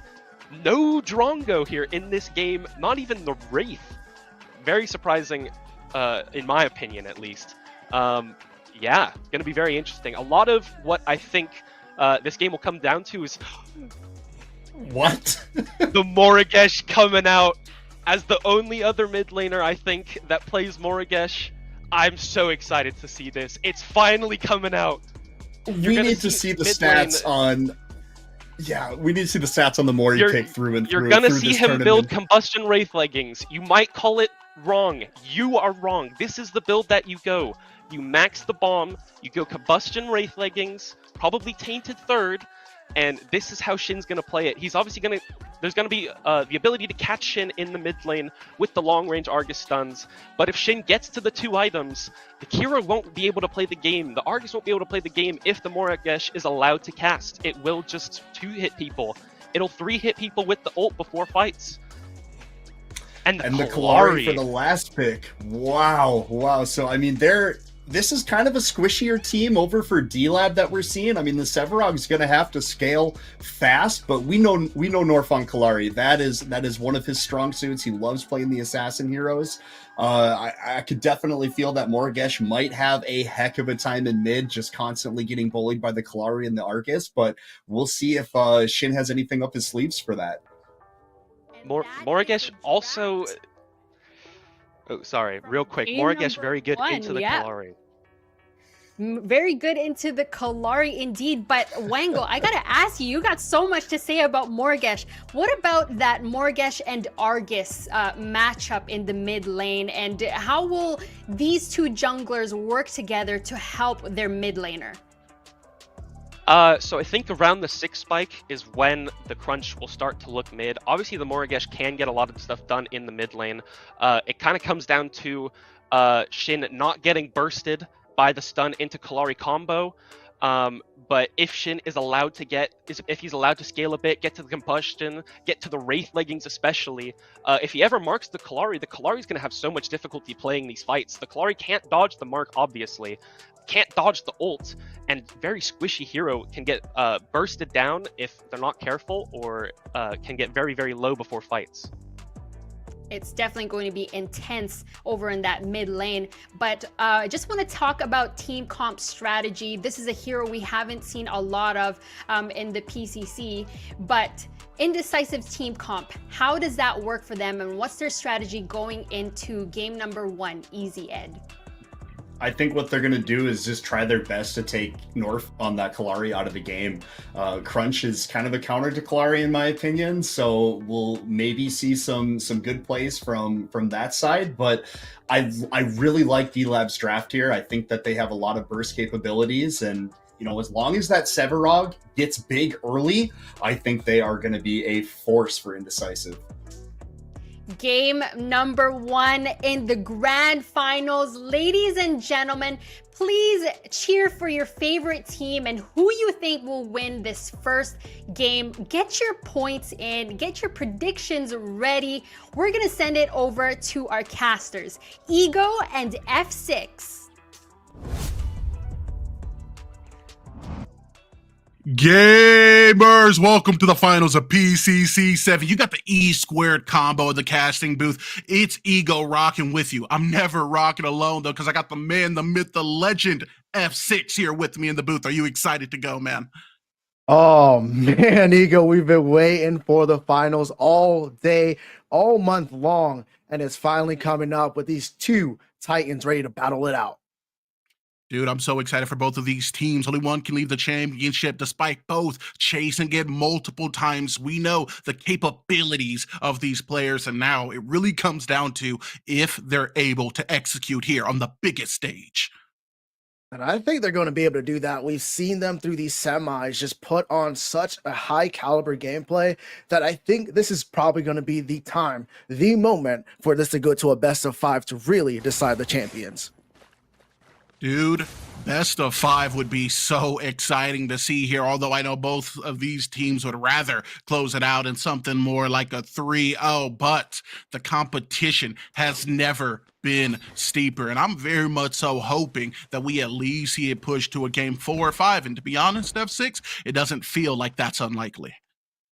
Not at all here, Ego. We saw how D-Lab was able to take down the #1 seed.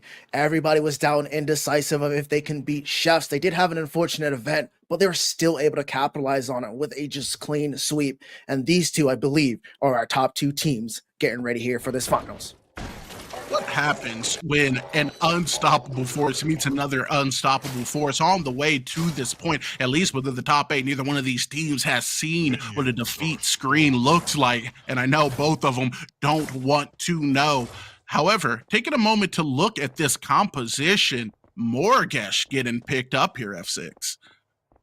That is a spicy pick indeed. We saw Wango talk a little bit about it on the desk, but he is spot on. She's able to burst down pretty much anybody, and unless she gets locked down and killed off first in these team fights, she is going to be the game changer. And I know that Appy Picker is definitely going to be looking to lock her down early, keep her in a jail cell so that she cannot get loose, because we have seen what Shin is capable of doing on this pick, absolutely chunking away the HP of anyone who dare stand in front of him. And if Indecisive is able to get to that point in the game, I have no doubt that Shin is going to play a large part in them taking a win. One of our greatest mid laners to date. He's able to match up with anybody, and if anybody can pilot this Morgesh, it has to be him. And when it comes down to it, though, he is going to need to be careful because they do have a Kalari. If they're able to get that Dreadnova to land on top of Morgesh and she's in that vulnerable position, she's going to have a bad day because they do have burst on their side. They have a lot of burst. Kalari putting on a good showing even in just the more recent games being played within the PCC. So I'm hoping to see a lot more of that within this finals matchup, as D-Lab is also going to be looking to bring the Kira on Lakeinator into the duo. A little bit of sustain backing him up, as Toasty will be piloting the Narbash against what has personally become one of my favorite supports, ManQ on the phase, and fighting into Neft on this Murdoch, the long arm of the law, and oh so very familiar tool in the PCC. They both have sustain in the duo lane, which is one of the things to highlight, but they have more of a safety net when it comes over to the side of Indecisive. They have that pull to be able to get out. They have that Lance Beam to be able to cause initiation, but here comes Import on this famous level 3-minute gank. Yeah, but the pull back in off the tether looks like it may just relegate him to the death screen, as Lava's going to be looking for a way out, but will not find it, as we got first blood of the finals. already with the heat, and that is it. We've talked about it time and time again, me and you backstage. Ego Import likes to look at that 3-minute gank into the off lane, and he most of the time finds succession on it, and he's able to succeed one more time. Yeah, and that one more time will be the first time of this finals matchup, giving them a little bit of wind in the sails, as Appy Picker's just going to be looking to do a little bit of damage within the mid lane. And now North makes a rotation, but ManQ ready with the phase pool. And that is the escape, and that is the comfortability that's going to allow Neff to be a little bit more aggressive. But Lauber actually a little bit upset looking at this mid lane, and Shin with the blink. And Lauber with the blink and response is going to be chasing. Oh. He will not find as the greed gets him killed. It's going to be a 2-0 lead sub 5 minutes into the game. What was that? Oh man, looking for the blink for blink trade. You thought he was going to be able to capitalize on it.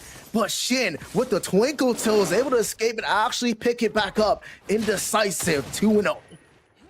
Man, you can do all the damage in the world, but if it is not the entirety of my HP bar, then you better play it a little bit more safe. We see that blink tool is also now going to be down for Lauber here on D-Lab, as we know that Import is more than likely going to put some pressure on that fact. A very crucial getaway tool, especially here in the early game, used, and all he got for it was a tally +1 going in favor of Indecisive.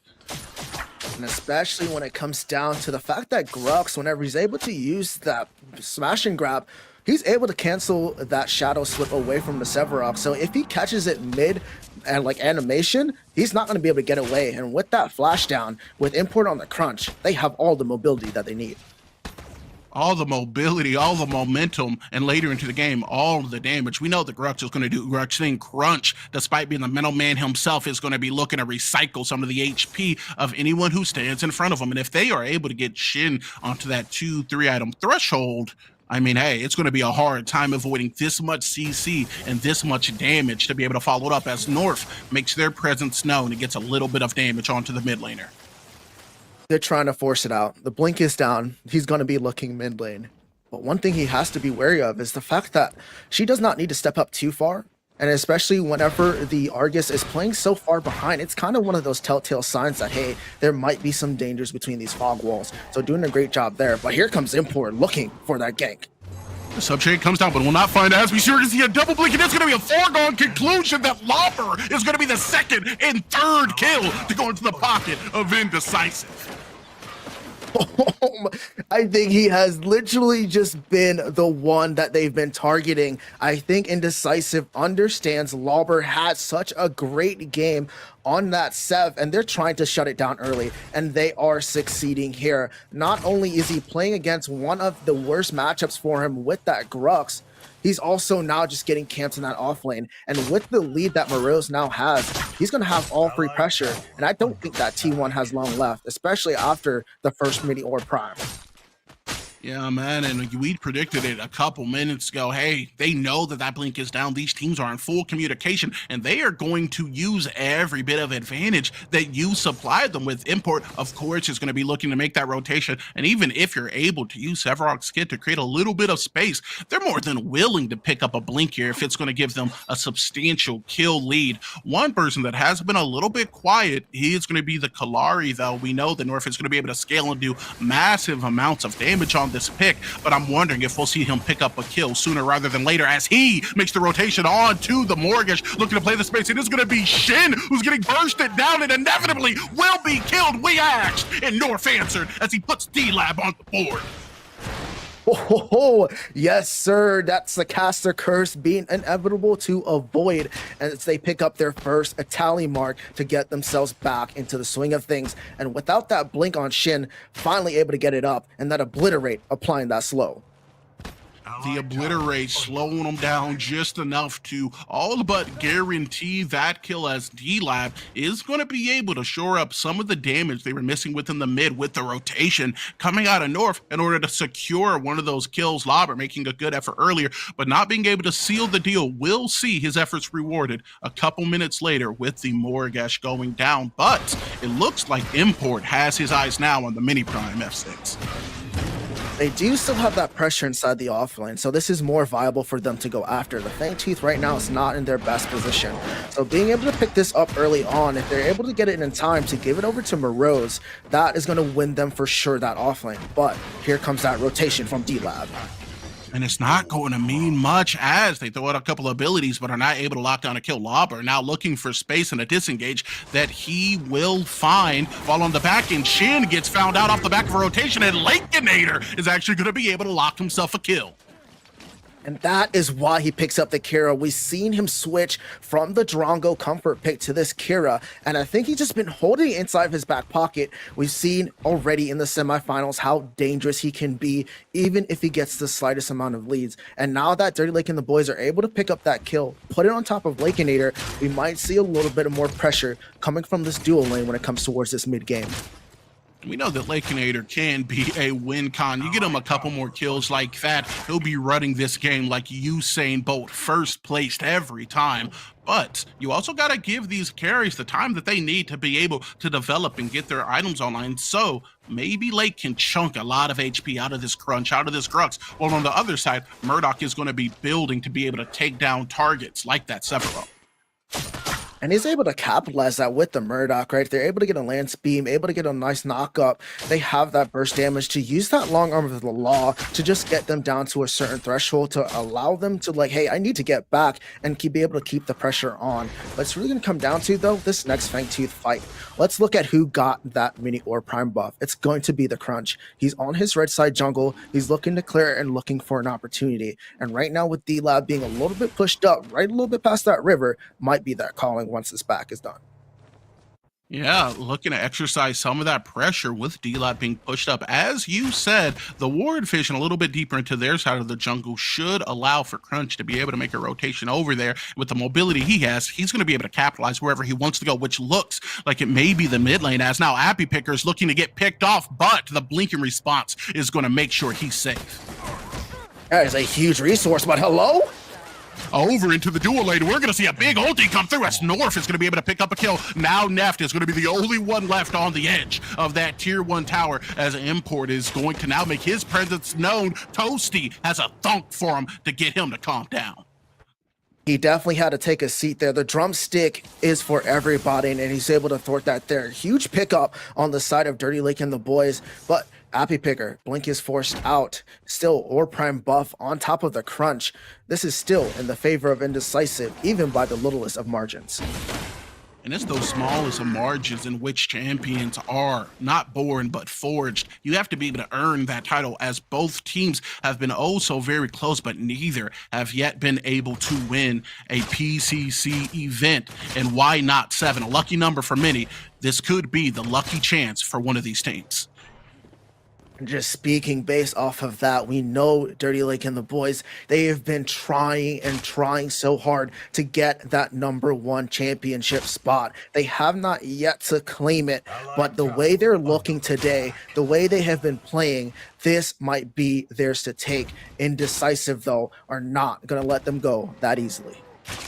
Yeah, as now we're going to see a thunk coming out of Toasty. A pullback on a main queue is not only going to be able to secure the safety of the carry and Neft, but also will inevitably give him a little bit of healing, as with both of these supports having healing within their kit, it is going to take a little bit of burst and an immediate initiation, maybe off of a rotation, be able to lock down these kills, as D-Lab looks like they might freely be locking down a Fangtooth. It did have a head start on it, but the rotation is coming in hot.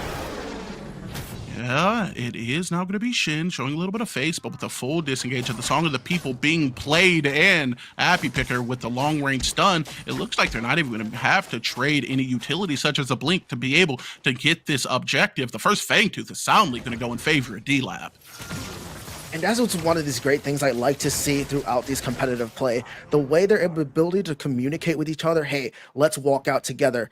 That's probably the most important thing after taking an objective, is make sure you're safe and be able to get out. And that was just a well done, well timed, and very placed of neutral objective.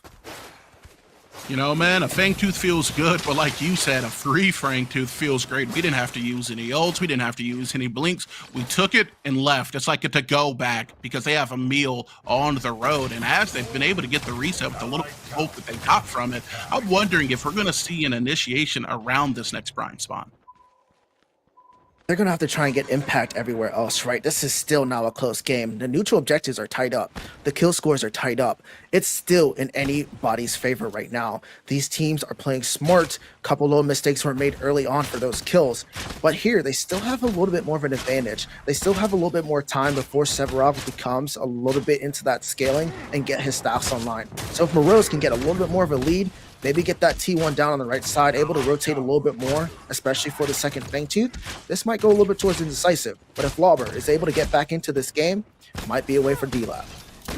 You cannot let Morose get too comfortable. I mean, he has an advantage immediately and ineptly already, with Lauber getting picked off 2 times 1 more of his own prohibition. But if you let Morose on Crux develop a lead, I mean, it's going to be so much more than objectives he's taken. I've seen Morose on this pick be able to take the 1v2 fight comfortably and the 1v3 closely, but still coming out on top with the rotation of his team. And everything that we're seeing now could add up to making a big impact into the late game. And that's all you want from your members, right? To be able to just keep adding throughout the game. Now, Mini Prime is getting ready to get on up. They're looking at Lauber as he makes a mistake. Mini Prime is coming up, but they're looking to put Lauber down as he's going to be forced to use the Colossal Blow to one-stick one member and then the Blink on the back end in order to save him from another. Morose and Import are moving like one being on the map. That is the dynamic duo of Import and Morose. They play together so well. They're able to understand each other, especially on that offlane side of the map. Import able to pick up, get that pressure. And with that blink down, Lauber right now is having a tough time in that offlane. The struggle bus is loading, and at the back of it, you're seeing Severov getting a little bit comfortable, but looking to get off hopefully at one of these next stops as we're going to be hitting the 15-minute mark in this game. Severov, a character that you already touched upon, is going to be able to develop, and it's going to be able to be a very impactful force into the late game, but they got to get there first. As other teams have said, the only part of a game that is guaranteed is the early. And with that Meteor Prime, you see that pressure that he's able to put on that T1 in the offlane. Morose now comfortably with a 2-level lead. It's just not what you want to see. And he's going to be able to take this fight over to Lauber. There's not much that he can do to stop it, because right now, he's just going to be able to push with that Orb Prime buff. Yeah, being able to get those minions underneath tower and not only get some solid damage onto the tower itself, but on the Lauber. He's below the 50% margin, as we do see within the far duo lane. It's going to be ManQ and Neft looking to lock down this tower as theirs has also fallen. Toasty had to rotate over towards mid lane and trying to get a little bit of pressure to help out. But what that does is just put Liquidator in a bad position. And now you're seeing that T1 go down. That is not what you want.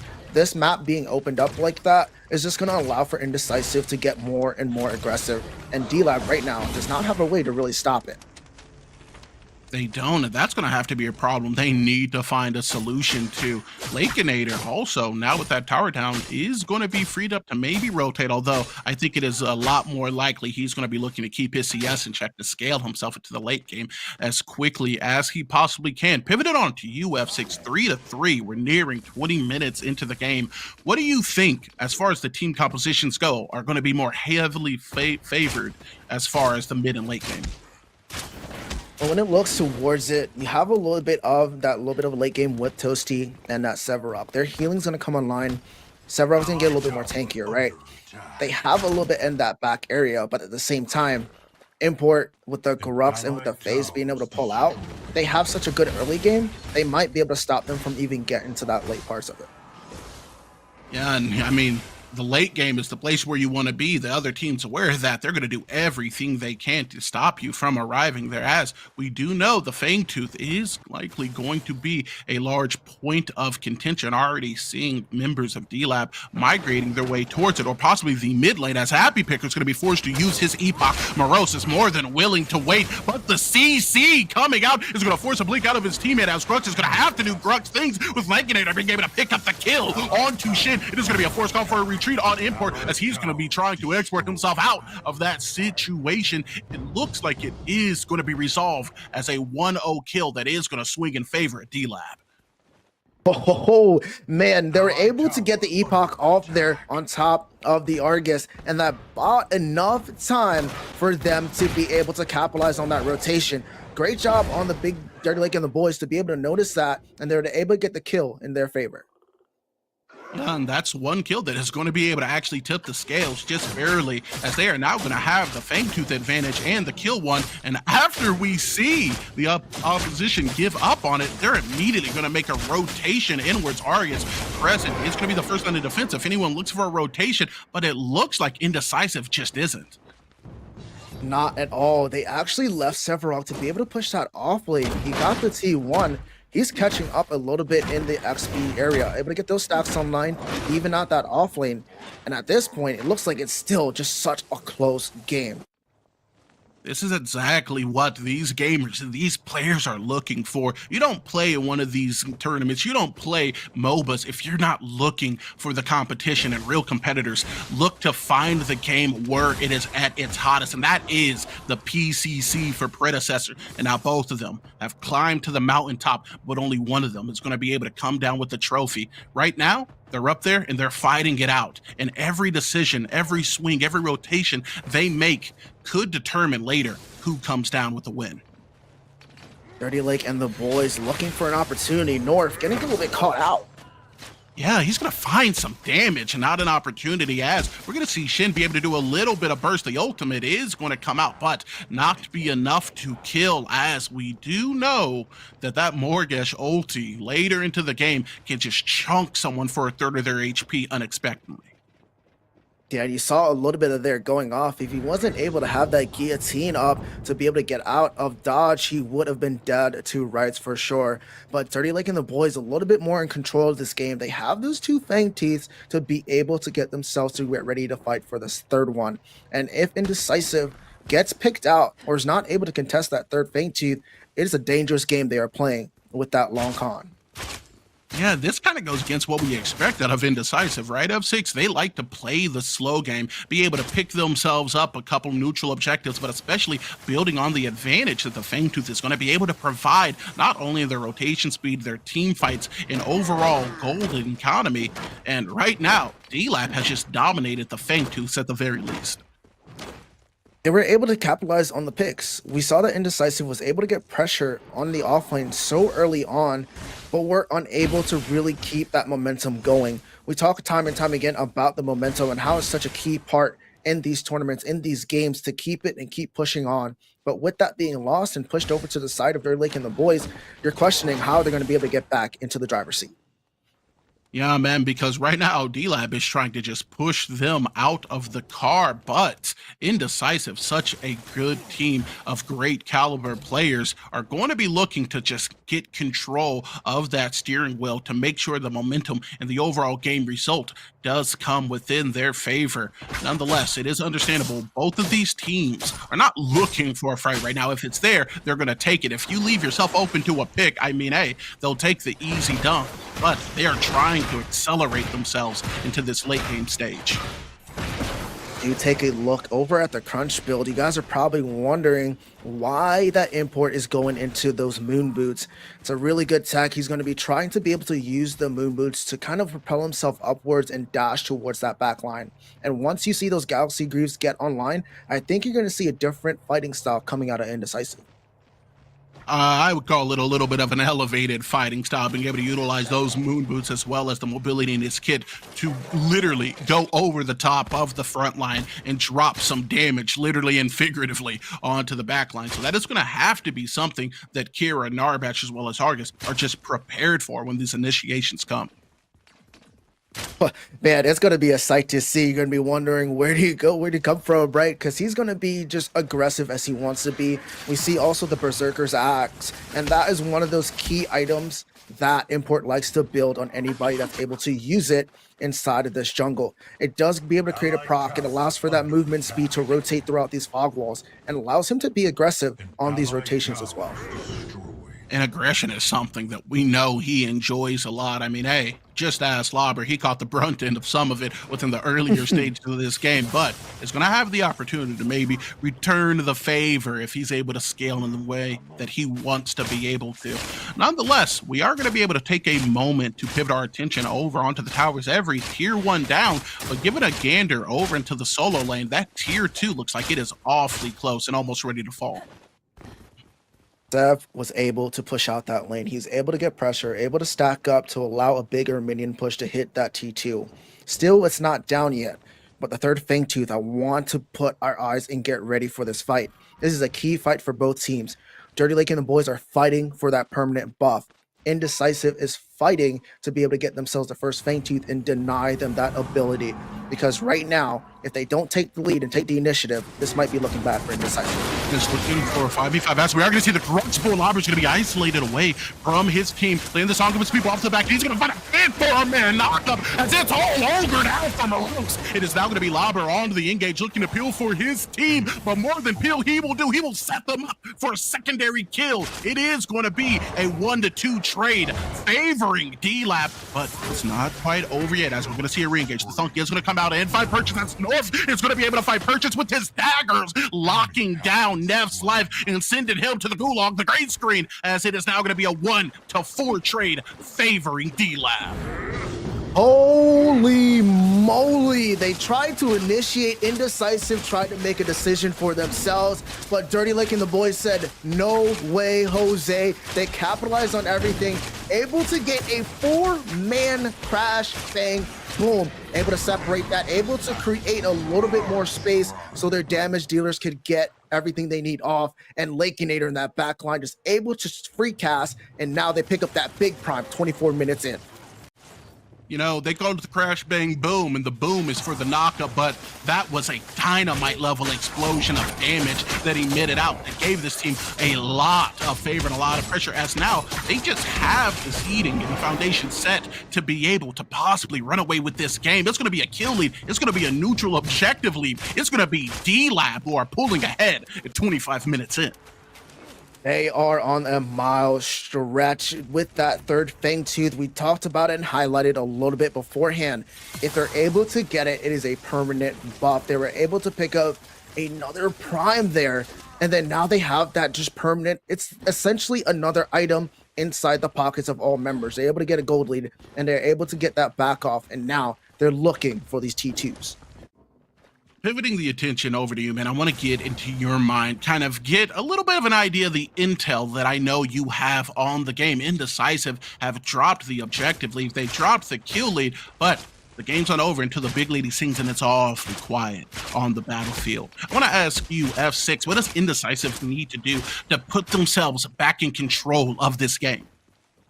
They need to make a decision. I know we joke about it all the time, but they need to make a decision on who they want to target, when they want to engage. They have to make sure they're on the right spot to do so. A lot of these times they're taking engages in these small corridors and they don't have too much for it. Yes, they have that Gruff's pull, but when it comes down to it, that crash bang boom is more dangerous than the Gruffs in those tight low corridors. They also have the Argus, and Lakeinator just being able to free cast in the back line is just a huge impact towards their team chemistry. And they need to be able to get those picks and be able to get over to the back line to stop them from doing that damage. As we're going to see now, Argus, as you pointed him out, the Psionic Obliterator eviscerating some of Import's HP from such a safe distance. As also, it is going to be D-Lab kind of getting multicultural, pushing up in different avenues and different places on the map and being able to lock down that tier 2 that was already so low. And now they're looking their way towards this mid T2. And after this, they can still have the ability to siege. They have the extra timer, the extra 30 seconds on that Orb Prime. So they could take a little bit of slow here, push for a siege. And if they're able to get down an inhibitor so early on, it's going to be a huge impact. It's going to put a lot more pressure on top of Indecisive to where they have to defend an extra lane. But Indecisive need to come up with a big defense win to stall this game out. And it is going to be a nod over to the logo as we speak about pressure, because Indecisive is just being sunk beneath the waves one at a time. They can spill in, and if they come in all at once, I mean, your ship just might be sunk. They are surrounded on all sides by darkness, and they have to hold their breath and hope that air is coming. As now we're going to see an engage possibly coming out of Lobber onto Import. We talked about earlier, he may be wanting to get it back, and this could present him with an opportunity too. But with the long arm of the law as well as the Morgue Schultz coming out, it looks like it's still going to be a call for a disengage. They tried to push towards that inhib to take it down, but that was just a great defense, right? We needed Indecisive to come out with a defense to stall them as long as possible. Want to get another run at these big objectives, the Ore Prime, the Primordial Feint that is coming up next. This might be the way for them to get on into it. We know Import is one of the best at just stealing objectives away from other teams, and that he has done it before against D-Lab. If he's able to secure one of these objectives, they're right back into this game. The man is a phantom thief. He's in, he's out, and he can absolutely turn the pace and the heart of the opposition upside down if he's allowed to lock down some of these objectives, steal or not. I'm kind of hoping here as we make our way onto the 30-minute mark of the game to see some more confident engages and initiations from Indecisive. Like we saw earlier in the game, I want to see that combination of Crunch as well as Morose on this Grux pit, looking to maybe get a pick and following it up with some of the damage that comes out of this Mortgage, that comes out of this Murdoch, as that may be able to, at the very least, give them some momentum, but at the most, give them the advantage they need to lock up an objective. I mean, it comes down to the fact that really Crunch is the only one that's able to hard aggress on, right? The Grux can easily be body blocked out from doing what he needs to do. Crunch is going to try and use those moon boots like we talked about to get towards the back line. But if he's unable to really get that off, they're just sitting ducks. They can't really necessarily fight too well front to back. Meanwhile, on the side of D-Lab, they have that sustain that's towards everybody. Yes, they have the phase on the side of Indecisive, but that's only a one-man heal. And with that Narbash, we talked about the Crash Bang Boom, how impactful that really is towards this match. And it's just so big right now, they need to find a way to get around them. Yeah, you cannot take half-cocked engages onto this team. As you pointed out, this Narbash is going to supply them with way too much value. Yeah, we bursted down a lot of them, and it was oh so very close, but close is never enough on this size of a stage, as Narbash is literally going to be able to click a singular button and heal his team up to full if you give them a crucial resource, and that's going to be time. Enough time as we look for that engaged Colossal Blow. It is going to go up, but the subjugate is going to be a little bit offline now, fighting within the core. It is going to be Toasty that's going to be able to hit up the knock-up onto Morose, who is now going to be looking for more until Import finds himself engaged and exported out of this fight, as Lincolnator is going to be able to drown the engager for Indecisive. The spin to win through the wall to be able to pick up that kill, and now they have the numbers advantage. They have the jungler's advantage, and with that Primordial Feint up, this might be it for Indecisive. The Psionic Obliterator is going to be online, as now we see Morose looking for an engage onto him. Nefta is going to be able to take out the enemy team's carry, but being able to separate the space now, we're going to see Narbash doing what Narbash does, making the tempo of this initiation beat to the beat of his own drum as the Epoch comes out, but Shin is still going to be dropped by Appy Picker, who picks up a kill. They went back to the mid lane to fight there, and they were able to pick up a Neft. Oh my goodness, Neft just able to pick up the Lincolnator there. Sorry about that. But man, they had the opportunity to look at the Primordial Feint. Yes, they did have to probably defend and might have to turn, but they have everything they need. They have the sustain, and the fact that they went back to the mid was probably a bad call for them, especially if it's going to give Indecisive more time to catch back up. Yeah, that's going to be some gold in their pocket, but even more so, taking the carry out is going to alleviate a lot of the kill pressure within that engage, or just generally on the map for the time being. 10-5, the lead still evidently being in favor of D-Lab. Indecisive, though, very well known for being able to claw back in if you give them an avenue to. As we see the subjugate comes out, and it does land Argus, the Psionic Obliterator, looking to get some solid damage, and as the Colossal Blow is going to reset the positioning of Morose, who is listening to his favorite song, It's Staying Alive, as he is going to be able to avoid the abilities of the damage coming out of 2, while Import is looking for an engage of his own. Oh, Morose able to get with the Twinkle Toes to get out of there. He definitely was in a bad position, but with the amount of defense he has right now, he's able to get that pressure away. But the guillotine, not enough quite yet, as they look for another opportunity on D-Lab. And now they just may be looking for this neutral objective, as the Primordial Blaze is a key component in being able to cook up your opposition. It is going to be Import, Shin, Neft, Mancu, Morose, all making a grouping on the other side of the map as they are thinking that this may be a relatively free objective. It's going to be a tidal wave of damage of the blue side of D-Lab making a rotation. Looking, lurking, as both teams are getting ready to clash here today. It's going to be the Subjugate now coming down, playing the space close. It's going to be Import aggressing onto Labra as Morose is just getting eviscerated onto the back end. Culminated is going to be able to find himself another kill as Neft is looking for a way out. The positioning for the big prime is now going to go firmly into the hands of D-Lab. Oh, man. They were just able to pick Morose there apart. He just did not have enough to get away. Now, with that sustain, they're going to be able to call for this big prime. Import is still here, though. Like we said before, he's going to try to take this away. Moon boots because he's flying, but it's not going to be enough. And he got pretty high, but he's going to be sent higher. I'm talking about the heavens. As now North is going to be looking for that engagement, and he will fight it. As that's not going to be one. That's not going to be two. Gamers, it's the first ace of the finals. My, they just picked them apart. He tried to steal, not enough. Dirty Lake and the boys picking up that prime. Look at those timers. Look at those cooldowns as they push towards this core. They are making a run. They're not making a run for the enemy team. They're not even making a run for the core. They're making a run for the championship, as it's going to be Lobber, Happy Bicker, Lakeinator, Toasty. Who strike first? Game one goes over to D-Lab. These guys came here to play today. I'm telling you, Ego, Dirty Lake and the boys are a different team. This is their PCC, and they're not going to let anybody get in their way. This is the terror of progress. This team has been grinding, growing, evolving, and they're not a Pokemon, but they've unlocked a new ultimate move, man, and we saw them utilize it within game one. However, we're in a best of 5 set here with the E-squared combo and the casting desk, and I'm wondering if they have what it takes in Indecisive to make the adjustments necessary to put themselves on the winning board.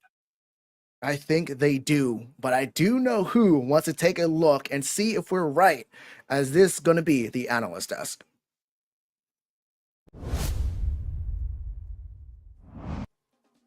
Welcome back to the desk, everybody. We just watched game 1 of the grand finals between Dirty Lake and the boys versus Indecisive. Both of these teams have so much respect for each other. They respect the damage, the engages from both sides, and I believe we were 20 minutes past and there were only 4 or 3 kills from both sides. And when you're playing at such a high caliber, you have to be playing at this level of mastery, because one wrong move and any one of these teams can run away with the game, and it was Dirty Lake and the boys able to secure game number 1. My name is Triple G. I'm back with Big and Easy and the Wangler here to break down this game. All right, Wangle, what just happened in game number 1? It started out really strong for the side of Indecisive. Obviously, they took Lobber down 3 times in the early game, got Morose like a pretty good lane, but they weren't able to convert anything once it got to the mid game. Like, they ended up with 5 deaths overall, and 4 of them were on Lobber. And unfortunately, it just didn't work out. Their strategies from Indecisive's side just wasn't enough to take game number 1. But Big and Easy, what happened? What went wrong for Indecisive there? How did D-Lab win? I don't think they capitalized enough on Lobber struggling so much so early. I mean, they should have just kept pressuring that lane, and I mean, North was just doing what he does and make play after play after play, and I think they just let them scale up, and North just carried. He definitely did, because game number 1 goes to Dirty Lake and the boys. Who emerges victorious in this grand finals? Is it D-Lab or Indecisive? Please grab your favorite drink, because we got ourselves a game number 2 on our hands. We'll be right back.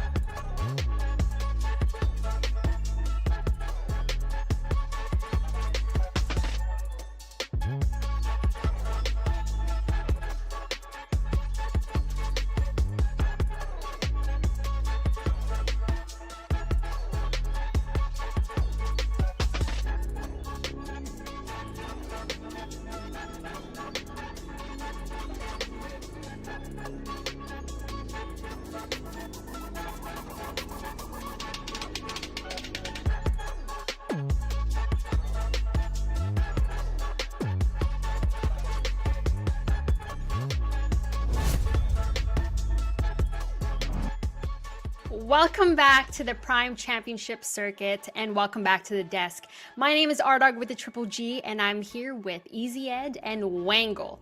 This is the grand finals here at PCC7. We are watching a best of 5 series, and we're here to find out who can call themselves champions of the PCC and wear that PCC crown. Dirty Lake and the boys just won the first game, and up next is game number 2. One of the heroes we don't see a lot of was piloted by Shin in that last game. Let's talk about it. It was the Morigesh. I'm gonna hand it over to you, Wangle, to talk about her.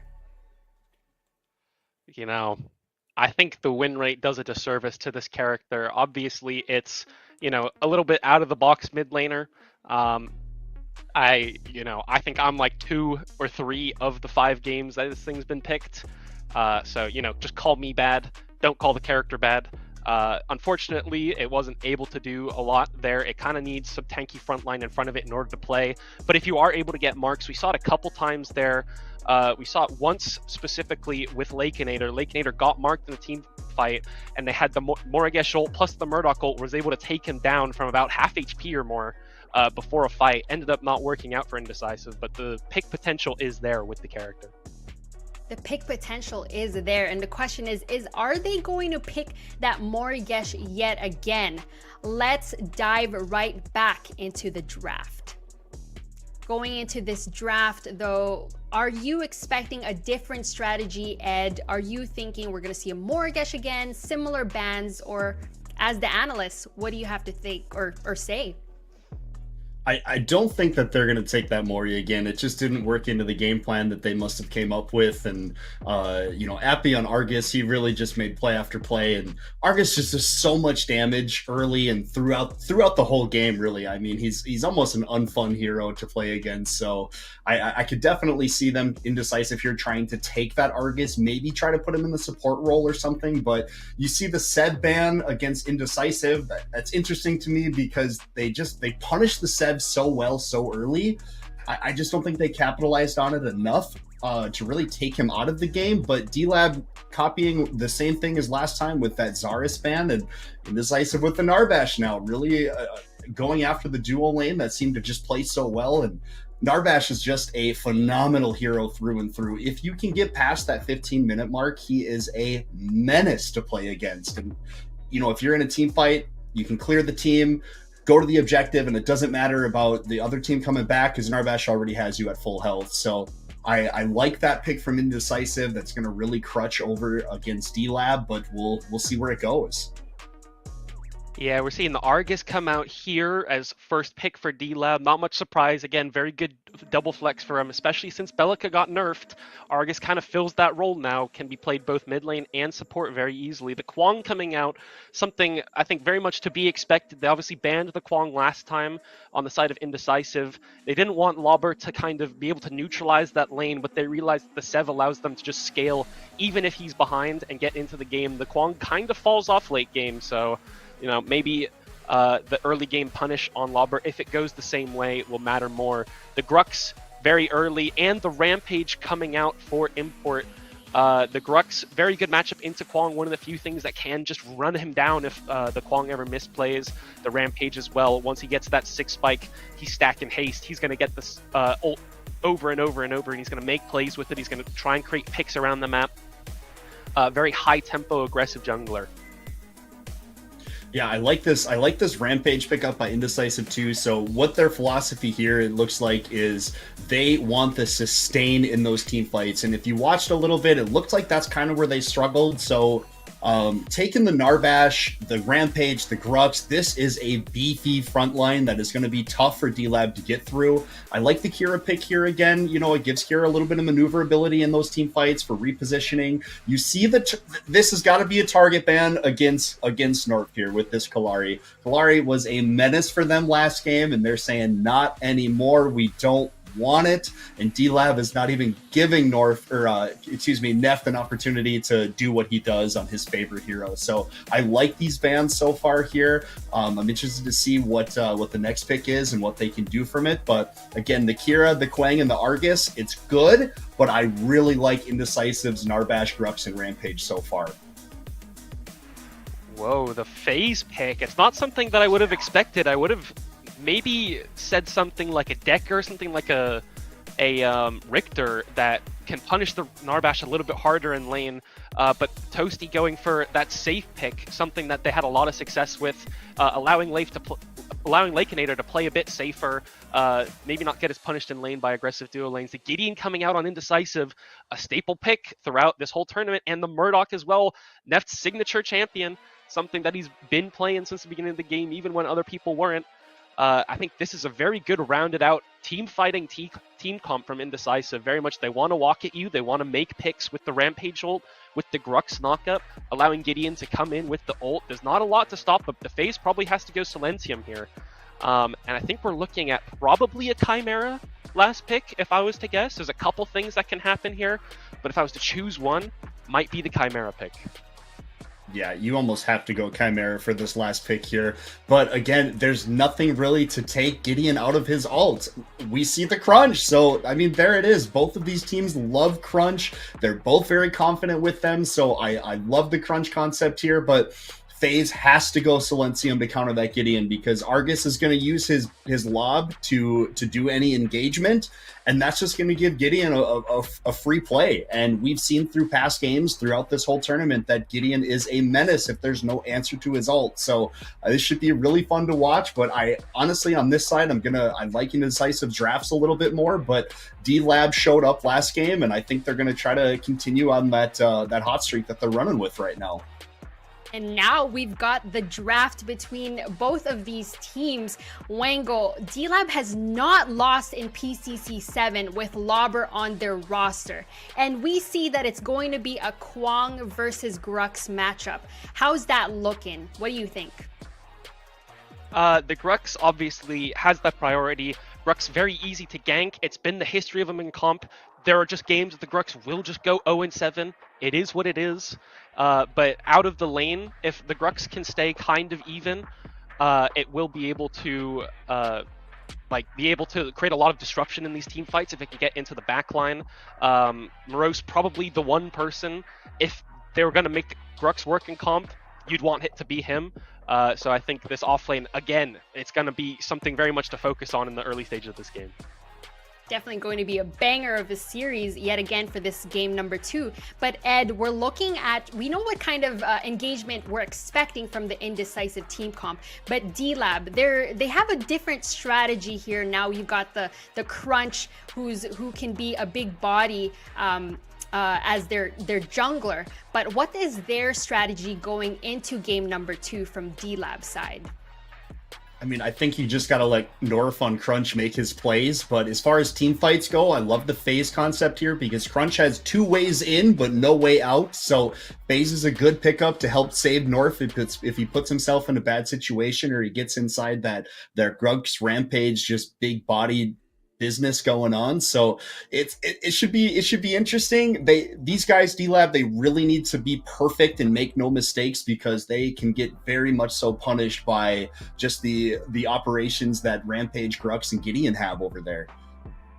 And every decision has to be meticulously calculated when you're playing in the grand finals. This is game number 2 in this best of 5 series. Ladies and gentlemen, please join me in welcoming back Ego and F6. Gamers, welcome back to the grand finals. After Indecisive got the first blood, D-Lab came back with the first win. It's going to be your boy Ego rocking out with you, but I'm never rocking alone. F6, the man, the myth, the legend. Brother, how are we feeling? I am feeling good, but probably not as good as D-Lab is feeling right now, able to secure that game 1. Hopefully they're able to keep that momentum going here in game number 2.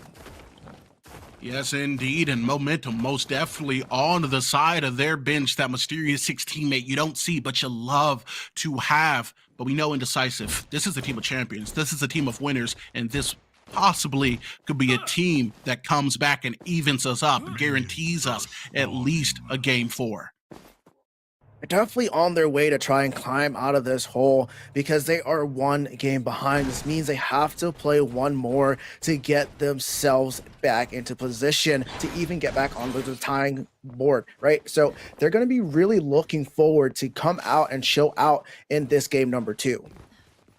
Yeah, and it's a lot of a game of mechanic, strategy, placement, but also mental fortitude. It's something that is so very important. And one person I would like to point out who probably has a very strong mental is going to be Lauber. To keep in mind that Lauber, throughout the entirety of this tournament, when he's been playing, has not seen the defeat screen.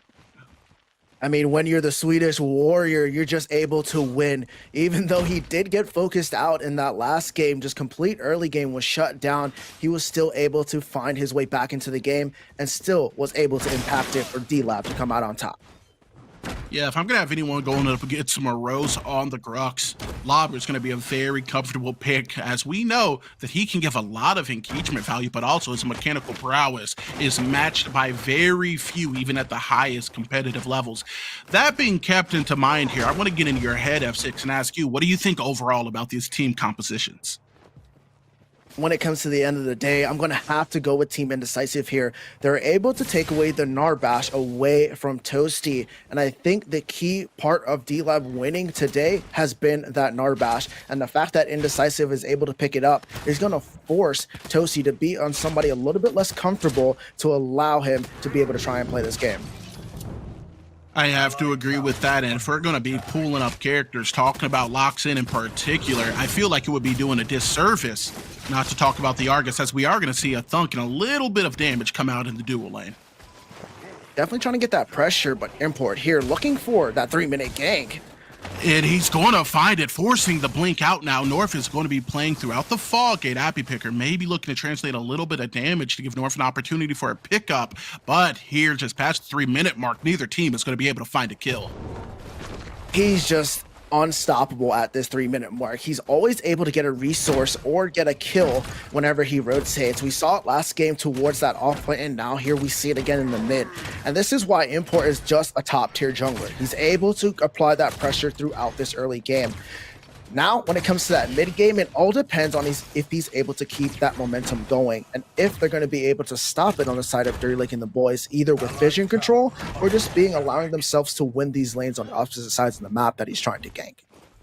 And vision control is such an important facet to touch upon. And man, a gank can be the greatest possible. Number one great gank in A and EU. It matters a lot less, though, if the enemy team can see you from across the map. So the ward coverage could play a large factor in who's able to maybe lock down the first kill or the overall momentum in this game.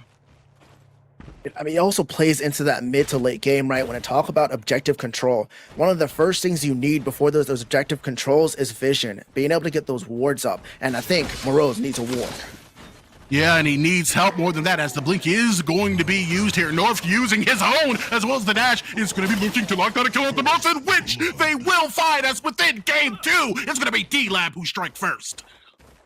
Oh, man, that is the gank that you would expect from Import, but it was North this time, able to secure that first blood over on top of this offlane. And now with that, Kwang is going to have a little bit more of a lead heading into the middle part of this game.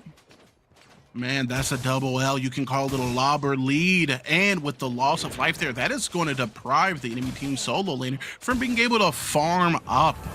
This is not what you want to see from Indecisive if you're hoping for them to bring it back. But hey, First Blood is still only 1 kill, and there's still a lot of Predecessor left to be played here.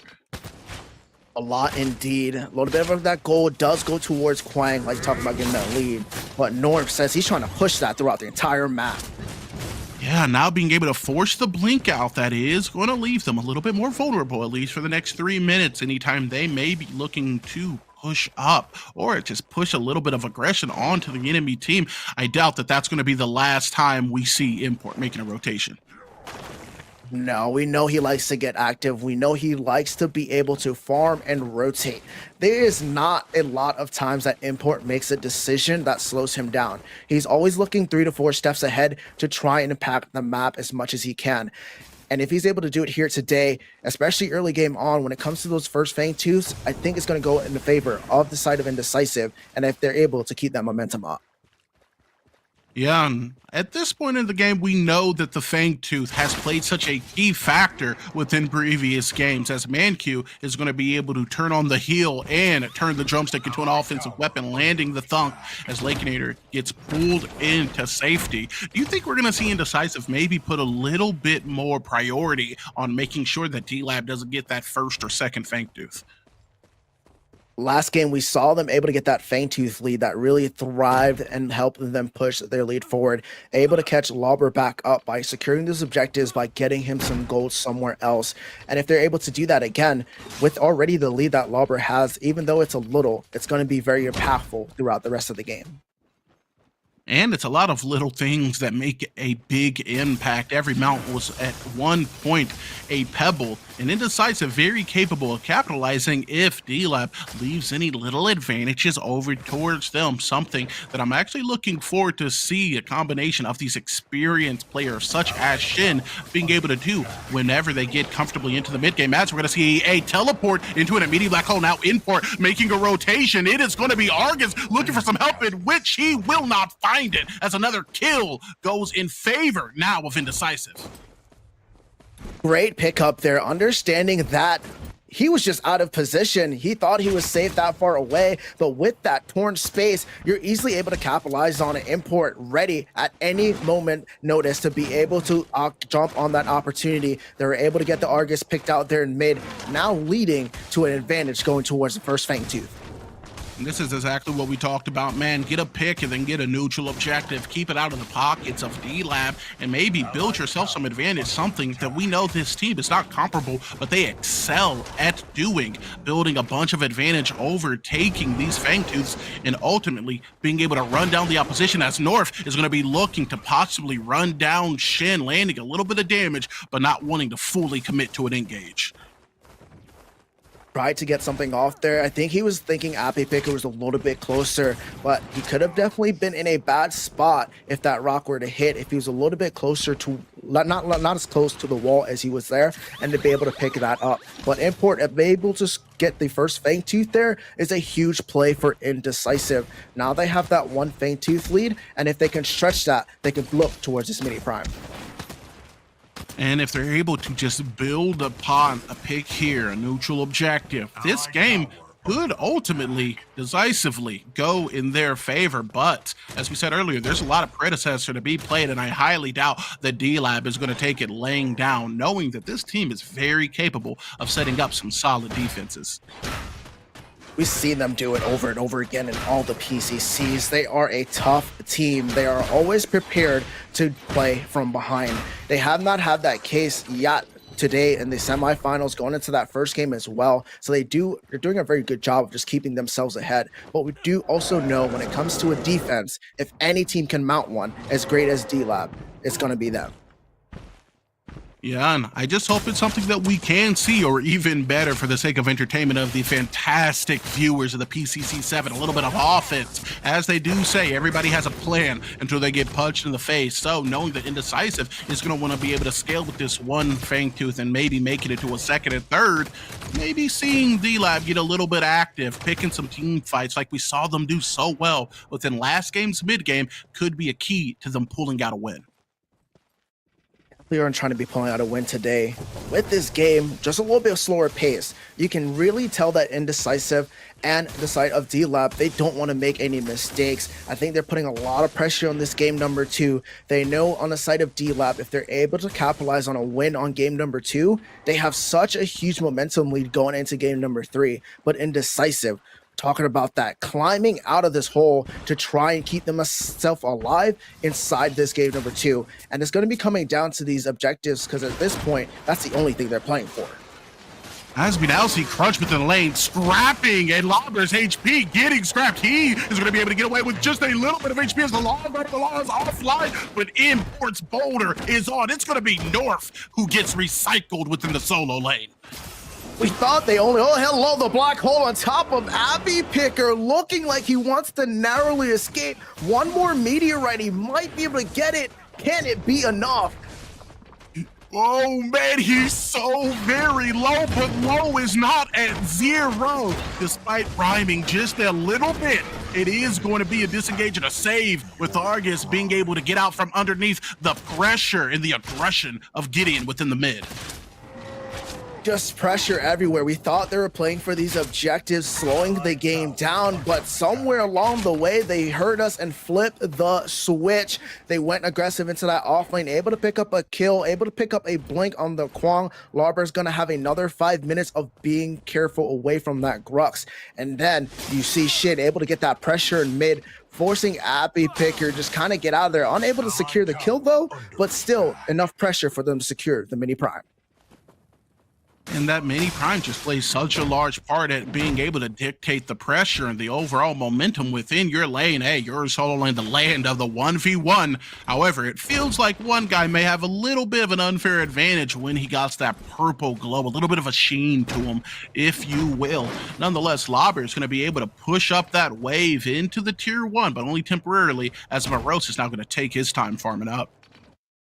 Morose is one of those offlaners that he's usually the first person to hit level 18. The way he farms, the way he kind of just is prestigious on micromanaging himself inside of that offlane just makes him that high impact player. And if he's able to use this Orb Prime into getting that pressure over on that right side of the lane, he's going to be able to at least open the map up for that Fangtooth, but he cannot die with this rotation. He absolutely cannot die, but we may be looking at a dive there from Import, as we're going to see Morose. He's going to catch the brunt end of a blink coming out of north. The ultimate is going to be utilized in order to get the stun to secure him. A little bit of space, but onto the back end. It is now going to be Shin, who's not going to be able to increase his kill potential that much, but he's going to be able to provide some timely reinforcements to his teammate. Great war cry here, and then look at this dual lane forcing a blink from Toasty. Can they get it? Manq just looking to try. God. The log armor, the log coming through. It's gonna log also very low until Neft leaves nothing left. I'll use the blink in order to use you. That's gonna be a double that goes into the pockets of the carry of D-Lab. Man, that was just something you tried to get off, but that does open up the Fangtooth. Here, we now see Indecisive looking to play for number 2. This is the same exact treatment Dirty Lake and the boys were able to apply on them in game number 1, and they're flipping the switch as Morose uses that Orb Prime to now look at the T1 in mid. Indeed, Indecisive's carry there, and Murdoch getting that double just opens up so much space for them to deprive any value that is on the map, especially with your carry being dead. As we make our way into the 15-minute mark, you're not going to have a lot of response that you're going to be able to get across easily, at the very least, whenever they're making a rotation for your tier 1 for the Fangtooth, and possibly for the tier 1 in that solo lane if they so do choose. I mean, with that Orb Prime away now, they're a little bit more safe on the side of Dirty Lake and the boys, but still, the pressure that they are mounted, even getting away a little HP at a time is huge when it comes to this game. If you're able to get it down low enough, that opens up the opportunity for you to be able to tower dive, especially if you're going to have enough pressure in those lanes. So this might be potentially going the way of Indecisive more than D-Lab. Yeah, with Indecisive picking up some value, we're seeing the game plan that they want to implement being put down and executed near perfectly for them. Let's pick up a couple kills. Off the back of those kills, let's pick up some objectives. We're building into our long and short-term longevity, and if they are able to continue this pace with this much momentum, here at 25 minutes, possibly 30, they're going to have the game firmly within their hands. It's going to be up to D-Lab to respond here, F6. They're going to have to respond. It's going to be right before the big Orb Prime pops up. We know that Fangtooth, that third one, is going to come up by the 19-minute mark. We know both of these teams know how important that objective is, especially the third one when you have 2 already. Somebody's going to either have to stop you, or you get that just global buff that buffs your entire team and the gold on top of it. They can't allow for Indecisive to get that huge power spike. They cannot at all, and if you're a D-Lab fan, you're maybe hoping that they're going to be able to pick it up themselves, whether it's between farming officially, locking down some of these neutral camps, or just generally being able to play safely until you curve yourself into the late game. We know that Argus 15 minutes into the game, he does damage, but nothing compared to what he's doing in 2025. He's going to be able to maybe provide the burst this team will need to negate some of the healing that comes out of Narbash. They're going to need to build that anti-heal. But as we look over here, that root does go off as they're getting aggressive. It's going to be an engage here from Crunch as the uppercut is going to be offline, and the burst fire is going to be able to help them create a little bit of space, but Import is now going to be in the mix. He wanted to get an invite into the function, and since he was left off, he is going to take North off of the map with the help of Neft. Now playing the space onto the back end. It is going to be Lakenator and Toasty as Import is going to be looking for the dive to submerge the enemy team underneath the pressure that the damage is applying. The black hole, the Lord Armor, the law. It's going to be Indecisive capitalizing underneath the tier 1. That tower dive, that initiation, North thought he was there. They had the numbers advantage, but they did not.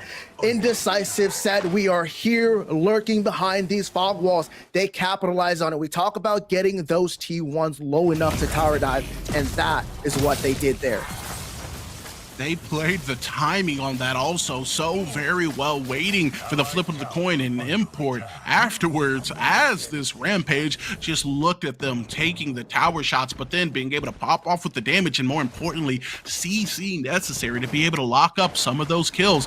And off the back of that kill lead, 8-1, we're going to see them making a rotation on this mini Prime F6. I mean, right after that fight over inside the dual lane, the solo bolo happened over in the off lane, and Morose was able to pick up that kill against Quang. Now, they pick up that mini Prime looking even stronger. These neutral objectives are in their favor, and they need to be careful here in the mid. Oh, what a good tether onto Shin there as Lob is able to lock him down, make sure some of that damage translates. We're going to see a blink as now Neft is going to be left all alone and surrounded by a lot of orange. He is catching heat from 5 members with D-Lab being able to pick up a kill that's going to be able to swing in their favor. They don't look quite done. They're hunting, they're looking, and it's going to be Happy Picker Swap now as he puts down the Ogre Man and Man Q. Do not count them out, ladies and gentlemen. They are still here. They're saying we are still D-Lab, the ones you know and love, trying to get themselves back into this game. Great 2-kill pickup. They caught Neft out there inside the river. Lobber was able to put a little bit of pressure out, and they thought they had the opportunity in the side of Indecisive, but D-Lab able to turn that one around. Man, dude, call that an Uno reverse card, a 180, if you will, the way they turned that immediately. Understanding that after that first pick, they had the advantage, had the momentum, and they had the utility to be able to chase down some of those kills. It is still going to be killing objectively, but they have a little bit of wind of their sails quickly being taken out here by a rotation coming from Lobber and the boys. Import maybe having to play the space a little bit closer to his Narbash now after taking so much damage so quickly. Dude, he does have the sustain. He does have the mini Prime. They're fighting for control, and Lobber's gonna have to be careful. He does not have that much health. And now with the control of the Fang Tooth towards Indecisive, they're looking to make their move. They're looking to make that mark. But the side of Dirty Lake and the boys need to contest this third Fang Tooth because we all know what happens if they don't. Going 3 down is a tough feat, and not many can come back from it. But Import is going to be looking for an engage onto the backline as Snap finds the engage on the Lobber. A big black hole coming out is going to help secure yet another one, as we're going to have an 0-2 trade right now going in favor of Indecisive, who decisively take the fight, take 2 lives, and now they're taking Fang Tooths. Everything they wanted went right. Neft in a great position. They were able to land a thonk. Lobber just overstepped a little bit too much, and they're able to capitalize on it. And that's a big mistake because another 15 seconds they're down for. They have the third Fang Tooth. They have that power spike we talked about, and now they're looking for the big Prime. And there's not much that they can do with the jungler down. It's another 15 seconds before he even gets to contest Smite versus Smite. This is the Indecisive that we are so used to seeing, right? We're going to take objectives, we're going to take what you give us, and then we're going to take the game if you let us. It's going to be on you to make sure your gameplay, and your engagements are going to be perfect, as it is going to be Ore Prime that's going to swing in favor of Indecisive. As now we have a team fight swinging within the pit. There's going to be Import who picks up the first kill. Neft playing the space on the edge is going to be able to free cast an also powerful spell, and it's called Bullet. However, it's not going to be free, as Happy Picker on the Psionic Obliterator is going to be able to pick up a kill, but it does not rival the infinite thickness of the damage that Gideon is going to be putting out. Now they're chasing, they're hunting, and they will find their prey as we have another ace in the grand finals. Another one on the opposite side of the playing field. With this big orb prime, they don't have a lot to contest. The crunch is up, their timers are staggered, and this is the pressure that is needed for Indecisive as they now look towards this inhibitor. And if they don't come up in time, it is not looking good for D-Lab. It is not looking good for them at all, and this is the mental fortitude we talked about earlier within the draft phase, within the early days of this game. The best players have to be able to reset, and we've seen Indecisive do exactly that, and they didn't change the formula, F6. We're going to play the neutrals, we're going to play our picks, and then we're going to play ourselves into the 20-minute mark, at which case we're seeing what they do. They go wide.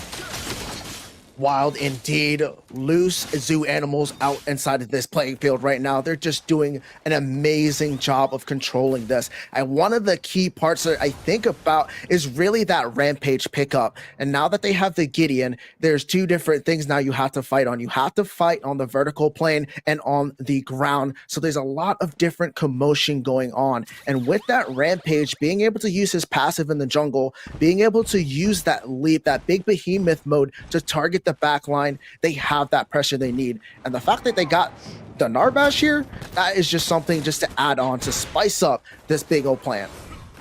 I mean, they feel good about any engagement they take or set up at this point. Oh, you guys want to reset? I mean, we got the Narbash. Everybody's catching a little bit of healing when his song comes on. And if you want to go all in, well, let me tell you about my friend, the Behemoth. His name is Rampage, and he's trying to do what the name dictates. And if that's not enough, the Gideon Black Hole. We've come a time and a time again to the point of seeing this ultimate come up so big, and it hasn't really changed here. But we may see a change in the pace as North is going to be looking for an engage using his blink. He's not going to be able to find a lot of value, but Lobber is going to be able to find a lot of damage as the Black Hole. He missed onto the edge of the inhibitor, and is going to be able to help find what is Lobber is going to catch the Lobber. His team goes to hill. Ladies and gentlemen, this is looking like it is swinging in favor of Indecisive, who decisively 20-4 are going to walk into the core. They did it. They were able to capitalize. They thought North was going to pick it, but look at the core, Ego. Oh, man, it's going down, and it is going to fall as, ladies and gentlemen, we go back to a set. Call it a 2 or 3 because it is a 1-1 situation. Both teams have seen the win screen, and both have seen the defeat. Now, the only question I have is who wins the next one? I don't know, man. We saw a complete 180. The Uno reverse card on this game. D-Lab were able to put the pressure on Indecisive in game number 1, and Indecisive said, no, we are still here to play, and they were able to reverse it. Ladies and gentlemen, I think we have a series on our hands. Dude, it felt like a Roman legion. They just obeyed the orders that were coming out, and they started the march to conquer. We're taking Fangtooth. We're taking Mini Prime. We're taking the life of anyone you dare allow to rotate. And now it's time for us to take a breath as we're going to be shooting it over to the desk.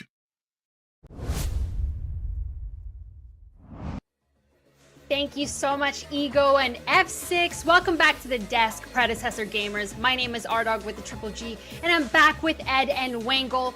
We're watching the best of 5 grand finals, and we just watched game 2.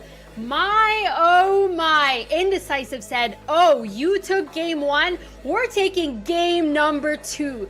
Both of these teams are showing up today. They're hungry for a championship and yearning for that victory that's just within their grasp. Oh my goodness.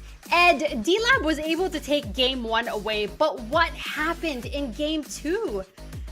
I don't know what happened other than Indecisive started leaning forward in their chairs. They were turning the heat up, and they were gaming. I mean, they just kind of got a good lead and just kept going for it and pounded it in. And I mean, D-Lab just couldn't keep up, and it's unfortunate. But hey, these are two terrific, great teams, so we're gonna see a lot of swings both ways. So I mean, this one here just went into Indecisive's way. Angle, what were your observations from game 2? I saw a lot of things really good on the side of Indecisive. Obviously, I think a big turning point was when Moos got the mini prime and was able to push up into his lane. They were able to convert that into the duo lane when Neft and Mangq were able to 2v2 Lake and Toasty and get a free second Fangtooth. And from there, they had Prio in the off lane. Waba was too far behind. When he needs to be the front line, he needs to be the main engage for these teams, or for D-Lab, and he wasn't able to ever walk in. It's rough for North to walk in. They're never able to take fights. Yeah, and not to mention, Wo's got the solo Bowo on that Wabo. So, but it's not over till it's over. The games are oh so close and the stakes are oh so high. This is the best of 5. We're gonna take a quick break, but up next is Game 3 between Dirty Lake and the boys and Indecisive.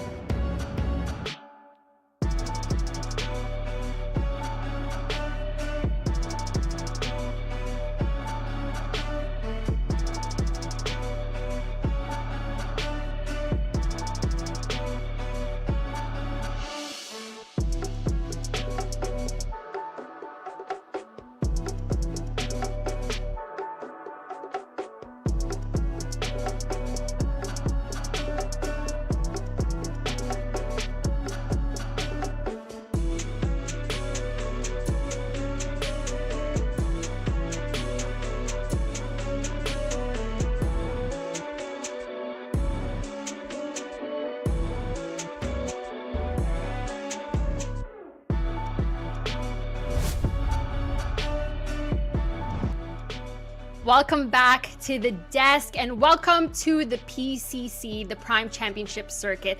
My name is Ardog with the Triple G and I'm here with Easy Ed and Wangle. We just finished watching Game 2 and we're taking you on this wild, incredible journey.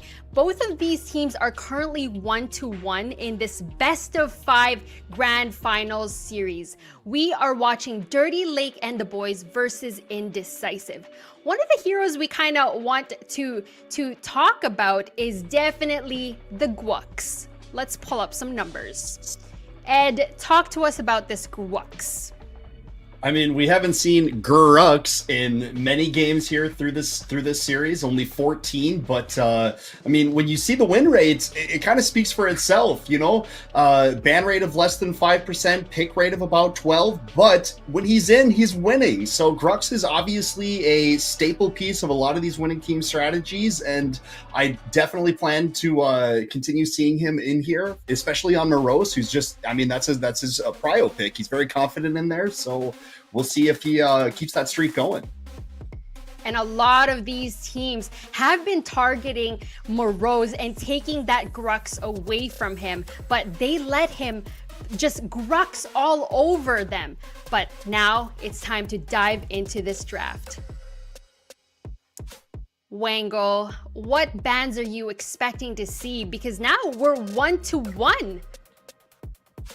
Yeah, I mean, 1-1 series is basically reset. It's something that I think, you know, both, like, from a viewer perspective, this is what we like to see. The series is super close. I think from the side of Indecisive, I think we like how we drafted last time. We like what we banned.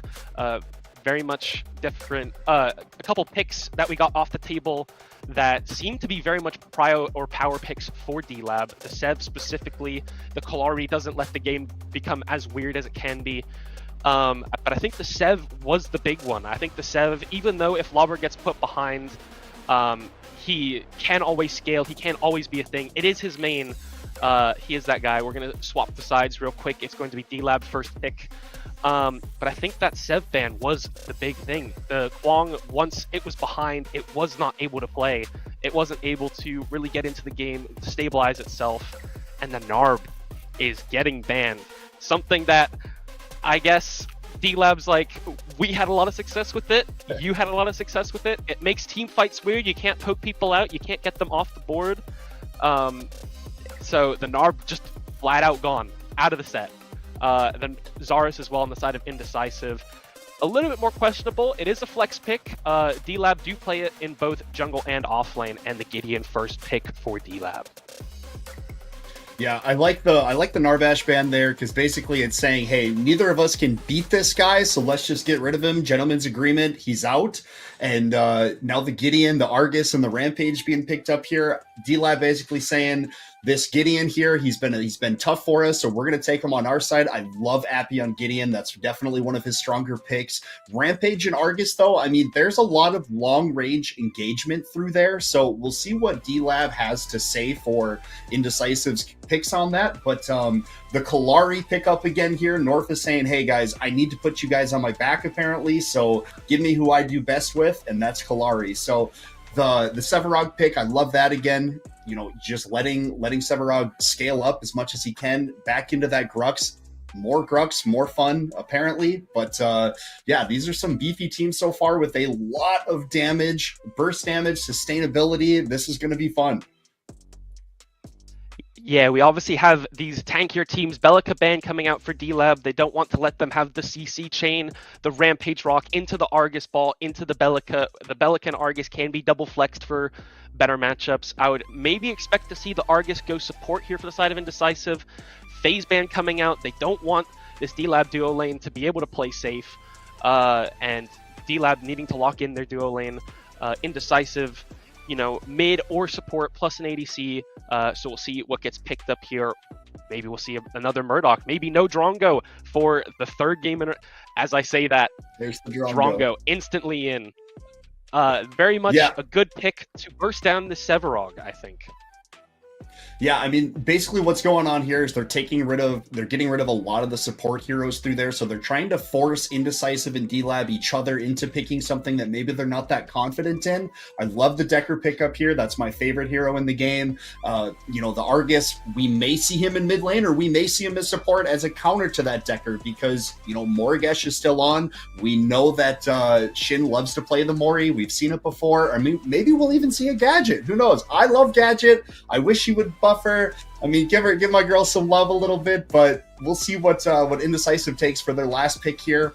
I definitely think that I know never mind. I will stop talking. So there's the Morigesh. I was thinking it was going to be a Muriel, but Argus support to counter the Decker, and that is going to be a lot of battling, poking back and forth in that dual lane. And it sucks that there's no Narbash to help with that sustainability, but this is going to be a bloodbath over on the dual lane.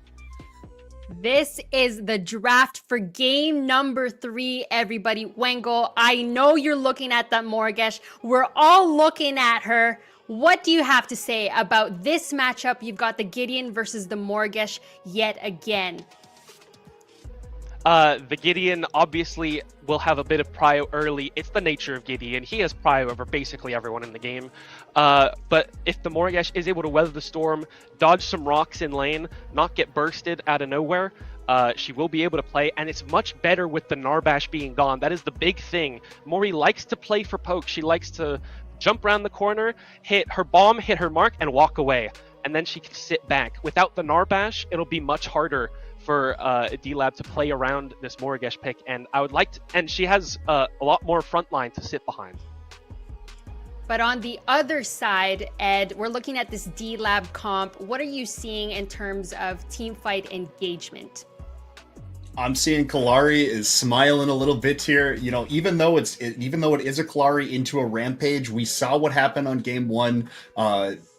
Norf's the man, dude. So Norf is going to be able to go in there, wreak his havoc right away. I mean, with the Gideon and the Kalari, all Gideon has to do is press R, and that Morigesh is dead if the Kalari's there. So there's going to be a lot of outplay potential for the Kalari to just make his moves, and this is going to be good. I think Norf is going to have a very strong game here. I'm calling it right now. Norf is going to go 8-3 in this game. That's what I'm feeling. He's putting it out there and he's manifesting it. This is Dirty Lake and the Boys versus Indecisive. Get your predictions in, everybody. This is game number 3 of this best of 5 in the grand finals. We're tossing it over to Ego and F6. Gamers of the PCC, I couldn't have put it any better myself, R-Dog, right on the nose. We're in game 3 of the grand finals in the casting booth. It's your boy Ego here, rocking out but never rocking alone. Alongside, we got F6, the man, the myth, the legend. Are you excited to get into this game? And I'm super excited, man. This series has just been one constant battle after the other. Indecisive, D-Lab, both playing their hearts out, fighting for this championship. And I think we're going to get another great game here today. I think, personal take, this may be the game where Mori gets to show a little bit of her prowess. There's no healers included in this game. We saw both of them getting banned out. That FaZe and Narbash going to be taking a seat onto the bench here. And with this Morigesh, if she's able to scale like we've talked about before, they could wreak havoc onto the backline. A little bit less dangerous for her. Still have the Kalari to worry about, but with the Gideon, not as much CC as the Argus, so they're going to be able to play a little bit more into this. We do see that they're going to be having a lot of comfort picks on actually both sides of these teams. We see that Lauber got his Sev back. We look over at Import, able to get his Rampage, and this is going to be a spicy one. Yeah, and outside of drafts, I do think there's something to be said about the elevation of this now being a 1-1. You basically got a new set. This is something that these players have done time and time again. We just need to win a set. We have a little bit of wiggle room for 1 loss, but 2 means we give up the championship, we give up the trophy, we give up the title, the bragging rights to say that we are the best. I definitely do anticipate Indecisive are going to be sticking to what they do best. We're going to take neutrals, we're going to take your life, and we're going to take a win. While onto the other side, D-Lab, I have a feeling we may see them get a little bit crazy and a little bit active within this game 3. They're going to want to get active. They're going to need to be playing their own game. We saw them in the Professor's matchup. They were able to play their own game. And if they're able to do that again, what you're going to see is Indecisive having to try and play D-Lab's game. And when they're forced to do that, D-Lab is just able to capitalize on everything. Once they get to a little bit parts of that mid to late part of the game, bringing Lauber into these team fights and then being able to have Lakenator in the back, just be able to free casting is what they want. And the fact that they're able to get this Sev is a huge impact on that. But they do still have to worry about that Rampage. We talked about the Behemoth. There's a reason he's the king of the jungle. Able to leap onto that back line, stopping Lakenator from doing what he wants, and having to get everybody to retreat to try and peel for the president is really going to be a factor on the side of Indecisive. Feeling for the president, and the president is Lakenator, elected back-to-back because we know that he can do some executive level damage if he is able to be safe. And even when he's not, we've seen this guy maneuver in some pretty outlandish ways in order to lock down a kill or guarantee space for an objective. That being said, I'm a steal one from the boy TJ DJ. We can talk about it all we want, but the result is determined on the battlefield. F6. Yes, it is indeed. Game number 3. Chat, everybody viewing right now, let's get some hype because these guys are giving us a series. As we do look on over, nice little safe start. None of these teams want to get out to be aggressive. Man, and I anticipate that whoever is aggressive first is going to have to do it to perfection. Within that first game, we saw D-Lab making a couple earlier rotations that seemed to be going there for a moment, but with just a little bit of HP left, they were able to get a disengage, and then capitalizing on it was Indecisive. Hey, you guys look a little bit low. How about I finish the job? And after that, it was a story that we've told on this cast time and time again. We're going to rotate to a neutral. We're going to take it. We're going to reset. We're going to farm, and we're going to rinse, wash, repeat, win. I mean, one big key thing here we haven't pointed out to you yet is the fact that Narbash is not in this game. It's been a winning factor for D-Lab in game 1. It was a winning factor for Indecisive in game number 2. And the fact that he's not in this match speaks volumes. And it's going to change a little bit on how these team fights go. I mean, it feels like both of these teams have just understood and made the executive decision that the Ogre is too dangerous to be left alive. Having the opportunity to maybe whiff on a team fight, completely cause a disengage for it, and then on the back end be able to heal your team back up to full, even if you did fail, just feels way too good within a lot of these situations. So they're just going to completely remove him from the equation. I mean, wouldn't you, right? It's kind of one of those things that, hey, we both don't like it, let's just get rid of it. And I think this is going to make for an even better game number 3. These fights are going to have to be spot on. Nobody can slip up. They can't rely on that safe healing. And Mancu relying a little bit on his damage and not even his carry here, as he's going to be looking to bully out Lakenator, and they're going to force them into the midsection of that tier 1. Great pressure coming out from that dual lane. I think there's a lot of trades you're going to see. With that Argus support, it's just like a Decker with a little bit more damage. But they do have that containment fence, though, on the side of Drake and the boys. We know Toasty likes his Decker. And if he's able to land those stasis balls, being able to contain those people in that containment fence, especially when a gank comes to the way, that's going to be a huge difference. Decker is the difference maker, man. The containment fits, the CC, even the maneuverability that is going to be built into the kit. If Toasty is able to capitalize on the natural features that this character has, I have no doubt in my mind some of the abilities that do get hit or the space that gets created could be a determining factor in who wins, as Appy Picker is going to be risking his life just a little bit for the river buff. It is going to be a boulder offline, but a teleport underneath the tier 1 is going to give him the space he needs to be able to survive and give him the option to reset. Now we're going to see North here playing the space along that fall gate, as Import is going to be able to get a drag on to those jungle minions. A little bit of an innovate here early, and without the backup of his mid laner, it does look like Import's just going to be able to seize this advantage for relatively free, despite North definitely not wanting to give it to him.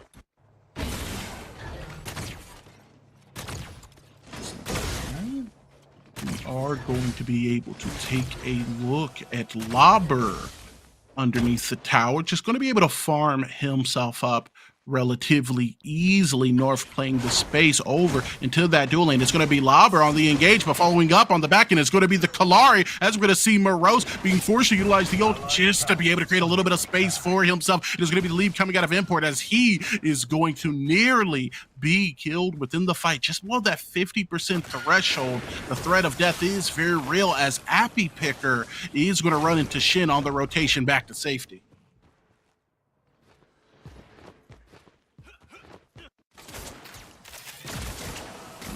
Now, as we do see Lakeinator probably going to be looking to just play the space within that duo to give him the highest amount of value possible. And that's going to be him taking the CS while taking his time and staying safe. We can see that duo lane now making a rotation back is going to be missing out on some pretty crucial XP and gold, especially within the early days of this game. Now, Lauber making his way back into the lane is feeling a lot better than he has previously, as he has caught a little bit of pressure, but it hasn't quite been exemplified at this point. Now, being able to push the wave under tower, more than likely Morose is going to be able to capitalize on getting some of the gold, but definitely not all of it. All of these lanes, soft resetting, being able to pick up a bit of gold and XP, as well as just generally playing it safe and slower here within the early days of the game. Yeah, I mean, it's just one of those things that come out, right? You're just going to have to be able to play through it. But with these both teams just being able to do that, especially the first Fangtooth now available, there's going to have to be some decisions made. Man, and these decisions, I mean, we're gonna make the joke as many times as it presents itself. They have to be decisive. Both of these teams understanding that it's basically a 2 out of 3 set, and both of them have won a lot of the ones they've been put in the face of Lauber only recently, seeing what that defeat screen looks like. They've seen it. They both seen it, so they're going to have to make the play. But Import, once again, with that pressure, is going to be able to get the boulder off as Toasty nearly gets toasted, but it's going to be able to utilize the blink in order to save himself. Nonetheless, that is going to be a lot more vulnerability inherent to that lane, especially for him for the next 3 or so minutes, as now Import is going to get ambushed, but quickly is going to find a disengage in order to get out from underneath the pressure Toasty and North provide. and just one after another, the pressure around the entire map. Still Souls, hello, able to blink, but Import try to follow, is not going to be able to get anything. Yeah, man, the kill potential definitely there, but not able to be capitalized on, as now Import also very low. It's probably going to just be looking for a disengage. Popping it over to you, F6. We're going to do what we normally do, a little bit of a routine we have, and I'm getting inside your mental space and ask you, overall, what are you thinking about these compositions? I think Indecisive just has that aggression. It's a little bit sketchy on the Mortgage, even though we know the damage that she's able to do. But within that first game one, we saw that it wasn't a good thing, especially whenever Lauber was able to stick on her. And with the Kalari there, able to burst him down. But on the side of D-Lab, though, they don't have that Narbash, which won them that game. So it's kind of one of those things where it comes down to skill and to be able to make the right timings for both of these teams. Yeah, and I mean, if you're looking for skilled player within the PCC, is going to be exactly the place you're going to find him, as North is going to be able to find a rotation. The subjugate coming up big, as Morose is going to be looking to utilize the burst flower, and he will, which will be able to create some solid space for him. But off the back end of the blink, it's going to be North looking to give Morose the inevitability that is the cold gripping hands of death. It is going to be North who puts his team on the board. First blood is secured on the side of Dirty Lake and the boys. It only took 8 minutes, but they're finally able to get it, and that might be the pressure they needed to send a message to Indecisive. And I'm sure that they received it loud and clear. Both of these teams came here to play, but North, as per the usual, came here to fight. Called them in a chimney because he doesn't know anything but the smoke. And if they're able to capitalize on the little leads that Kalari can build on, I'm sure that he's going to be a force to deal with in this game. Oh, 100%. We talk about how Kalari's an assassin hero. They like to get the early game kills to skyrocket themselves towards the end game quicker than the enemy team. And if she's allowed to do that, they're not going to be able to really stop her. And they're going to have to wait for later parts of the game to maybe scale up. But by then, it's going to be too late. A little bit of caster info. Me, I prefer the mid lane. I like to be ganked a lot. I like playing Mortgage. I like playing Argus. I don't like seeing fed Kalari. So if he's able to get, 1, 2 more kills or help his team even lock down a Fangtooth, that gold, those items and that damage are all not going to grow slowly, but exponentially, as we're going to see the boulder coming out and not finding purchase on the North, who's going to be able to help his team lock down some gold within his jungle while it's Indecisive locking down the Fangtooth. Now surrounding it is going to be ManQ as well as Import and Neft, all but guaranteed to be able to lock this down. And Indecisive are going to decisively do what they are known to do, and that's going to start the neutral objective train, now making a rotation over. It is going to be a good stun coming out of ManQ onto the Argus, but that goes to the tier 1. The kill potential is not really going to be that high. Yet, this is going to be something D-Lab has to focus on to prevent what happened last game from happening again. Yeah, they're going to have to focus on it, but here they're looking for that potential, but Import has something else to say. He is going to absolutely be able to bang out here with the CC his team has, and having this team being so divided, it almost feels guaranteed that Toasty goes down. The only question was who would get it, and it is answered quickly as Neft picks up the kill and evens up the kill board 1-1. That opens up the mini prime for the side of D-Lab because the jungler is on the opposite side of the map. And now this is an objective that can look to tie it 1-1. Yeah, man, a little bit of a mini prime for Fangtooth action. However, Shane has something to say about that as he's going to be making it engage to immediately be proposed off the back end. It is still going to be D-Lab who are going to be able to lock it down, but with the ulti coming out of the mortgage, North is going to be dropped relatively low, but not low enough to register as a kill, as Lauber is going to be able to invade the jungle and get a little bit of info.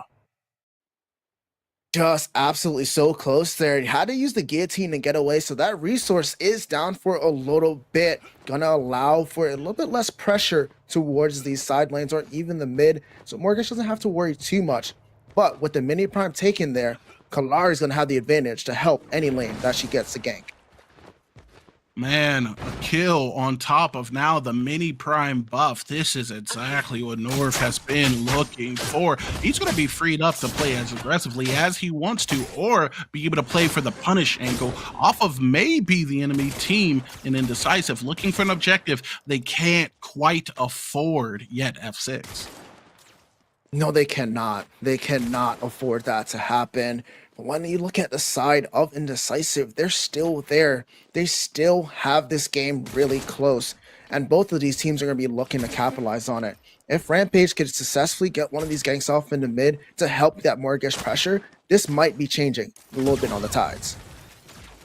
Yeah, and being able to alleviate that mortgage pressure has to be something that D-Lab is focused on, despite the fact that we haven't seen this character produce the greatest stats, let's be honest. In between 5 games, I think now this one making it 6 on a 20% win rate. Not the most intimidating stat block at all, but what is intimidating is North with the lead, making the rotation on to Morose, who is still going to be looking for more. Grux is going to want to do Grux thing, but Kalari is going to want and will put him down alongside Lauber, who gets the kill. Just a little bit too pushed up there in that off lane, and Kalari with a great rotation, but Import trying to answer back. Yeah, they're going to be looking for Toasty, and he's going to be relatively easy to find. That burst fog getting utilized. He's now literally between a rock and a hard place, and one of them does damages. Import exports Toasty's soul out of his body. Great pickup on the side of Indecisive, but they leave that off lane wide open, and that is where the mini prime buff is going to be an advantage, as the first T1 is going to go down. Yeah, man, and everything is looking up right now for North in particular. Seems like anywhere he goes, there's fruition to be had. Being able to pick up a couple kills and assist the tower and objective. Now, if he's able to maybe take some of that pressure and some of that lead over into the mid or dual lane, I'm sure he'll be able to find results there. However, Indecisive, very aware of that lead he has and are playing accordingly. Neft taking his time on the wave as now ManQ and Sheen are going to make a rotation. But with Lakeinator so close to the tier 1, the kill-like ability is not going to be so high. Not at all, but Appy Picker lurking over on this side, taking a peek. Import is here to try and answer back.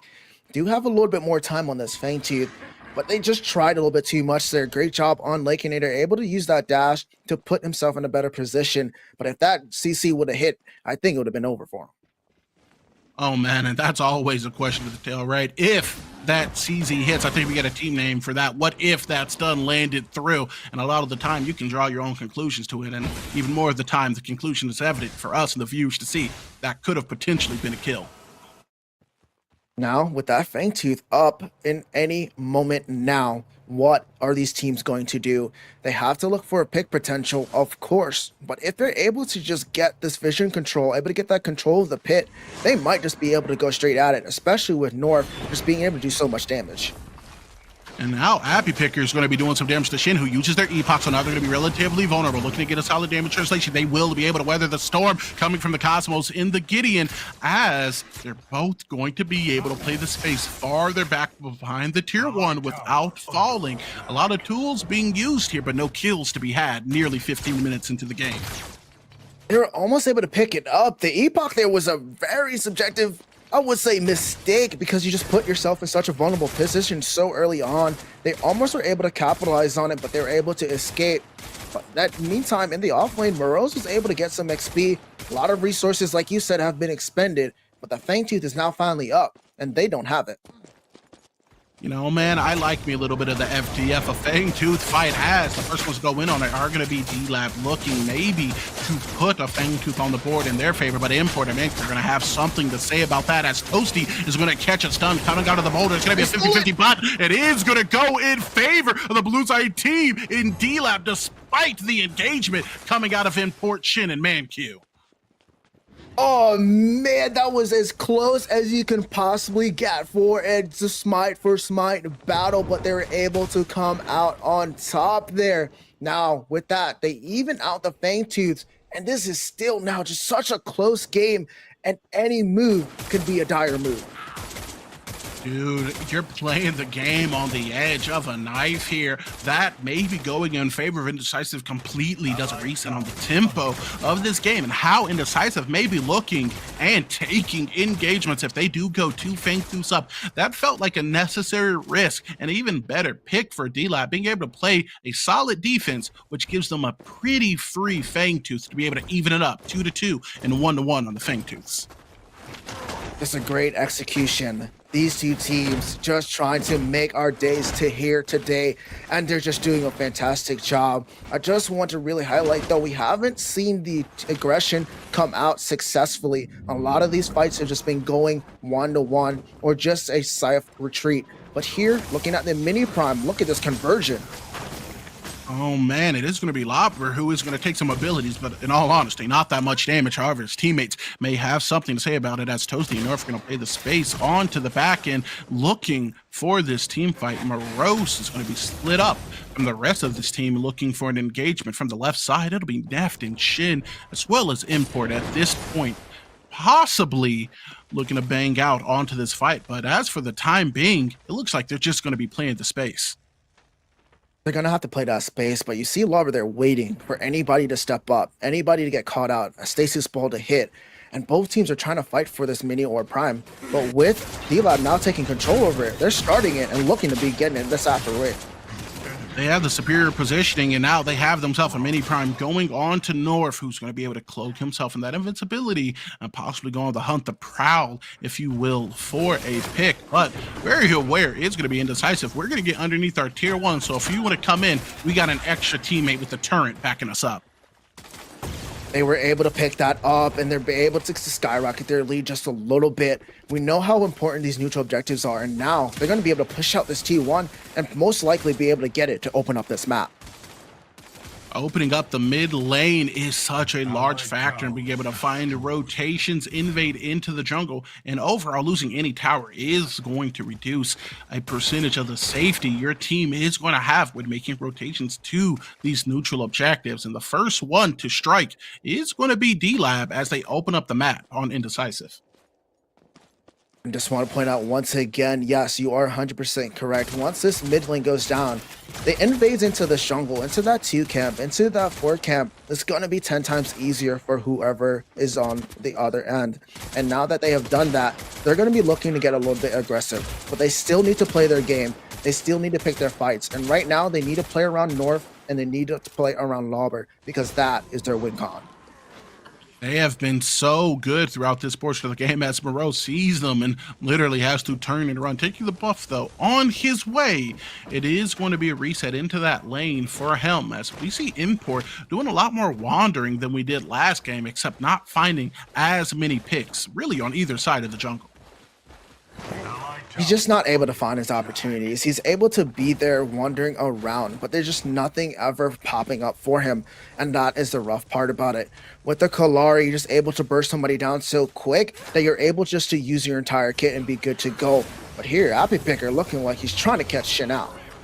Yeah, we're going to see the guillotine get used here as now the Epoch is going to be able to come out, and Shin is going to go down. Nonetheless, onto the backside, it's going to be the Behemoth now being used for the Rampage as what is most certainly going to be Death's Door that North finds himself at the face at. We see a 1-for-1 trade within the mid. A lot of it down. The block hole just unfortunately able to hit, but here comes that return damage on top of Morose. Able to poke him out to send a message like, hey, we are still here to back on up. Meanwhile, over in this dual lane, looks like Legionator is throwing those bullets towards Naft. Yeah, man, putting that HP low, and possibly if you would have liked to push up, putting that tower even lower. Nonetheless, those grenades are going to be a handy poke out tool while being able to be relatively safe for himself. Toasty definitely knows that he's on vision as Neft is going to be backing himself up towards the tier 2. A boulder goes out and lands on to Toasty, but are we going to see any value out of it? And the answer looks like no. Nothing to be able to come out there. The gap was just too big for them to close. But third Fang Tooth is on the board. This is that Fang Tooth. Which team's going to have control? And it looks like Dirty Lake and the boys. But Indecisive, they have to answer here. They can't just allow this to go for free. These objectives play such a pivotal part in being able to seize the momentum and control of the team fight as Lauber is going to be caught out unable to reach the portal. He is forced to use his blink. I know the man is made of shadows, but I could have swore I saw the light leave his eyes. Oh man, he just blinked. He's like, oh no, the portal, guys, you left me behind. But good thing he had that blink up. Man, they're able to secure that second Fang Tooth. A huge play to play for that later game. Might possibly able to get that third Fang Tooth later on with the Primordial. But man, with that blink down, Lauber is going to be in a little bit of trouble. The North with the guillotine is going to be an absolutely chunked man. Q and F now forcing the blink out. It's going to be a boulder that he gets in return as he is going to be returned to base. That is going to be the kill advantage now sliding in favor of Indecisive. Man, North was definitely confident there. He looked towards that kill. He's like, hey, they just tried to retreat. I should be able to get this kill. He just did not have enough burst there, and they capitalized it with that big boulder, stun lock him into place, and they just cleaned it up perfectly on the side of Indecisive. This is what they're going to be looking for. Yeah, they don't have the objective advantage, but if they're able to replicate what they did there, letting D-Lab find their own engages and then capitalizing on their missed positioning or mistakes. Kalari and North had no ally within an arm or 3 or 7's reach there, and they just landed a timely CC and picked up what D-Lab left them. This is the song of the tale for Indecisive. We will take what you give us, and then we'll take the win if you don't clean it up. They're looking for something indeed. And I mean, it's still close, right? This is nothing to be like, hey, this is one side or the other. Morose, though, needs to be a little bit careful on the retreat. Not a lot of kill potential. Uses the blink, though, because he does not want to get caught out. He most definitely felt the kill potential there as that subjugate came down, and Grux decided it was time for him to head out. Heavily hitting the skirts. He was like, hey, this is not my neighborhood. We do not want to be here. With that being said, though, we are within the 23-minute mark. We're heading towards the later parts of the game. Primordial Fang Tooth up next. Big Orb Prime is up. And everything is starting to be a little bit more important, and mistakes are not allowed to be made. As the damage is going up, sure, the armor and the defense of both of these teams and their engages are as well, but let's be honest, a couple bullets here coming out of Lake and Aaron, this TP is going to do a lot to mitigate the items that these characters have put on. You can't, at 23, making our way to 24, 25 minutes into the game, find yourself making near to any mistakes. We know the Indecisive will capitalize. We know that D-Lab will run you over if you let them, and we know both of these teams are hungry for the championship and to strike first in basically what's a new set. Yeah, and just highlighting this build on Legionator. He's working himself towards that Demolisher. Once he gets that Demolisher online, that Rampage is not going to be a problem. He already has that Sky Splitter. He's going to be able to chunk. Appy Picker with that Mega Cosm's also going to be not good for the side of Import. So if they're able to stop that backline dive and then able to turn themselves back towards the fight, this might just be D-Lab's game. It could potentially be, but I know all the Indecisive fans have something to say about that. These guys have won from across the pond, taken multiple Fang booths, and now they're looking to make their way on to American shores. The PCC, possibly the next victim, as Morose is getting victimized, but the grab grenade is going to be timely in combination with the ultis coming out of not one but two members, make it a 1-0 trade that go in favor of Indecisive. The trap card was activated. Morose, I don't know if it was intentional or not, but able to go around the corner right there, using his call to Warlord's Cry to stop Lauber from just totally stopping from doing what he wants to do. And they're able to capitalize with that smash and grab and put him out of position. They were not close enough on the side of D-Lab to stop that. And now that's a huge pickup and another 20 seconds for Indecisive to make a move. Imagine getting concussed from the Grux ulti just to immediately be put into the gas grenade. At that point, you might as well take your hands off the keyboard, because Severo, you got a lot of stacks, you got a lot of HP, you got a lot of defense. What you don't have is a lot of time when you're in a narrow alley with some damage dealers looking to extend that kill lead. I'm sure that is a mistake that we will not see duplicated coming out of D-Lab. We can't have that happen. We talk time and time again about how important Lauber is on his Sevarog to this team and their game plan. So he needs to be a little bit closer to his team, not go a little bit more on those chases that we just witnessed. And if they were to stick close, I think they should be fine. But Indecisive really want this win, and they're making these right calls. As this game progresses, I mean, Lauber's just going to become something more like an aged wine. He only gets better as this game evolves. With him sticking in close proximity to North, we know that they're going to be able to get a lot of value out. Hey, it's the cloak and the dagger. Look at the Sevarog and get stabbed by the Kalari. If they can replicate that with the backup coming out of the deck or out of the Twin Blast, and even more specifically, the high caliber players they have in their roster, I mean, it feels like a recipe for success, but they have to execute. They have to execute indeed, but there's a lot of vision control right now. That's why you're seeing both of these teams just kind of playing back, looking for the engagement, but they might have it on Toasty. He's oh so very low until he gets finished off by Neft, who's not going to leave any HP left as the Thunder. It's going to go out, though, for Argus. It will not find a purchase onto Lakenator or Lauber, who are going to be playing the space a little bit further apart within the mid lane. Lauber now viewing himself over onto the right, while North on the Kalar, we know, can set up some very significant damage on the opposing side. Be aware, though, is going to be Indecisive. As, to me, at least F6, it looks like they're looking for a disengage. They're looking for their time to fully commit to a fight. They know the Kalari is somewhere. They don't want to make the mistake on fully engaging on the team without knowing where the Kalari's position is. They do have wards up, but not enough to stop it. So I think that's a smart decision on them. You see Morose putting himself over into this off lane, trying to get some more XP. He got that T1 tower. It's a little bit more goal towards Indecisive. Now they can take a step back. They can look to get a little bit more buffed up and get some items to look back at these big neutral objectives. You feel it rising? The tension, the pressure, both of these teams playing so carefully, capitalizing so immediately on whatever the other team supplies them with. Both of them know the stakes. Both of them want it so bad. The only question is who succumbs and who is the first to be progressive and who is going to be able to capitalize off of a reaction, as we are going to see D-Lab make a play for the Prime here, and they are absolutely burning through at F6. Yes, they are, but it looks like they dropped it to turn to fight.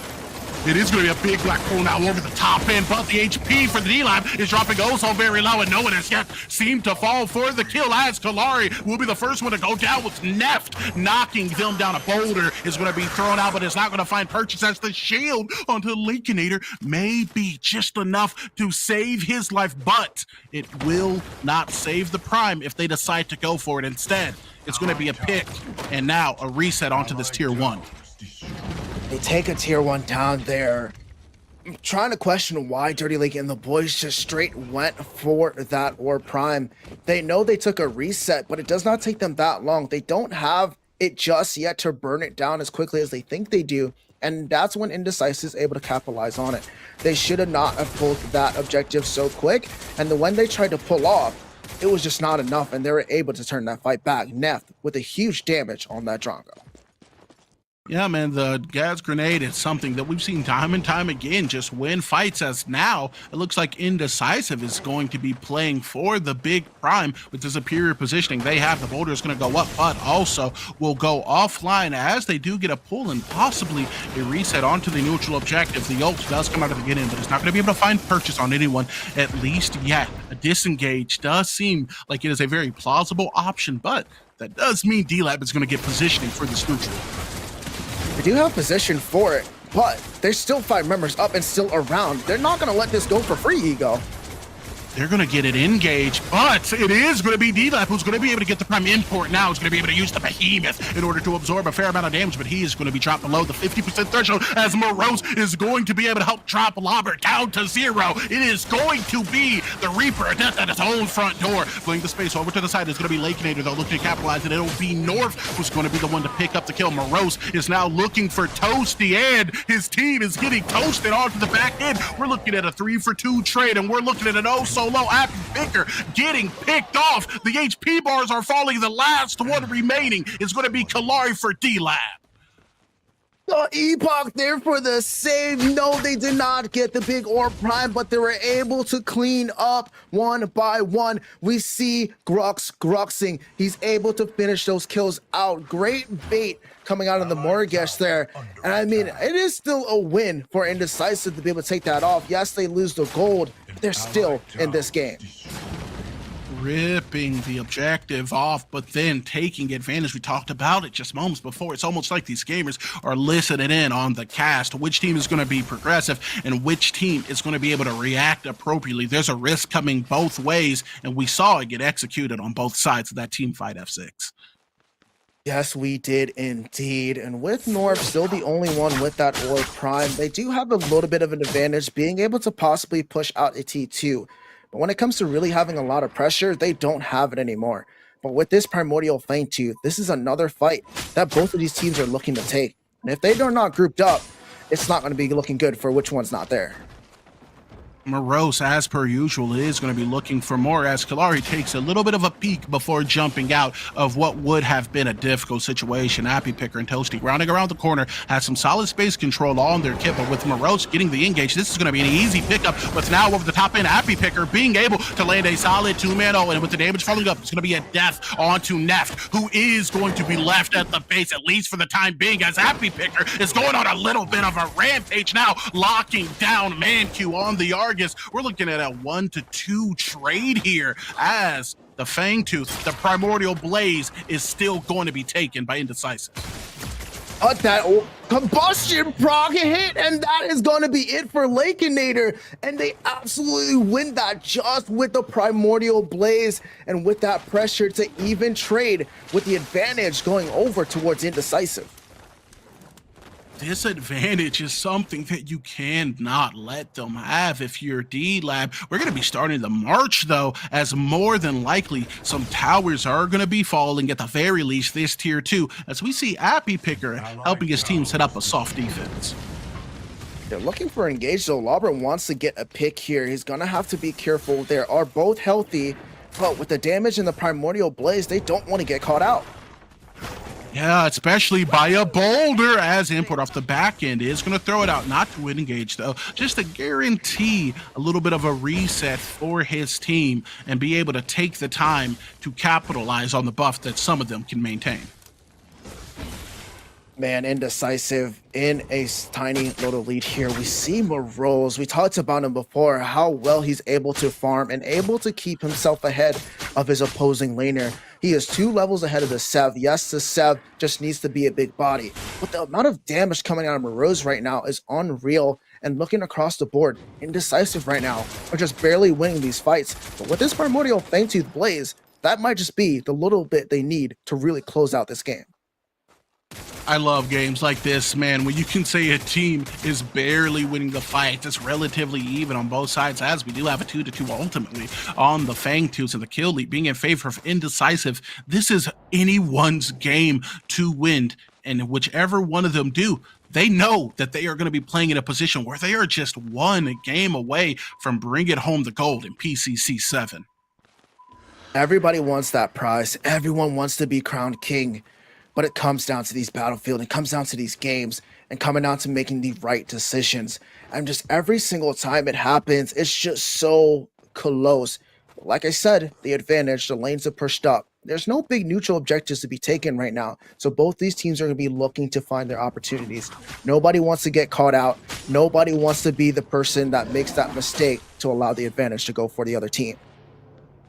And I don't think any of them really will at this point of the game when everyone's going to be playing as a team. Yeah, picks are definitely plausible, but you're looking for those 5v5 engagements. We're playing around Fangtooth, we're playing around Prime, and we're playing around invades for the most part. So this is going to be partially individual mechanics, but also team cohesion and synergy, something we know that both of these rosters have in bulk.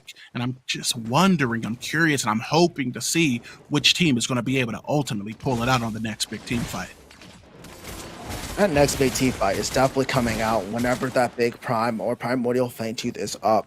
They're going to be looking to play against these objectives. We talk time and time again how both of these teams like to play around objectives. You're not going to see them make a mistake before it. They're going to look for these possible picks like you're seeing right now, but they're not going to full commit unless they are 100% sure. It's going to come down to either Lobber being able to get a good colossal blow or Import able to dive that block line, get a nice rock off, or get a nice pick. Yeah, and the pick potential is really solid for Indecisive. Like you said, you got the Subjugate, you got a Grux pull in, but Grux generally is going to do Grux things the best when he's involved in those big 4v4, 5v5 team fights. But as you said, a well-placed boulder just coming out of the rampage could give your team the time they need to position to basically be able to lock down a kill. But D-Lab, very much so, playing together, also has some tools to be able to make it more difficult with Gideon. You're playing the verticality game. That teleport is open not only to him but his team, as Lobber is going to be opened up for the pick. However, above that 50% threshold, he's going to be able to get out, and the behemoth being propped onto Import is going to give him some of the regen he needs to be able to get out from the onslaught of damage that Lakeinator's pumping out. And that is a big resource down, especially when it comes to contesting that big Orb Prime. It is now up. They're going to be looking for that pick. They almost were able to get it on Lobber there for the side of Indecisive. But smart play on them to understand they don't want to play that fog wall fight. They don't have the advantage in it. And now that Stasis ball. Oh man, into the Subjugate as well. It's going to be an immediate epoch, not because they want to, but because they have to. It is not going to matter all too much, as Neft is going to leave nothing left of Happy Picker. Eradicated, eviscerated, reduced 2-0 like a fraction. Toasty now also being able to get a kill onto the Argus. This is going to be a 1-for-2 trade with the Gideon going down, and now a play for the Primordial Blaze. Great initiation there. We were waiting for someone to get that mark. Lobber was that person. Happy Picker went down, but it was a huge pickup with that black hole. The damage he was able to do in that team fight caused them to win it. And now they're going to be able to use that pressure. They only lost one. Primordial Fangtooth secured. Orb Prime has not been taken yet. And with this rotation, D-Lab is definitely in the lead. D-Lab has seized the momentum. They have the reins. They are in the driver's seat. But Indecisive definitely not out of it yet. This is an oh-so very capable team. And the last time I counted them out, I mean, they counted their way up on the structures. A T1, a Tier 2, and ultimately the win in the game. I'm excited to see what this team is doing or able to do now that they're going to have to play from behind at least a little bit. They're going to go after this Orb Prime. But with that Primordial Blaze, they're not going to let it go for free as they look to make sure they get that buff.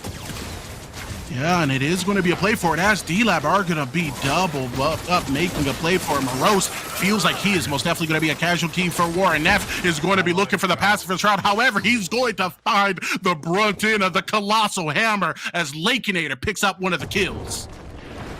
Oh man, the pick off there. They know they had the Primordial Blaze. They saw them go to that pit and they stopped their back. They went full commit and they're like, hey, we have to fight this. And they pick up that 50-50 on that Orb Prime. And now with the double buff, these inhibitors are looking threatened. And now D-Lab is marching forward.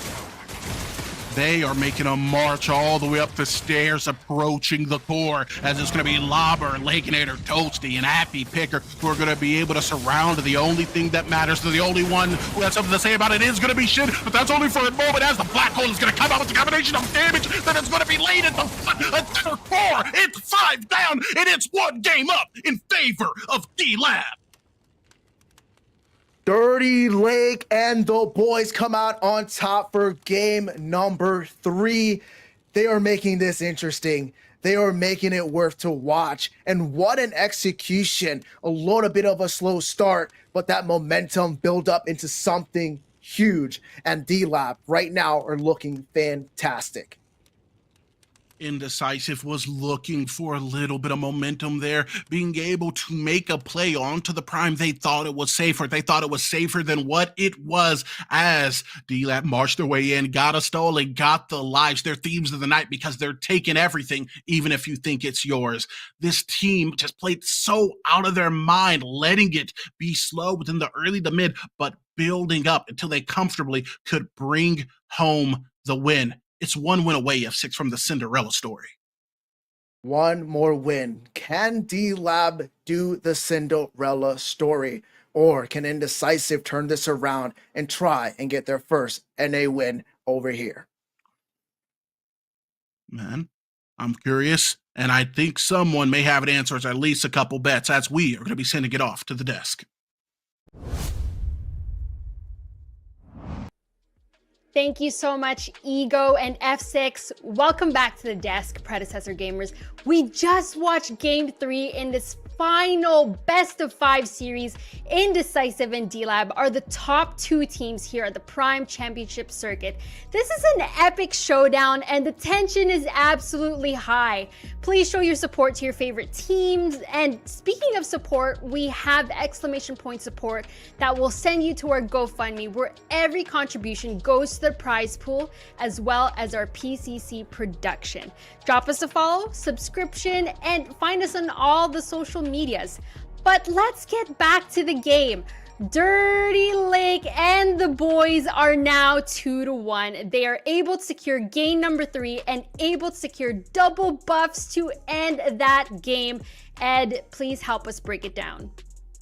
I mean, North did what North was going to do the whole time. He took control of that game. That was so fun to watch. Lobber did a great job of just staying alive in those fights as just their only real front line. And I mean, they kind of fell back a little bit there, but they just started rolling and they started clicking together, and it was awesome. I do want to give a huge shout out to that Gideon ult that Appy had mid. I mean, he almost got 2 minions in there, and that was nuts, and that was a little bit scary, but they really counted off of that, and that was a great game. I'm really happy that D-Lab won that one.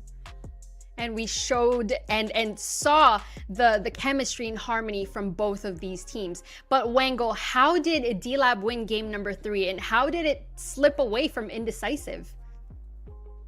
This is the type of game that you want to see in the finals. Like, you know, back and forth, tug and pull, just super close game, gets very, very cagey towards the end. It's like as soon as somebody makes that one little mistake, and the other team is good enough to pounce on it, and that's what you saw there, specifically Toasty's Decker ball onto Shin right there at the end, just gave them the pick, allowed the free engage, and it was just it's just margins. This is what you'd love to see in these kind of finals, and if this set gets any hotter, I might have to start taking off my shirt. It's getting a little warm in here.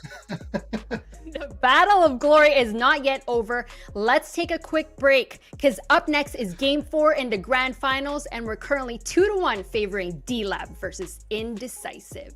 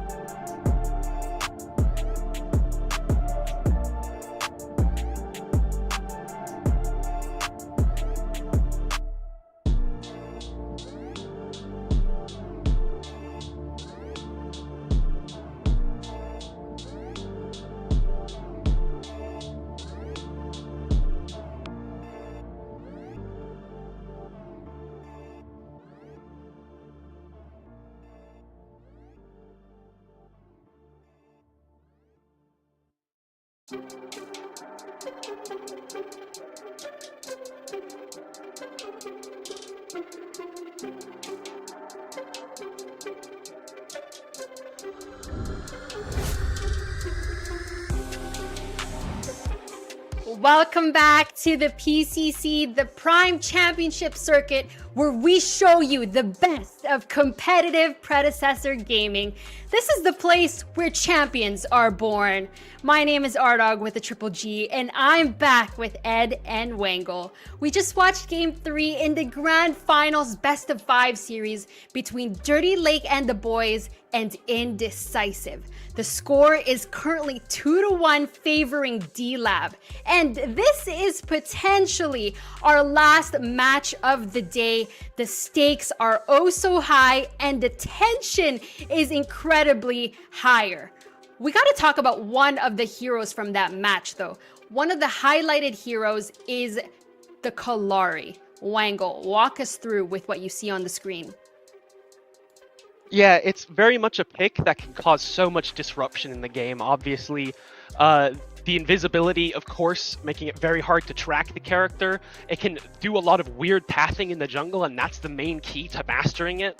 Obviously, a lot of people can mechanically play this character, but the big thing about playing it in comp is you need to make the game weird. You need to path in a way that the other team can't predict where you're going, and you need to be able to make these picks in weird angles, weird timings where the other team doesn't have many other options to get away with it. And we're seeing these top players piloting this thing to mastery, and it's very, very cool to see.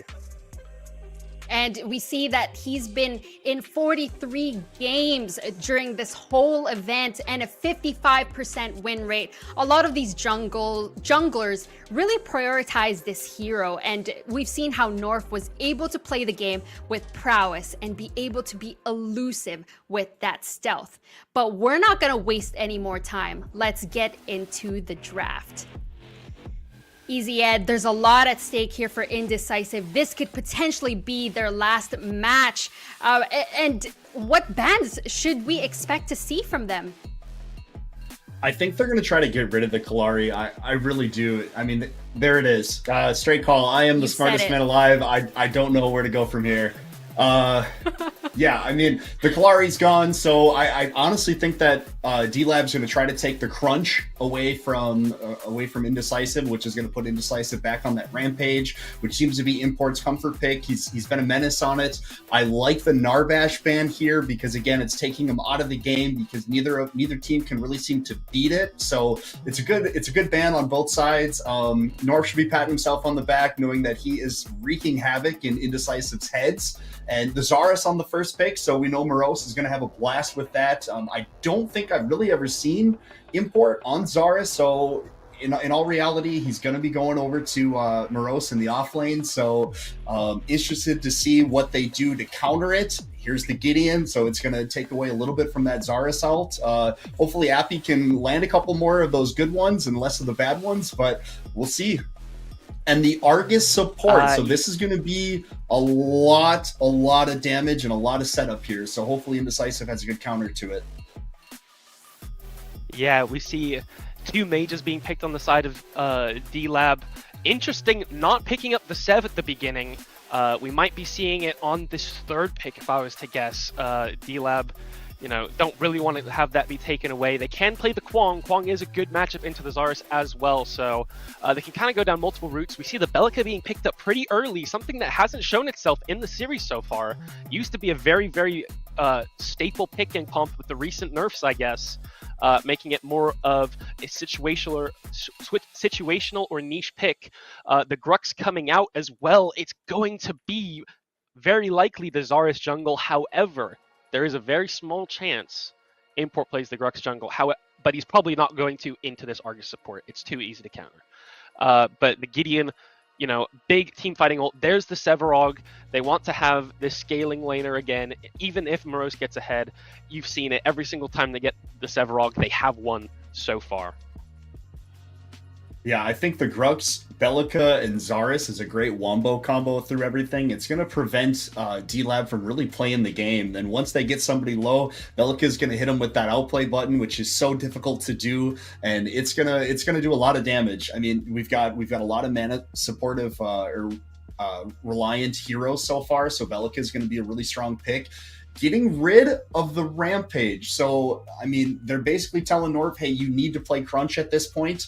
I mean, this is a lot of targets back and forth. You love to see it. They're definitely getting in each other's heads, like I mentioned, and getting rid of the phase and such too. So they're going to try to force Indecisive onto a Decker, I'm going to assume, because we've seen Manq on Decker, and I think D-Lab feels pretty confident playing against that and going from there. But the Twin Blast pickup is good. This is a lot of damage really fast. The burst damage with the Sevarog frontlining, this could be really tough for Indecisive. Yeah, the Murdoch being picked up here again. Neff's pick, he loves it. They're able to make a lot of picks with this happen. The Decker coming out for Indecisive.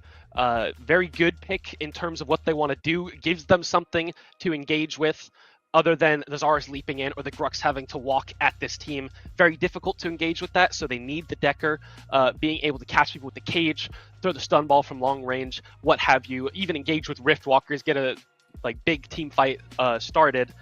But on this last pick, we're going to see Kwong. And I believe we're going to be seeing the Sevarog go into the jungle here. It's something that I think only Norf has played throughout most of the tournament. The only person that enjoys the Sevarog jungle, but when he's on it, he looks very, very strong with it. The Kwong able to neutralize the lane against Grux a little bit. We did see it kind of get punished, but now if it gets behind, you still have the Sevarog for the engage. Makes it a lot easier. You have the pick potential with the Argus as well. And I think both these team comps, there's a lot of things that can be done with both of them. It's very interesting. It's going to be a banger of the match.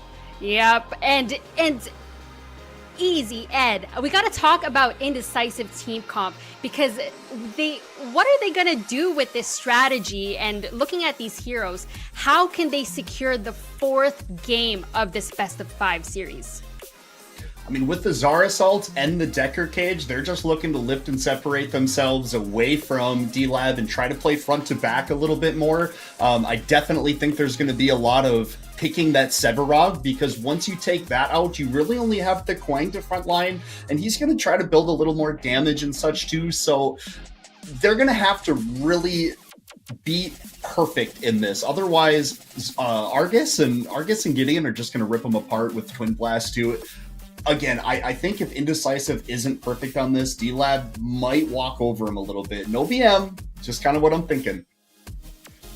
And Wangle, Ed was kind of mentioning maybe D-Lab will be able to walk all over them, but how can they do that with their team comp strategy going into game 4? Again, something that D-Lab seems to very much like is these kind of scaling picks. The Twin Blast, the Sevarog coming online really hard late game. Argus support, is a scaling pick. It doesn't necessarily scale as much, but you're looking at the side of Indecisive. The Zaris, very, very much strong early and mid game, but can be rough to play, especially without a other frontliner. The Bellica scales pretty well, but like the Decker, the Grux are these early game picks, so they kind of have to look to stomp this game, and it'll be hard to play the team fights late. This is the Grand Finals Best of 5 series, currently favoring D-Lab 2-1. Everything's on the table from both sides. Who will come out elite? Who will be crowned champions and kings of the PCC? Get your popcorn, get ready, and get hyped. Make sure you get your predictions in. Will D-Lab win 3-1, or can Indecisive take us to Game 5? F6 and Ego, show us the game.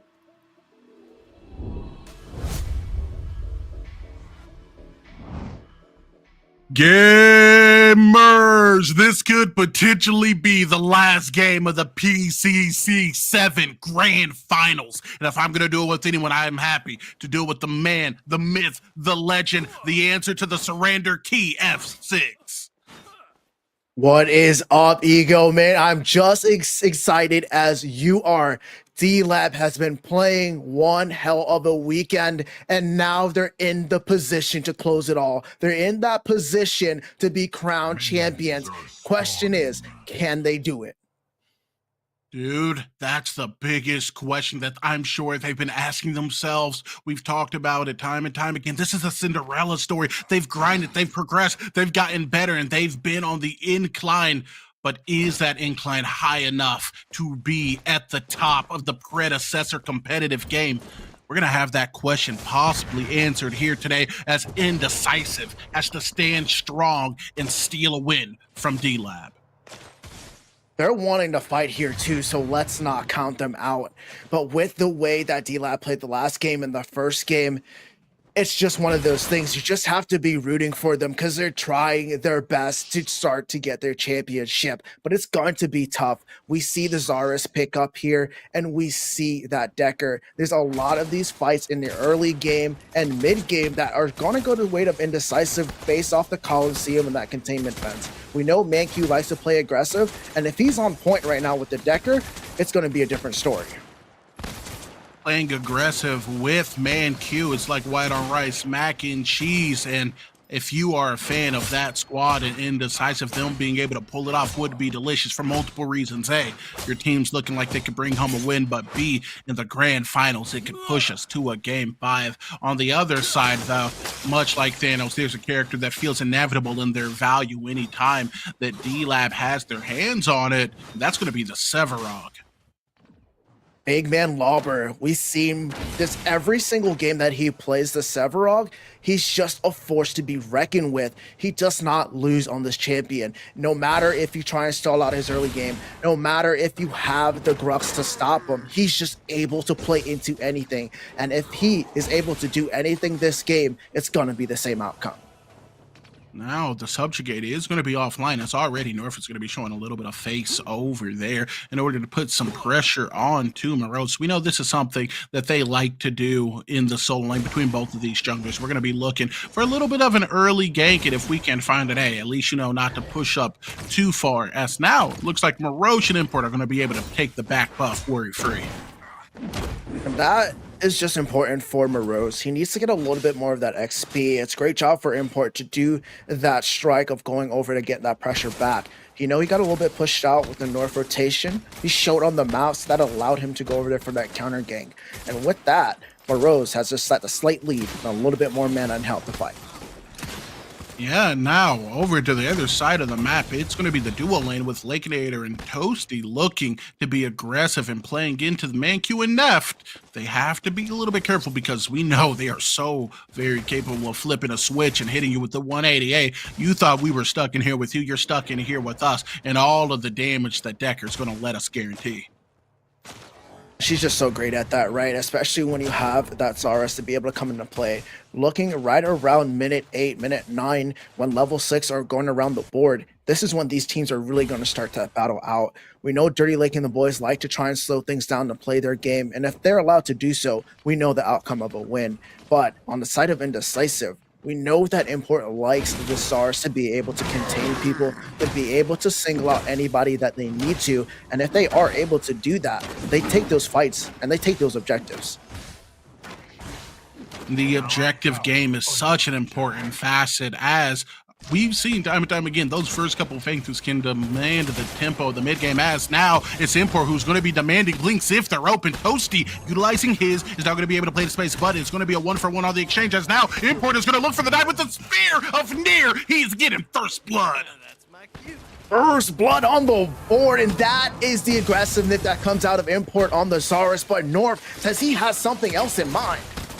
He's looking to get it back, maybe send someone else on the opposition up to the heavens with that Fury, but the kill potential is going to, albeit be a little bit low, as Neft is going to be able to just back up and play with ManQ in the lane.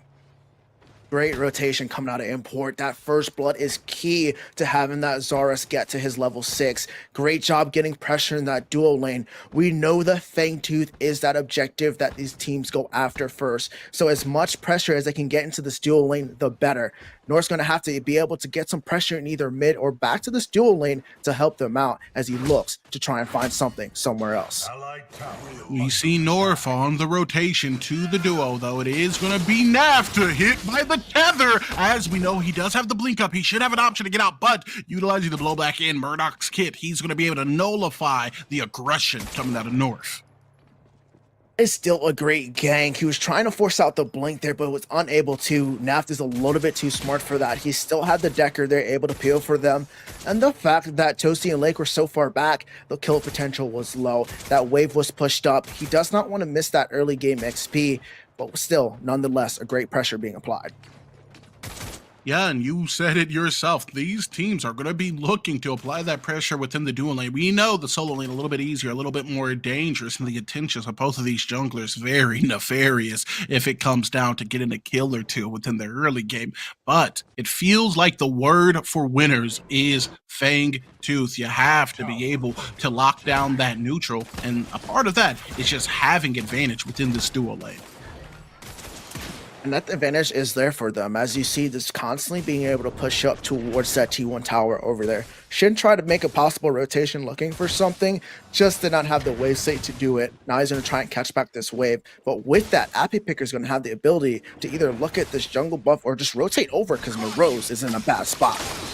Big tether into some heavily damage is going to be put onto Morose. However, off the backside, it is now going to be Import playing the space. As the draw back is going to relegate Morose to the death screen over the top. It's going to be the Black Hole, who has an oh so powerful suction ability. But first, it needs to be hit. And considering it mid-stall, Import is going to walk out of the engage.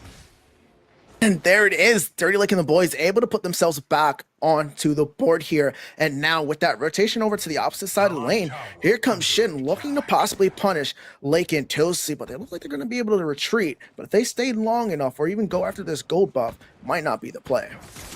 The kill potential within the lane could have been there, but very head on the Swiffer is going to be Lakenator and Toasty playing very, very safely, but also knowing when to be able to turn up that aggression. And that time is not yet now, about 8 minutes into the game.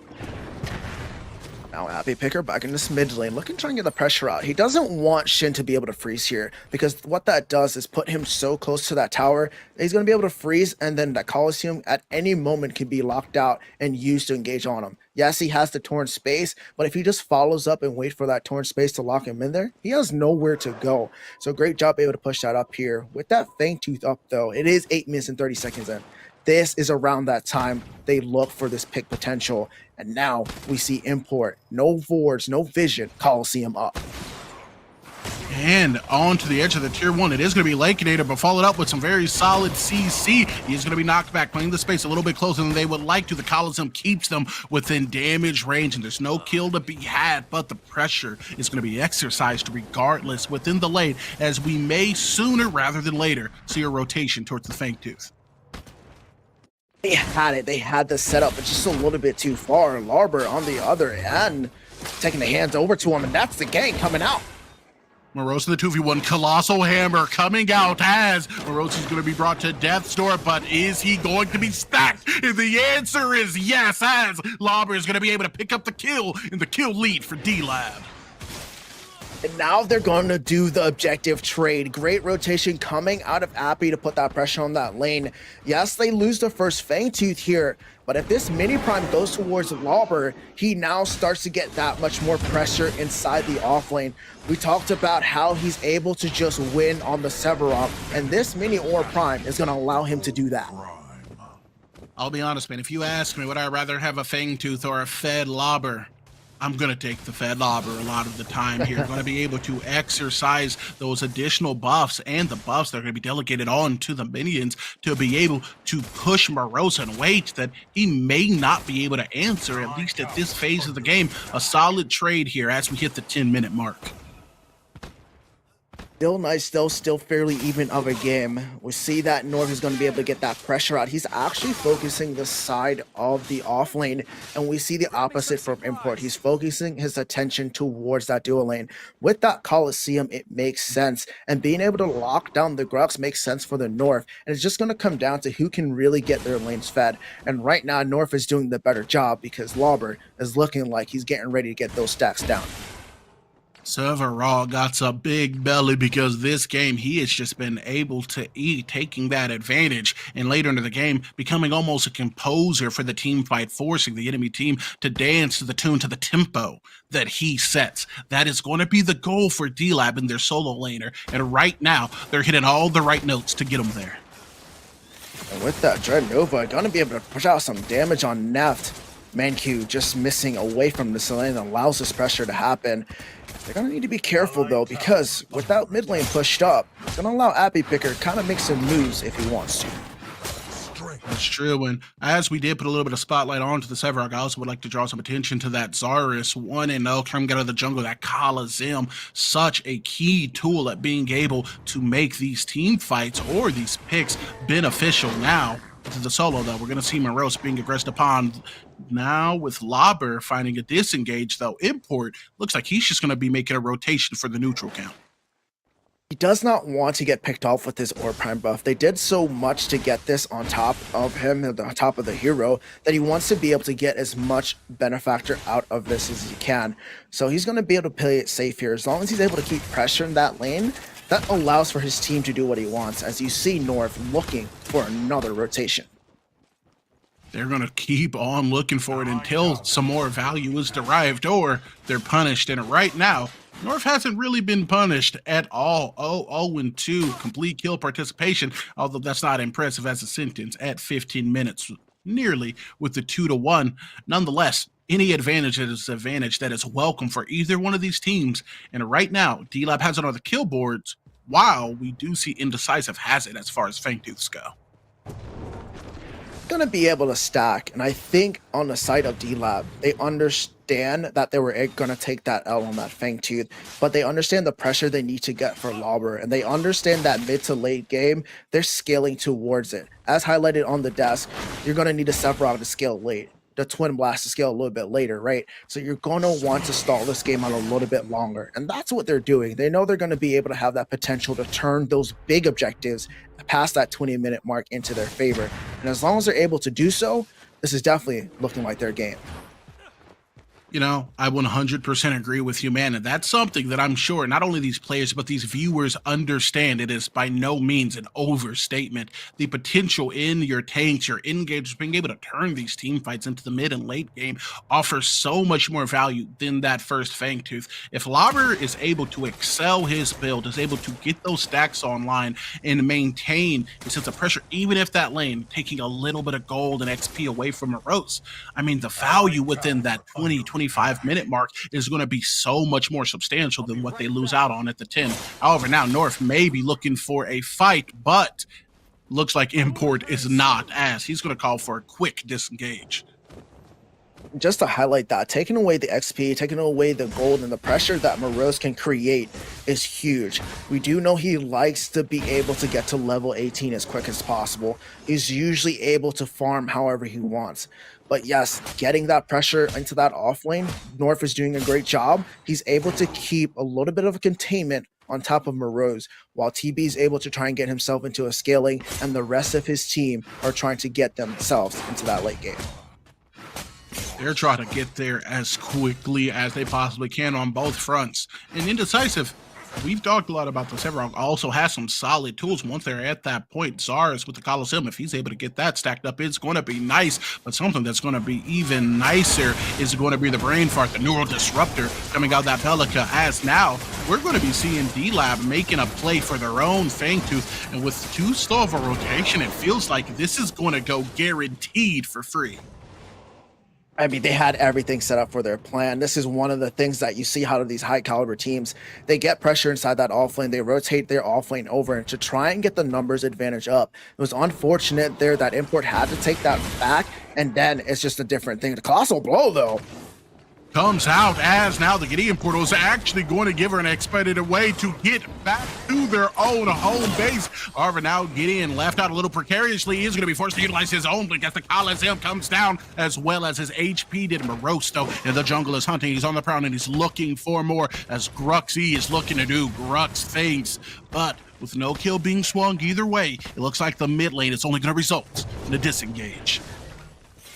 Everything almost landed to where it should have been, but just no follow-up from both ends. But there it is, that T1 in the mid lane opening the map up for the side of Indecisive. We know how important it is to make sure the map opens up, especially when it comes towards invading, getting those deep wards down for vision control. And that is a win for Indecisive. Yeah, man, and it's these small wins that can compound into a big one. And honestly, as a viewer, as a caster for the PCC, the biggest win for me would be getting to see these two amazing teams push it into a Game 5. And we're going to see Indecisive take every step they possibly can to get us there. They're going to be trying hard, but we talked about it before.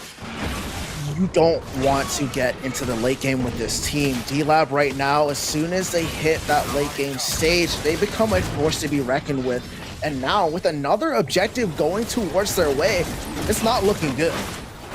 However, we do see an engage here planned from Indecisive, but Import is also very low, and looking to bring them lower is going to be North for the engage activating the ult. They're going to be able to burst through some of the HP coming out of the Grux, but it is not going to relegate them to 0, as no one has yet to see the gray screen. A lot of action, a lot of abilities, and a long arm of the law do come out, but no kills are to be had for either side.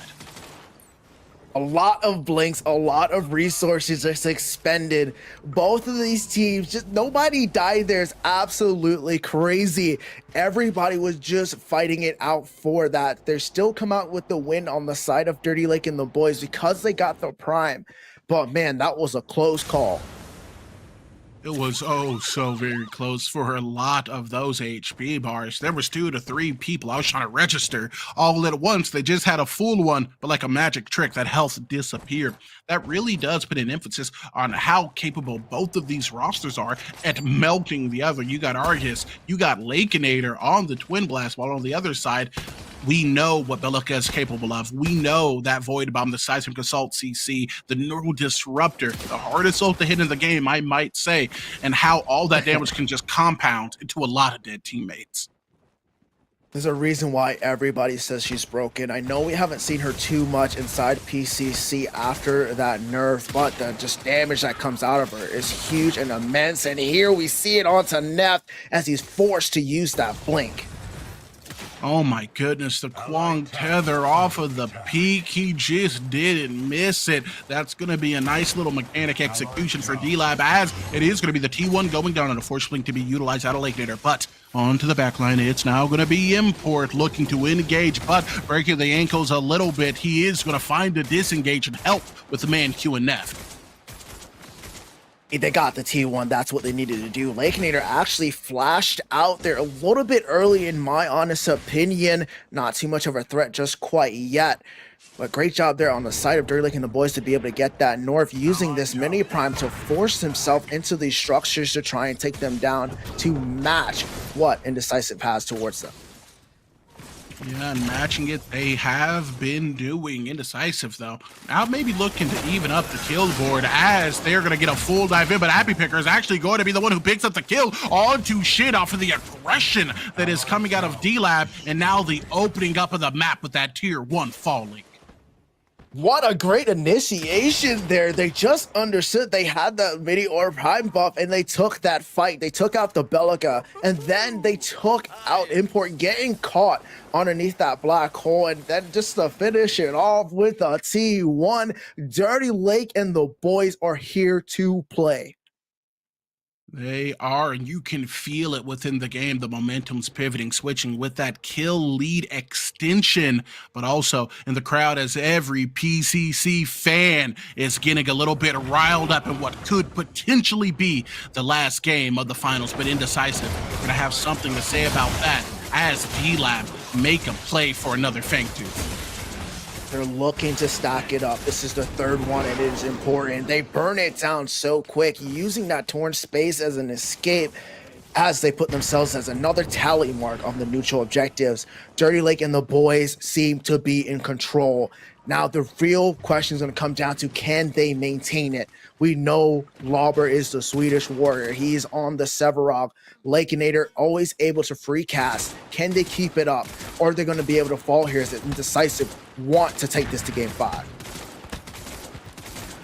I'm going to be honest with you, with how D-Lab has been playing, this kind of feels like at this point it might be their game to lose. Within the interview, we saw them talking about, specifically Lakeinator, how they have grinded, how they have practiced, and how they just feel like they are potentially the best in the game. And Indecisive has done a lot of winning within their day, but they have to take down a team that has something very dangerous, and that is the hot hand, because it seems like with a lot of these calls, they just can't miss.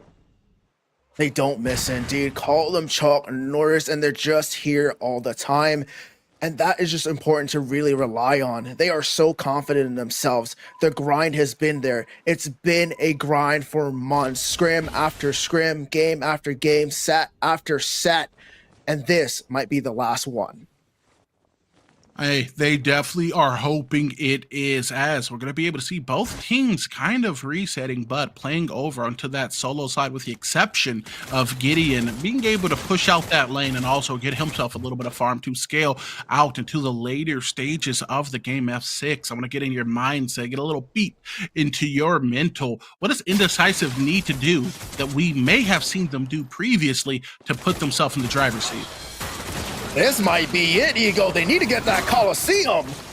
Yeah, it is going to come down. However, it feels like the HP is not going down, with the exception of one onto the back line. It's going to be Lauber, though, able to get a kill onto Import, who, upon making impact, is impounded, sent off to the gray screen. It's looking like a 3-0 trade that is swinging in their favor, as ManQ is going to be between a rock and a hard place, but one is a little mean, a little green, and I'm not talking about the Hulk. Ladies and gentlemen, it's a 4-0 trade.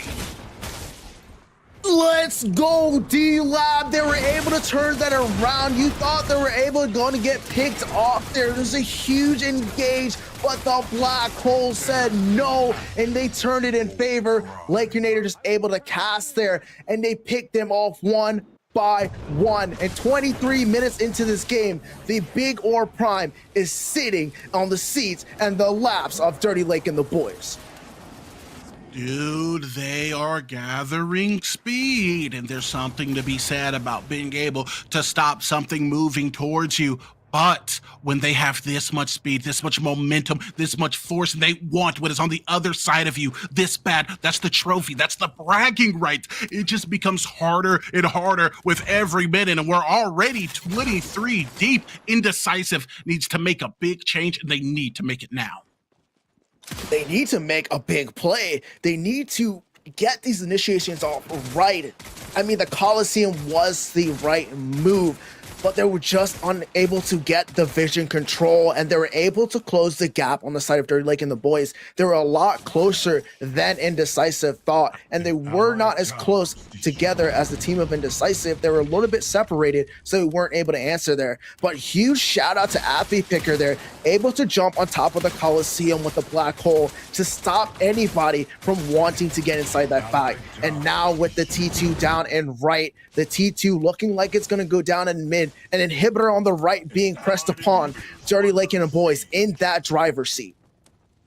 They are more than in the driver's seat. They have Indecisive tied down to the railroad tracks, and unless they get more miraculous with undoing the rope, they're going to get put down, as we are going to see the ulti is going to come once again out of Import, locking down North, but not being able to get that good of a damage translation. It's a 3v1, but only temporarily, as the walls come crashing down. It is going to be the HP bars that follow, but not for the team that they would expect it to be. It's going to be Appy getting a big kill over the top end, as this is starting to spell out what could be a very significant push. That right side inhibitor is down, and it feels like the mid one is going to follow suit. They're just able to get them. Indecisive making the mistakes. 2 inhibitors down. They're pushing towards the core. Another 30 seconds, Ego. You have to put up the wall. You can't let them get this damage across. It has to be Morose. It has to be Def. It has to be Man Q who is getting pushed back. They are starting to fall one by one. Happy Picker with the pickoff, and it is going to be D-Lab that are your PCC7 champions. They take the championship. NA versus EU. Dirty Lake and the boys come out on top. They have finally done it. They have done it. They grind it. They got better constantly on the positive incline. Always the wedding maid, never the married. But it is them who hold the boutique. It is them who have on the dress. And they stand at the top exclusively of the Predecessor competitive scene. Congratulations to D-Lab. GG's executed to perfection. They saw their opportunity. They took a hold of it. They got the right picks, that big prime play, and they were able to capitalize it with such quick and efficient ways. And now we have our new crown champions. Dude, could not be happier for these guys. Honestly, got a place of love for the grinders, but also got a place of love for Indecisive. Thank you guys so much for coming out and giving all of these wonderful viewers of Predecessor a performance they deserved. Both of you are at the top of the game. However, there can only be one who stands at the very top, and that is going to be North. That's going to be Lakeinator. That is going to be the D-Lab lads here. Congratulations to them. And F6, if I had to do this cast with anyone, I'm happy it was you, brother. It's exciting. Hey, so exciting. Likewise, man. That was just a fantastic series. Huge shout out to both teams. You guys just made it entertaining. Everybody that played today in the PCC, and we couldn't thank you enough. But I do know who else want to thank you guys and who wants to get after of just talking to these champions. That's going to be the analyst desk as they take it away.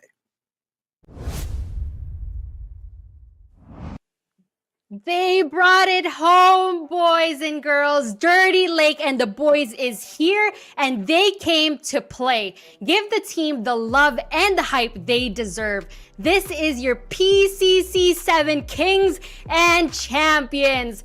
They've had us on the edge of our seats from beginning to finish. This team has worked so hard in countless PCCs and tournaments, and their moment of glory is finally here. Lauber, North, Lakeinator, Toasty, and Appy Picker are the happy winners of $750.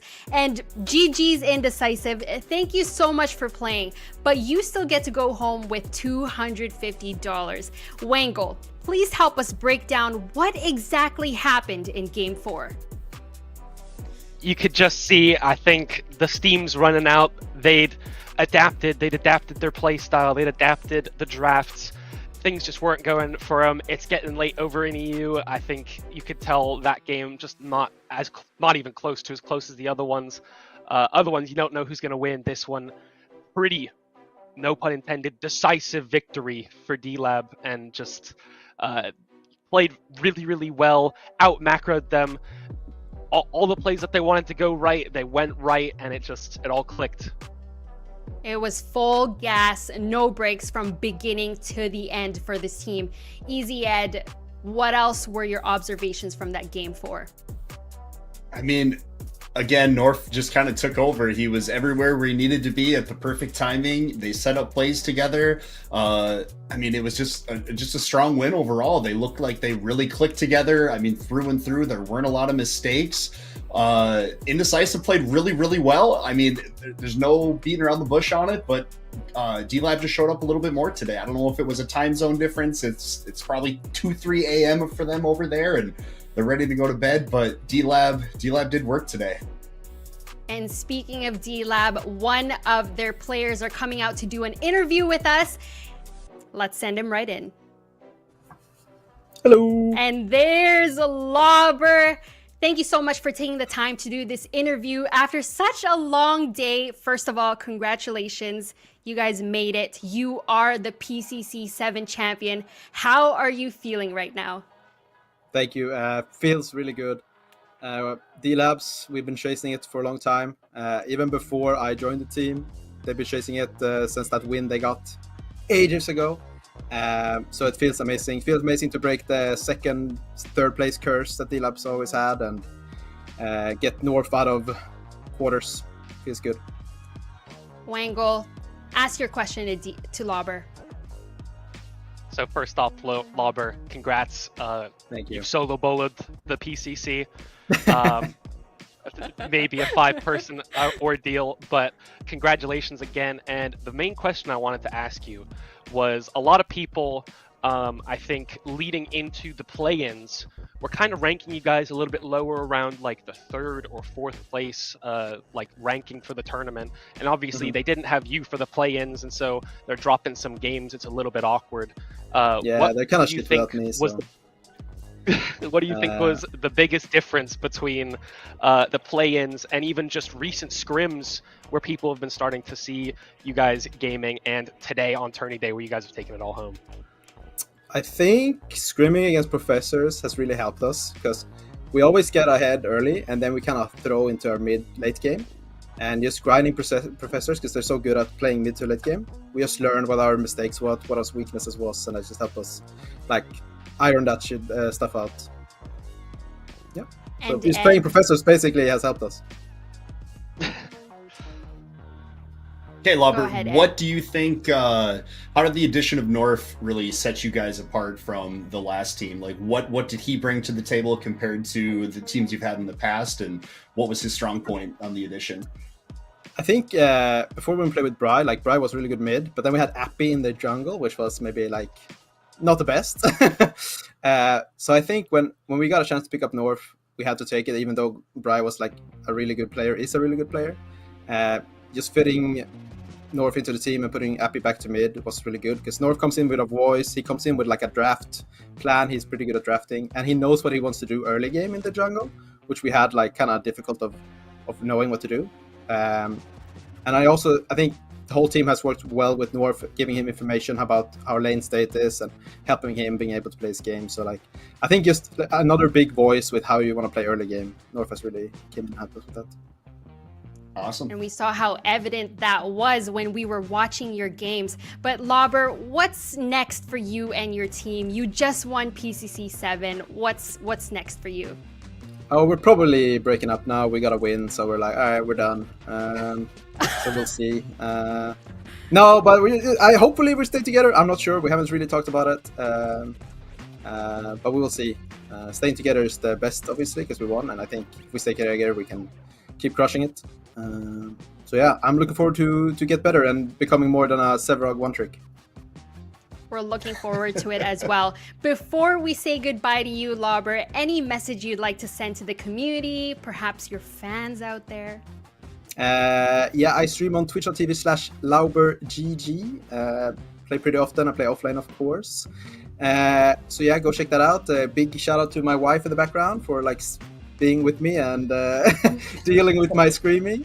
And shout out to my team, they play amazing. Shout out to PCC for hosting this event. It's so fun in playing Predecessor, and I can see how the game is growing and everything is going in the right direction. So hopefully we can just keep the momentum going and just everybody have fun.